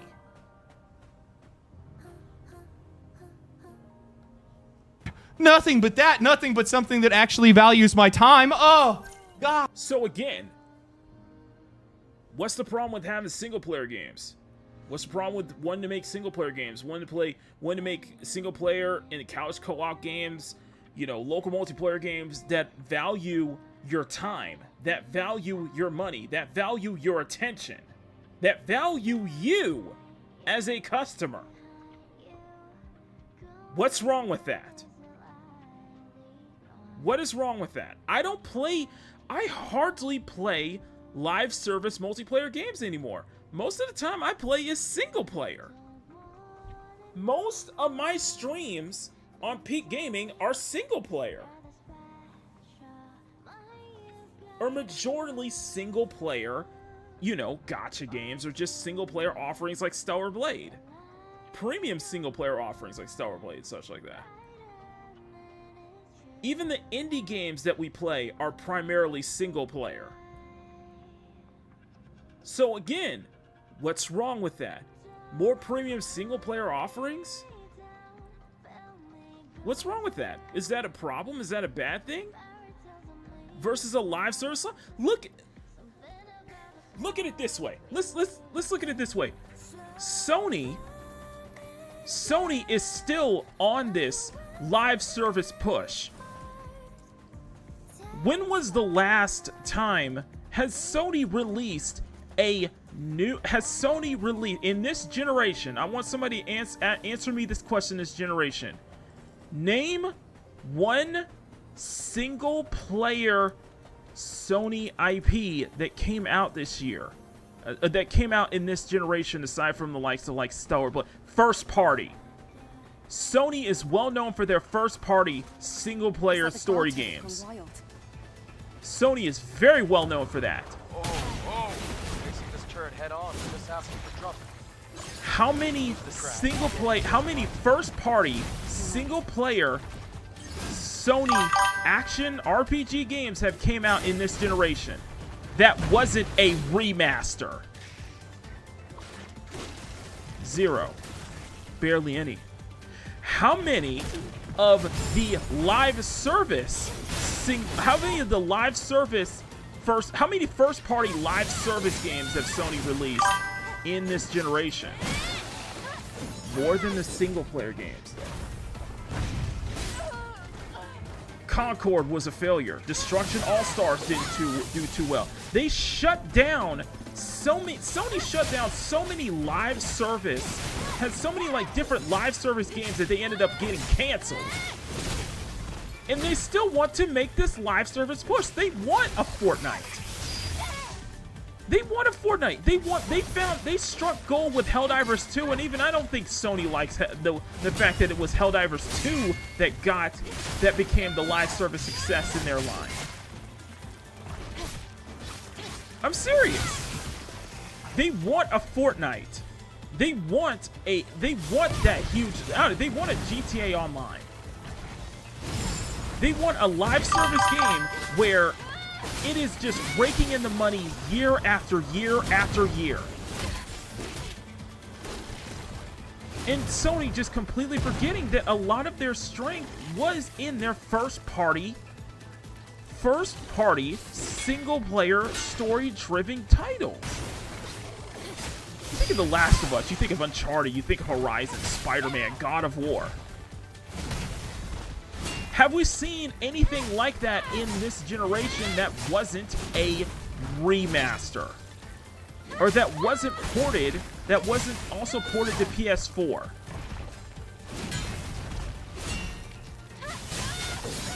And understand that the live service space is so oversaturated now. You have to stand out, man. And just everybody wants their own Fortnite. Everybody wants a GTA 5. Everybody wants a Helldivers 2. Not every live service game can be that. Not every live service game is going to be able to be successful at that. It's a very few and far in between. Whew, sorry, that was my rant. That was just a rant there. Sorry, that just went off on a tangent. How do you not recognize how cooked this industry is? How do you recognize? How do you not recognize how bad things have gotten? Are we supposed to just sit back and believe that it's a rare coincidence that for some odd reason all of these companies want to have a live service game because, oh, it must be because it's for our best interest, right? No. Is that why?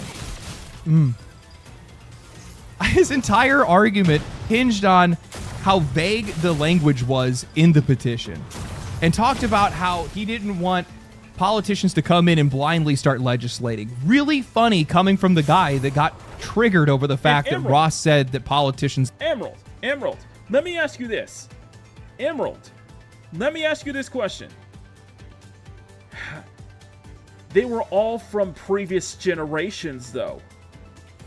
What about this generation? What about this generation? Sony could have revived Jak and Daxter. They could have revived Sly Cooper. You know, okay. We had Ratchet and Clank. Okay, Ratchet and Clank ripped apart. I was wrong, but even then, that's only one. That's only very few. Somebody would say Stellar Blade, but Stellar Blade is not a Shift Up. Is not a first-party studio, Sony studio. It is published by Sony, but it is not a first-party studio, and every day I'm very thankful that it's not a first-party studio. But all of those games that you just mentioned, how many new IPs were in this generation that was a first-party single-player experience? In this generation. There's only one, and the only thing I think of is Intergalactic. But how far off is Intergalactic?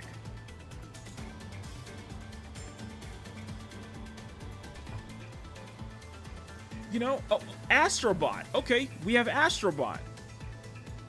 Okay, I was wrong. We have Astrobot. But even then, Astrobot feels like an asterisk because that was the remnants of Sony's Japan studio that Sony just basically just shoved aside while lying to people saying, oh, we still care about our we still care about our Eastern audience. We still care about our Japanese audience. Astrobot felt like a gigantic screw you to Sony in some way. Like, you shoved off all these you have Japanese IPs under your reign, and you don't care about them ever since you moved your company offices to California.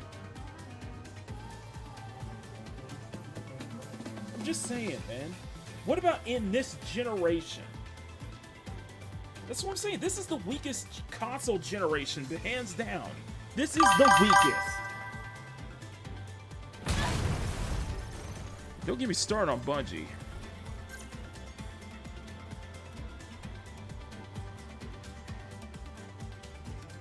Like easy wins. Which one is it, my guy? You ever think to yourself that maybe this industry needs to have some regulation? Maybe it needs to have some limitation, and without it, they're no good.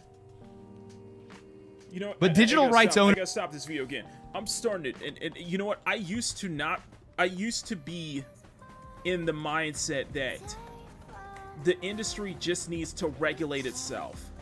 But I think as I'm getting older, the more I'm starting to realize that the industry might need to be regulated. A lot of the practices are probably warranted regulation, basically. And the EU is very pro-consumer from what I've been hearing. It used to be that the industry is better off self-regulating, but as time goes on, those practices are still there. Those anti-consumer practices are still there. That mindset is still there, and it's like, is it better? Are we better off having regulations? Are we still thinking that self-regulating is the better idea? I don't know, man. I really don't know. Ownership isn't the end of this fight. There's a lot of other battles that we're fighting right now. Too many. Just as many people are lining up to say that we can't win or that we shouldn't win. And even when we do accomplish something, well, they tell us that it wasn't you. It was going to happen anyway. But the truth is, what these people forget is that we are the ones that enact change. Because we're the ones that are paying for it. Whether people want to admit it or not, we have been collecting wins. Two of the biggest issues that have been plaguing the games industry right now are the rising prices of games and the exponential rate in which they're being carved up and served for microtransactions. Publishers have been seeing nothing but dollar signs, but their aggressive tactics have left players feeling like we are constantly being charged more for less. And that frustration isn't fading. If anything, it's reaching a boiling point. And the I trust either. I trust either. That's why I think this industry is cooked. I trust either. Because you're going to see, because there's corruption on that other end when you put regulations in. So I think we're in between a rock and a hard place here.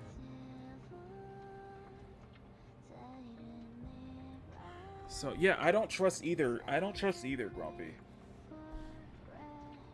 Result hasn't been that we're buying fewer games, it's that we're buying somebody else's. One of the clearest examples of this backlash came with Borderlands 4, where fans started asking about the game's price. Gearbox's CEO got evasive, defensive, and at one point downright condescending. I've already covered that mess in detail, but here's the short version of it. After weeks of dodging, he finally came forward to say that the game would launch at $70, not $80. not following in the footsteps of Nintendo or Xbox, and to be honest, I was relieved. Yeah, the bundles for the game are still absurdly overpriced. $100 Deluxe and $130 Super Deluxe is laughable, but keeping the base game at $70 is a win for now. It's clear Take-Two either realized that this wasn't the game to test a price hike on, or they just felt like this wasn't the time.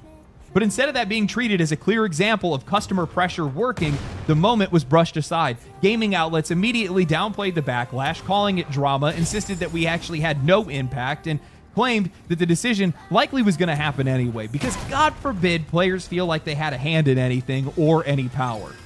In an article from Kotaku written by Zach Swisen, titled Borderlands 4 Reveals $70 Price Tag Proving All of the Drama Was for Nothing, Zach wrote, last month the price of Borderlands 4 became a hot topic because Gearbox CEO Randy Pitchford on May 9th, after Nintendo and Xbox had announced $80 video games like Mario Kart World, Pitchford told fans at PAX East that the price of the game was going to be announced soon. He also claimed that he... If you think about it, Thor is acting like Randy Pitchford Jr., basically. Just with his attitude, you know?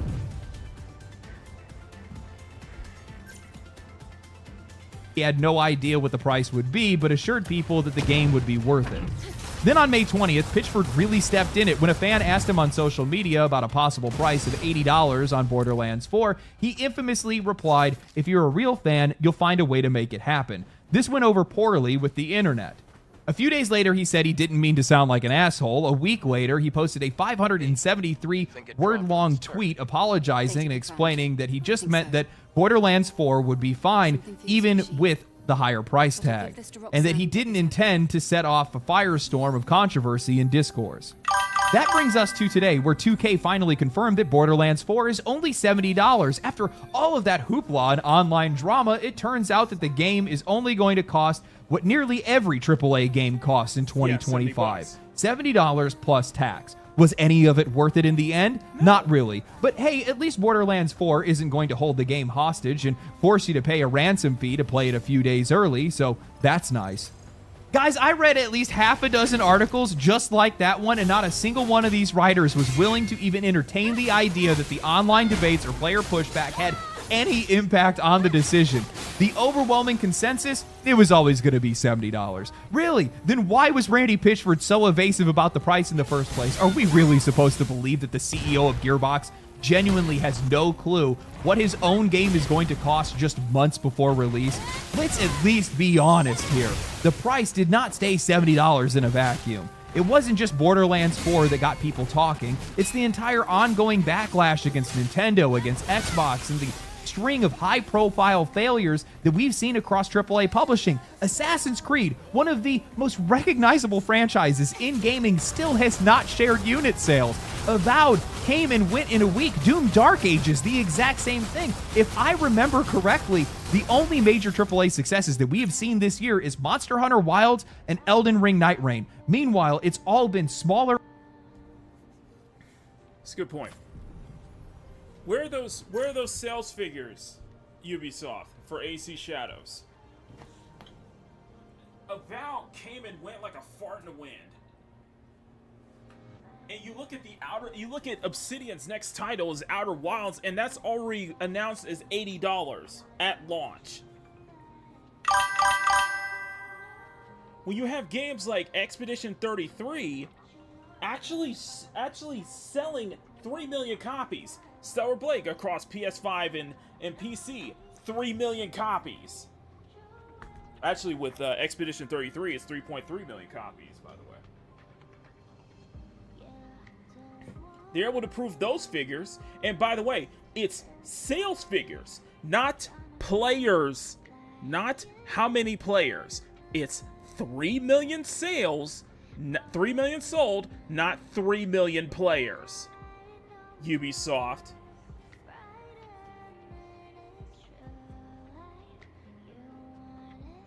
People are acting like sales figures don't matter. Well, in some cases, sales figures do matter. Why do you think we have so many freaking layoffs right now?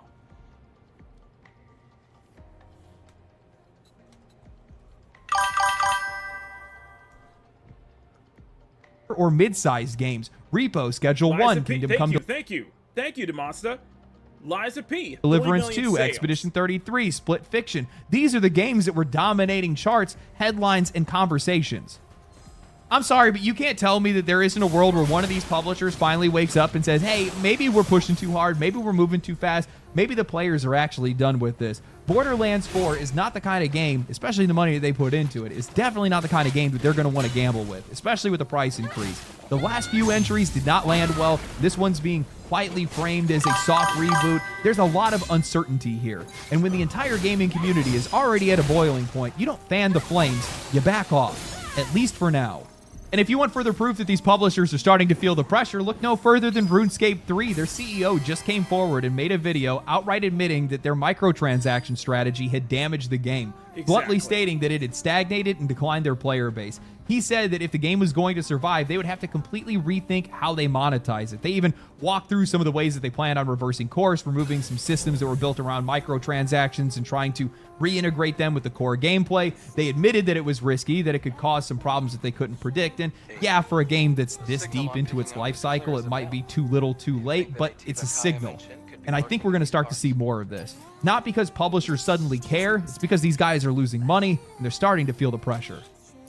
I've said this a lot over the years, and it's taken a while for me to be proven right, but players can only be pushed so far. And so can the games themselves. I'm sure there's executives sitting in a boardroom somewhere thinking to themselves that microtransactions are an infinite money glitch and that players are impulsive enough to be able to fall for it every single time. And to be fair, sometimes they're right, but only to a point. People only have so much time and so much money, and when you apply as much pressure as this industry has between rising prices and nonstop monetization, the audience doesn't just bend, it breaks, it collapses, and then it migrates. Games that lean far too into greed either price themselves out of their own market or they ruin their design on a fundamental level. I think Diablo 4 is a perfect example of that. One of the most recognizable franchises in the world, massive launch numbers, and yet it lost all of its momentum almost immediately. Why? Because it just couldn't be a Diablo game. It had to be Call of Duty. It had to have a battle pass. It had to lock all of its best cosmetics behind a paywall instead of rewarding players for actually playing the game. And yeah, some people are going to say, well, it's just that the game wasn't good. And that's exactly the point. It wasn't good because of how it was built around its monetization. All that time and effort went into how that game was monetized, how they were going to monetize that experience instead of making it about what the experience was in the first place. They made that game so easy and so shallow just to be able to reach a broader audience, but what it actually did was undermine the longevity of the entire product. How many hours do you think players are going to want to invest in a shallow game? They then threw in a battle pass, and suddenly players feel like they're on a schedule they can't even keep. They made gear you earn look way worse than the stuff that you can buy, so even when you do grind, it feels like you accomplished nothing. And sure, people stop playing because it's not very fun, but that's still a choice, and those choices shape how games are made in the future. The truth is, we are changing the games industry. Some of it happens through direct backlash, petitions, and public outcry. Some of it happens more quietly when millions of players shift their money elsewhere or simply stop showing up. That influence may not look like a victory. It may not come with a press release or a public apology, but you can see it in the decisions that they make. You can see it in the price tags that they walk back, the monetization that they adjust, the games that fail, and the ones they cancel. People will keep telling you that it doesn't matter, that complaining is just noise, that we're wasting our breath, but those people don't decide anything. We do. We're the ones that are paying for these games. We are the ones that are talking about them, recommending them, warning each other, and keeping the pressure on. And no matter how much they try to shut us out or discredit what we're doing, the fact remains the industry does not exist without us. We are not just a part of the equation, we are the equation. And people need to remember that. A lot of times when I see people trying to push back or take away wins from the players, push back against their arguments, their criticisms, the backlash that they see, try to undermine that stuff and just call it drama, a lot of it is just personal differences. It's an us versus them mentality that has popped up over the last couple of years. It's been in journalism, it's been in game dev, it's been all over the place. It's even on our side, but the difference is we're the paying customer. We just have to deal with it for the most part. But, you know, I'm just going to tell you right now, trying to fight against your customer is not a really good idea. Not a very effective business strategy. You have the power to change things. You genuinely do. You vote with your wallet. That is the strongest ability that you have. And it's the most effective ability that's out there. Because these companies will listen to the money. That's the only thing that they'll listen to. I just saw that Square Enix put out a press release or a notice saying that they recognize the success of Expedition 33 and they plan to make more turn-based games in the future. You did that. Yeah. You did that by supporting a game that you enjoyed, by talking about it, by getting other people to play it, by sharing screenshots and memes or cosplaying as it or whatever it might be. Your support of a game that you enjoyed directly led to you getting more of the things that you enjoy. Exactly. That's why I always say it's never about not spending money. It's about spending money the right way and putting money in the right places. That's why it's so incredible to see how many people have been supporting indie titles, because that means we get more of them. That means more indie developers think that it's worth the risk to make a game. They want to take that chance. And in some cases with some of these other studios or some of these bigger publishers, they see more opportunity in investing in some of those guys, or maybe making smaller games in some of their larger studios. That's what you want to see. That's the power of your money. Something more direct than your money is something like Stop Killing Games. Second reminder, if you're an EU viewer or you have EU friends, share it, read it, sign it, check it out, and support it. I think it's probably the most worthwhile thing that I've talked about on this channel, to be honest with you, because even if it doesn't bring the change that you're looking for, it's at least going to draw attention to a lot of things that are going wrong in this industry, and that alone is worthwhile. It may not bring the change that you want, but it will protect you in the future, or it will lead to protections in the future, which is the only thing that we can hope for. Yeah. I don't know if I did any justice to it. I hope this video found some value with some people. I hope that you guys enjoyed it. If you guys did enjoy it, share the video, like the video, comment down below on other things that you think that the industry is running into trouble with, other things that you think need to be brought to light, or whatever it might be. But yeah, anyway, thank you guys for watching the video. If you guys did enjoy the video, subscribe to the channel. Outside of that, stay cool, stay righteous, stay safe. I'll catch you guys in the next one. It's a great video. Family. It's a great video. And so let's do the follow-up. Let's do the follow-up from Charlie. This is a great video. But This whole Stop Killing Games thing. I'll put this in the, like I said, link in the description. But we're going to do the follow-up because, you know, he quadrupled down, had a problem with, Thor had a problem with Charlie, and it led to a dispute that they cannot find itself on either eye. Either find an equal footing to agree each other on. So here we go. Last 10 or 11 months, I've been a lot happier. Glowing, really radiant. You can tell probably just from my voice alone and this striking smile. So what is the secret to this newfound happiness of mine? The one trick doctors don't want you to know? I haven't been online as much. I've been going outside far more frequently, spending time in the real world. 16. And as such, I'm sure many of you have noticed over the last 10 or 11 months, internet drama hasn't been a huge focal point of the channel because I haven't seen a whole bunch of it. I haven't kept up with the vast majority of it. And of course, occasionally I've still dipped my tootsies in some of it, like if there's something particularly wacky going on, and I still cover like news and crazy shit going on with aliens and all of that kind of thing, or if there's like a really cringe, you know, prankster that got arrested or something, I'll still talk about that. But it's not like a fixation for me like it used to be over the last few years, where I was covering any and all internet creator space hoopla. And I want to keep it that way. I'm having a lot more fun not doing that. That being said, there is something that has unfolded here that's like the John Wick killing the dog moment that's bringing me back, just very temporarily. And it's Pirate Software. Yesterday I talked about Stop Killing Games. And there's no way to talk about Stop Killing Games without also mentioning Pirate Software because of the profound effect he has had on that initiative in its demise. I say demise, but it's not actually fully cooked, but it has been on life support, and Pirate Software did play a big role in that because of 2 videos he made, as well as a stream, shitting all over it. And that's not even doing it justice. He was full-blown tooting on this. He was shitting on it with some fart on top. And a lot of what he was saying about Stop Killing Games wasn't accurate. It was a misrepresentation of the initiative. And the guy behind it, the guy spearheading it, Ross, finally set the record straight on a lot of the misconceptions that Pirate Software helped to put out there and kind of exacerbate these thought processes that just weren't accurate for what the initiative was actually aiming to do. He finally set the record straight and I of course wanted to talk about it as someone who does actually care about it. Now, as I've said, I've been a little more off the grid. I bought a fucking farm, so I've been, living off the Lord's land recently, and I've missed a lot of the internet happenings. So Pirate Software's previous anime arcs of drama, like with World of Warcraft, and the one after that, and the one after that, and the one after that, and the one after that, I didn't pay a whole lot of attention to. I only got little tiddlywinks, little morsels of lore about it in a few clips, so I never really even understood what was going on there. So Pirate Software's response to everything that happened yesterday really caught me by surprise. That was a subversion of my expectations, bigger than Game of Thrones Season 8. Yeah, Hutcher, I did. I think it's really hilarious to me that that entire community is so butt mad at me for putting out a video 10 months ago about their stuff and then not being refuted, and now it's my fault that everything is going wrong for them. I cannot believe his ego. You really said that. You really said that, didn't you? You really said that, didn't you?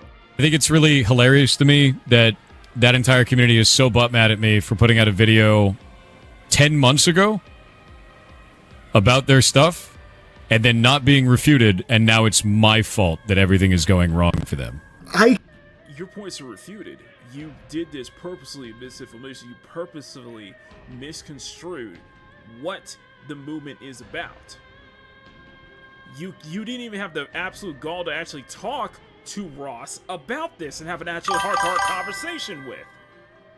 God, I love that. Just the ego. Just the amount of ego. Oh, man. Cannot believe his ego. His ego is so out of control, I feel like he's only a week or two away from exclusively referring to himself in third person, like Stone Cold fucking Steve Austin. And that's the truth, cause Pirate Software said so. Some shit like that. It's crazy how he's responded. The smugness is nails on a chalkboard. It just makes you feel icky listening to it. It does. And he goes on that same talking point multiple times in the clip about how, like, oh, I guess I'm fully to blame. I guess because I made those videos 10 months ago, it's my fault entirely that this whole thing crashed and burned. Yep. Oh boy. Time to play a sad song on the world's smallest violin for the Stop Killing Games movement, all because Big Bad Pirate Software took it all down by himself. Like, it's crazy. No one's saying that. Like, there is no one out there that is saying it is entirely Pirate Software's fault that Stop Killing Games hasn't been more successful in its endeavors. But there's irrefutable evidence that you had a detrimental effect, a majorly damaging effect on Stop Killing Games because of your misinformation that you spread about it in 2 videos and across all your streams, and not once have you bothered to correct that record. And he has said that it hasn't been refuted in 10 months. That is fish paste. That is turbo horseradish. Go to your own comment section on your videos to see everyone refuting you, as well as the innumerable other gamers. Oh, by the way, once that blowback went hard, yeah, he started deleting those comments too. A lot of those comments refuting his points, he started deleting them, and acting like it ain't happened. But it rose up to the surface big enough for everybody to talk about. This person. Looks like a scavenger to me. Can you ID them? I'll try. Alright, let me continue. And voices out there that have taken down those talking points and debunked a lot of them and proven that you just didn't understand it. And that is the big problem. No one hates Pirate Software because he doesn't agree with Stop Killing Games. The reason so many people are angry at him, myself included here, you can disagree with the movement all you want. If you don't like the initiative, I'm not your fucking dad. You make your own choices there. But the reason so many people, myself included... No, you have every right. No, you have... No, there are definitely flaws in this. There's definitely flaws with this. It's not... You have every right to not be against it, and totally Thor has every right to not be supportive of this. But the way he's been handling in this is where we have the problem with. Like, if you don't like it, fine, but at least show some a modicum of respect for the people who actually do support this movement. That's my problem. Do not like how Pirate Software is handling all this is he is outright refusing to just admit any level of fault, that he was wrong about anything. And that couldn't be more clear from these clips as well as his tweets that he's made. It's actually his tweets that really sent me off the fucking rails here, off my gourd. Let's start with this little nugget here that he deleted from last night, so he tweeted directly at Ross, the guy behind Stop Killing Games, talking about how he made those videos 10 months ago, and since then, his community has been nothing but hateful. A scourge. A fucking tyrannid threat that he must destroy. Your community is fucking rabid, and it's shit to deal with for anyone on the other side of the argument. Why do you think I haven't talked about this shit in 10 months? Why do you think we auto-mute anyone bringing it up in chat? Because it's been rage bait and shit-flinging the entire time. And just goes on about, like, how he is the victim of Ross's toxic, terrible community, which is hilariously hypocritical. Oh, that's rich! Yeah, he's so rich! He wants to blame the victim and blame Ross's community over it. When a lot of people in Ross's community have been more reasonable about this. Where we have reasonable problems with the way you're acting towards him, especially. The important thing is that you can refute point out all the flaws in the movement all you want to, but you ain't showing at least any respect to Ross. Any respect to anybody in this movement. Thank you, Angel. Please, come back again soon. And you have the absolute gall to try to play the victim and try to blame it on Ross's movement on this. I've said this, I'll say this time and time again. We do not condone harassment, we do not condone death threats, whatever. You know it.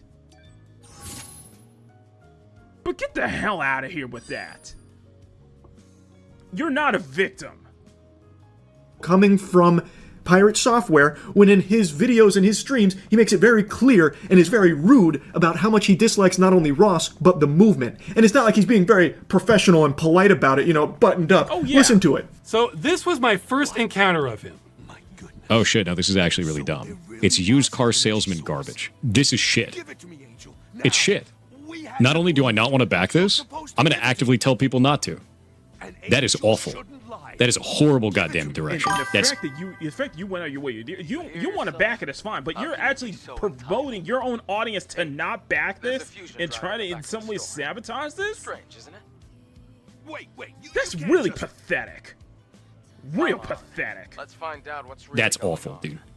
No, eat my entire ass. The level of stupid that I just had to receive was like sitting on Twitter for 12 hours. This shit sucks. That's a really stupid ass move. That's an incredibly stupid ass move. I think this is ass. This is complete garbage. All of this can eat shit then. I drop the mask entirely. I have no qualms about that. They can eat my entire ass. The whole thing. That sounds stupid as shit. Yeah, I'm sure it's Ross and his punk ass bitch. How could I?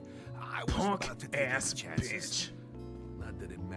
Community that are actually the assholes here. Brother, come on, you can't possibly be calling the wambulance with a side of french fries here about people being mean to you when you are literally the one that started the shit flinging and name calling. And by the way, Ross never even addressed this for 10 months because he didn't want to dilute the initiative into just having it be boiled down to drama between creators, which I think was actually very big of him. The only reason he's talking about it now is because it's at the end of its life and so many people still don't understand it because of someone like Pirate Software misrepresenting it. So he's finally setting the record straight there. Anyway, he did delete that tweet, but just a little while ago he made a new tweet, a very long tweet as well as a series of tweets under it in regards to this whole thing.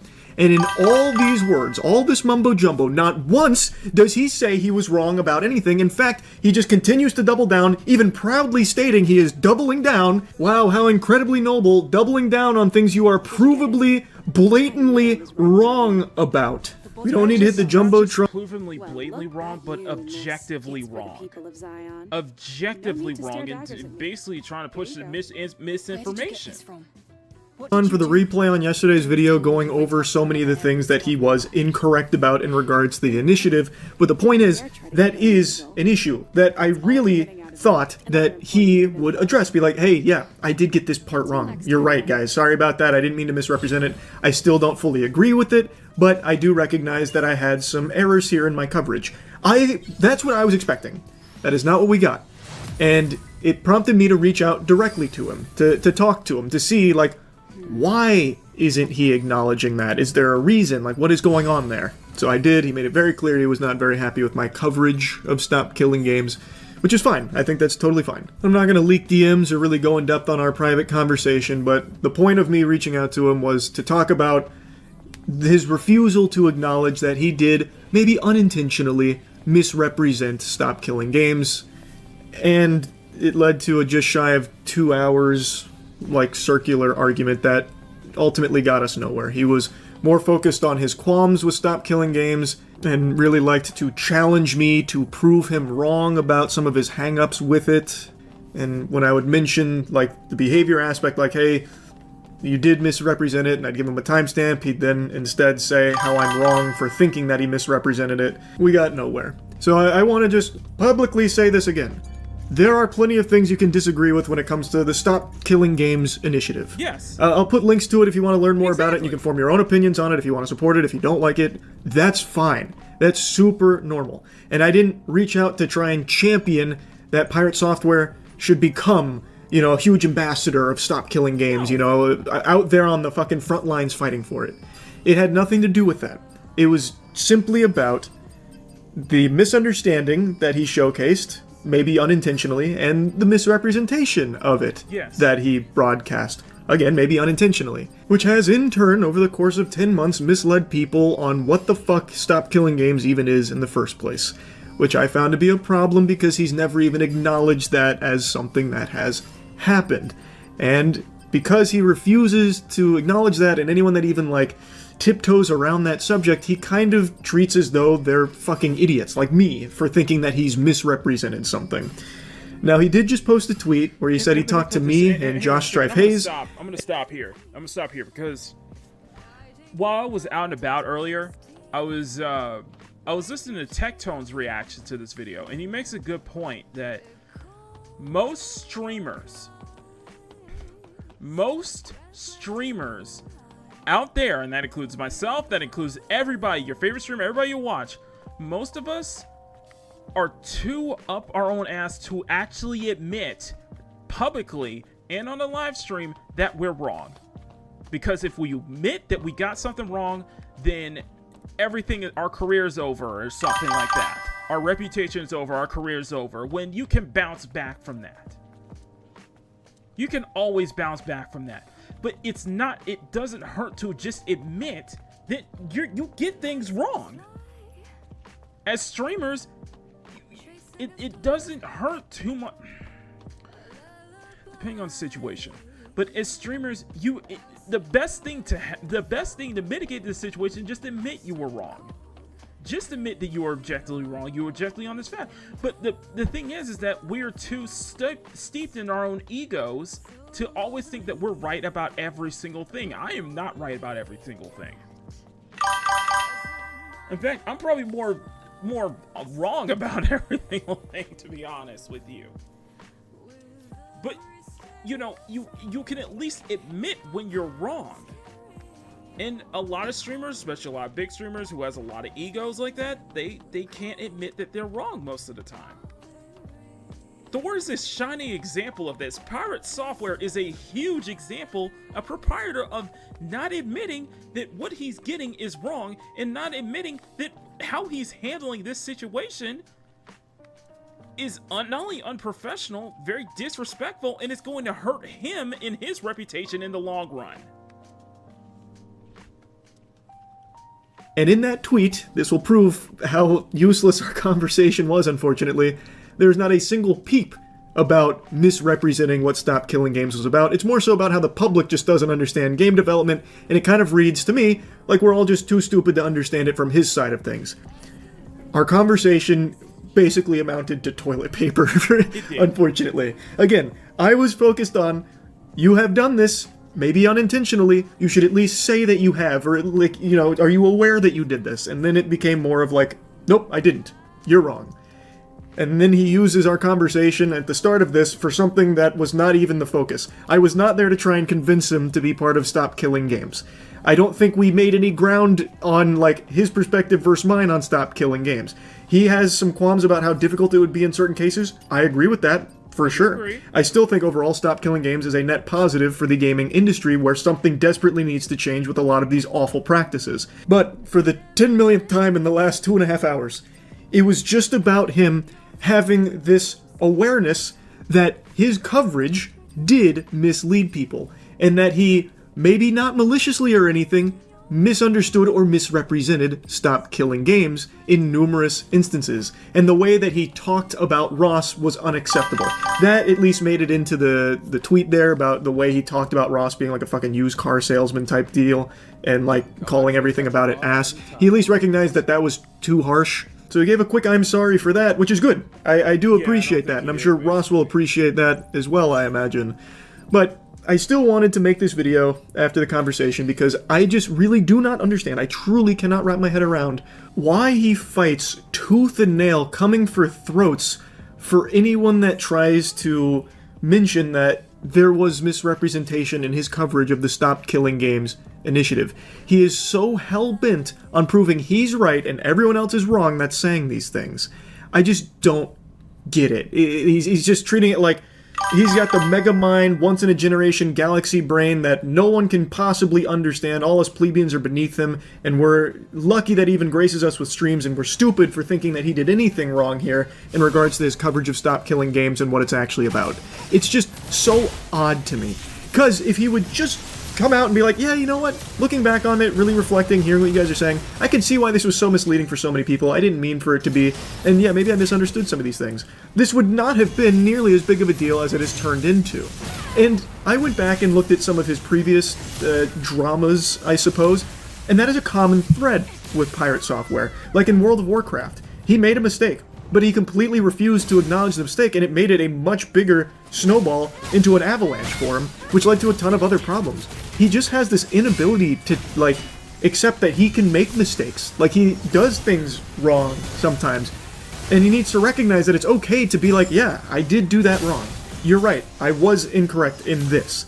And it would save so much of a headache. But he just comes across as a narcissist. He really does, unfortunately. Like, I'm not an armchair Reddit psychologist here gonna diagnose him as a narcissist or anything, but, like, that's what it comes across as. He just refuses to admit that he ever does anything incorrectly. It admits no faults of his own, ever. Except, I suppose, to Ross here, which maybe this is the beginning of a big character development for Pirate Software. He did apologize to Ross for how he treated him and what he said about him. I think that's great.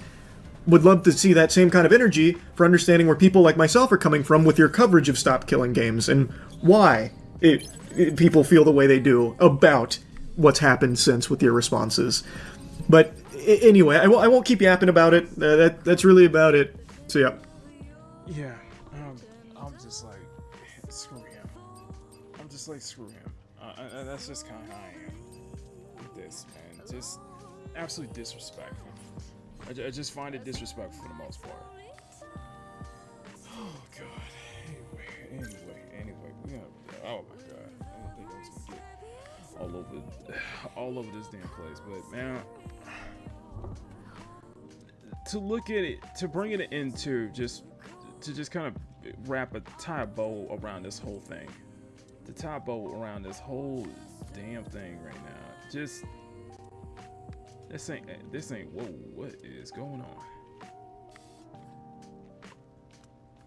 Oh, did I do, oh, I see, okay,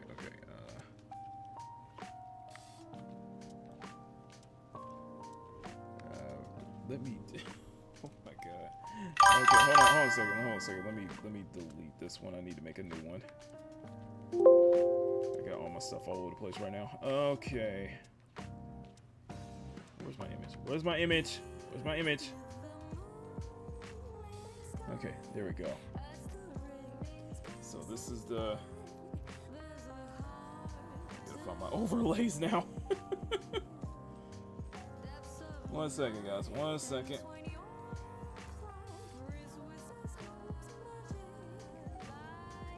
Where's the game overlay? Okay, here we go.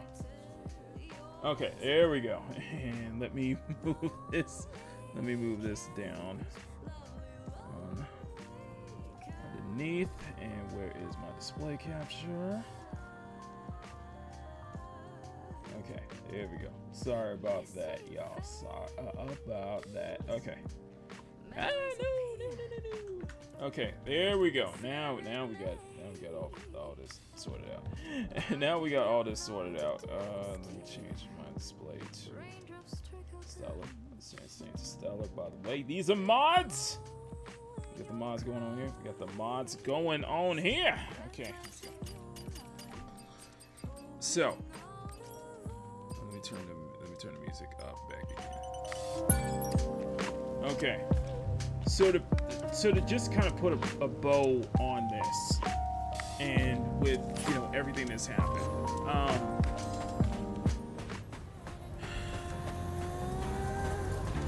I'm very much against Thor on this. I'm very much against. I find that arrogance very palpable, arrogance very annoying.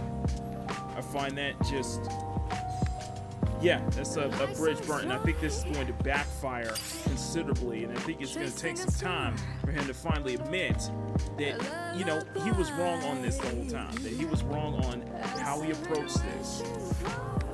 And I think he burned any goodwill with me. How he handled this situation burnt any goodwill I had with him. So as far as I'm concerned, he can screw off. As far as I'm concerned, basically. It's just me. We'll see how that continues on. But at this point, I'm like, no. So, yeah, I'm gonna go ahead and wrap this up. I'm gonna get something to eat and get ready for Makini live tomorrow. Back tomorrow. Guys, there was a couple more stuff I want to cover tomorrow, but we'll just save for tomorrow anyway. Guys, thank y'all so much for hanging out with me on Peak Gaming tonight. We got a lot to cover.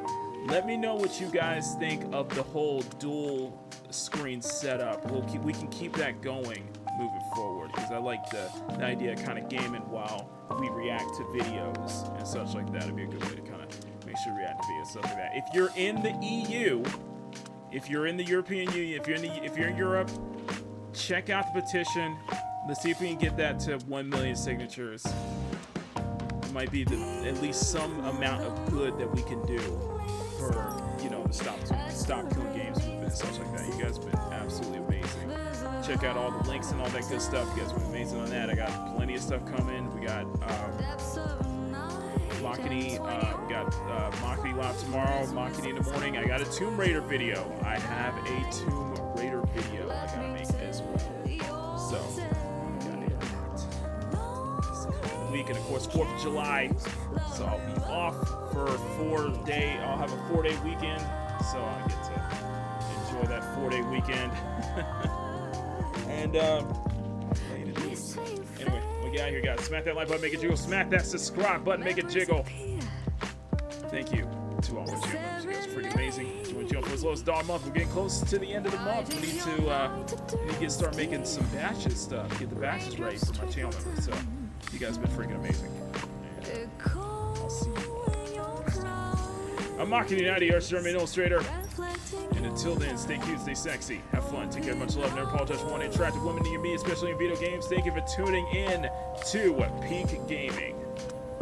And until next time, never stop drawing, and as always, game over.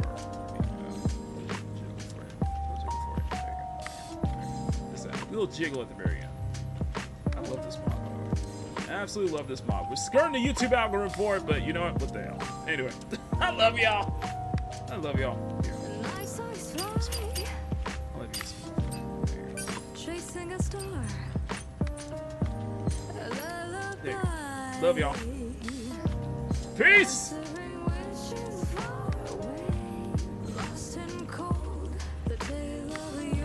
You have reached the end of this journey. Fear not. We hope to see each other once again. Thank you for playing in our world.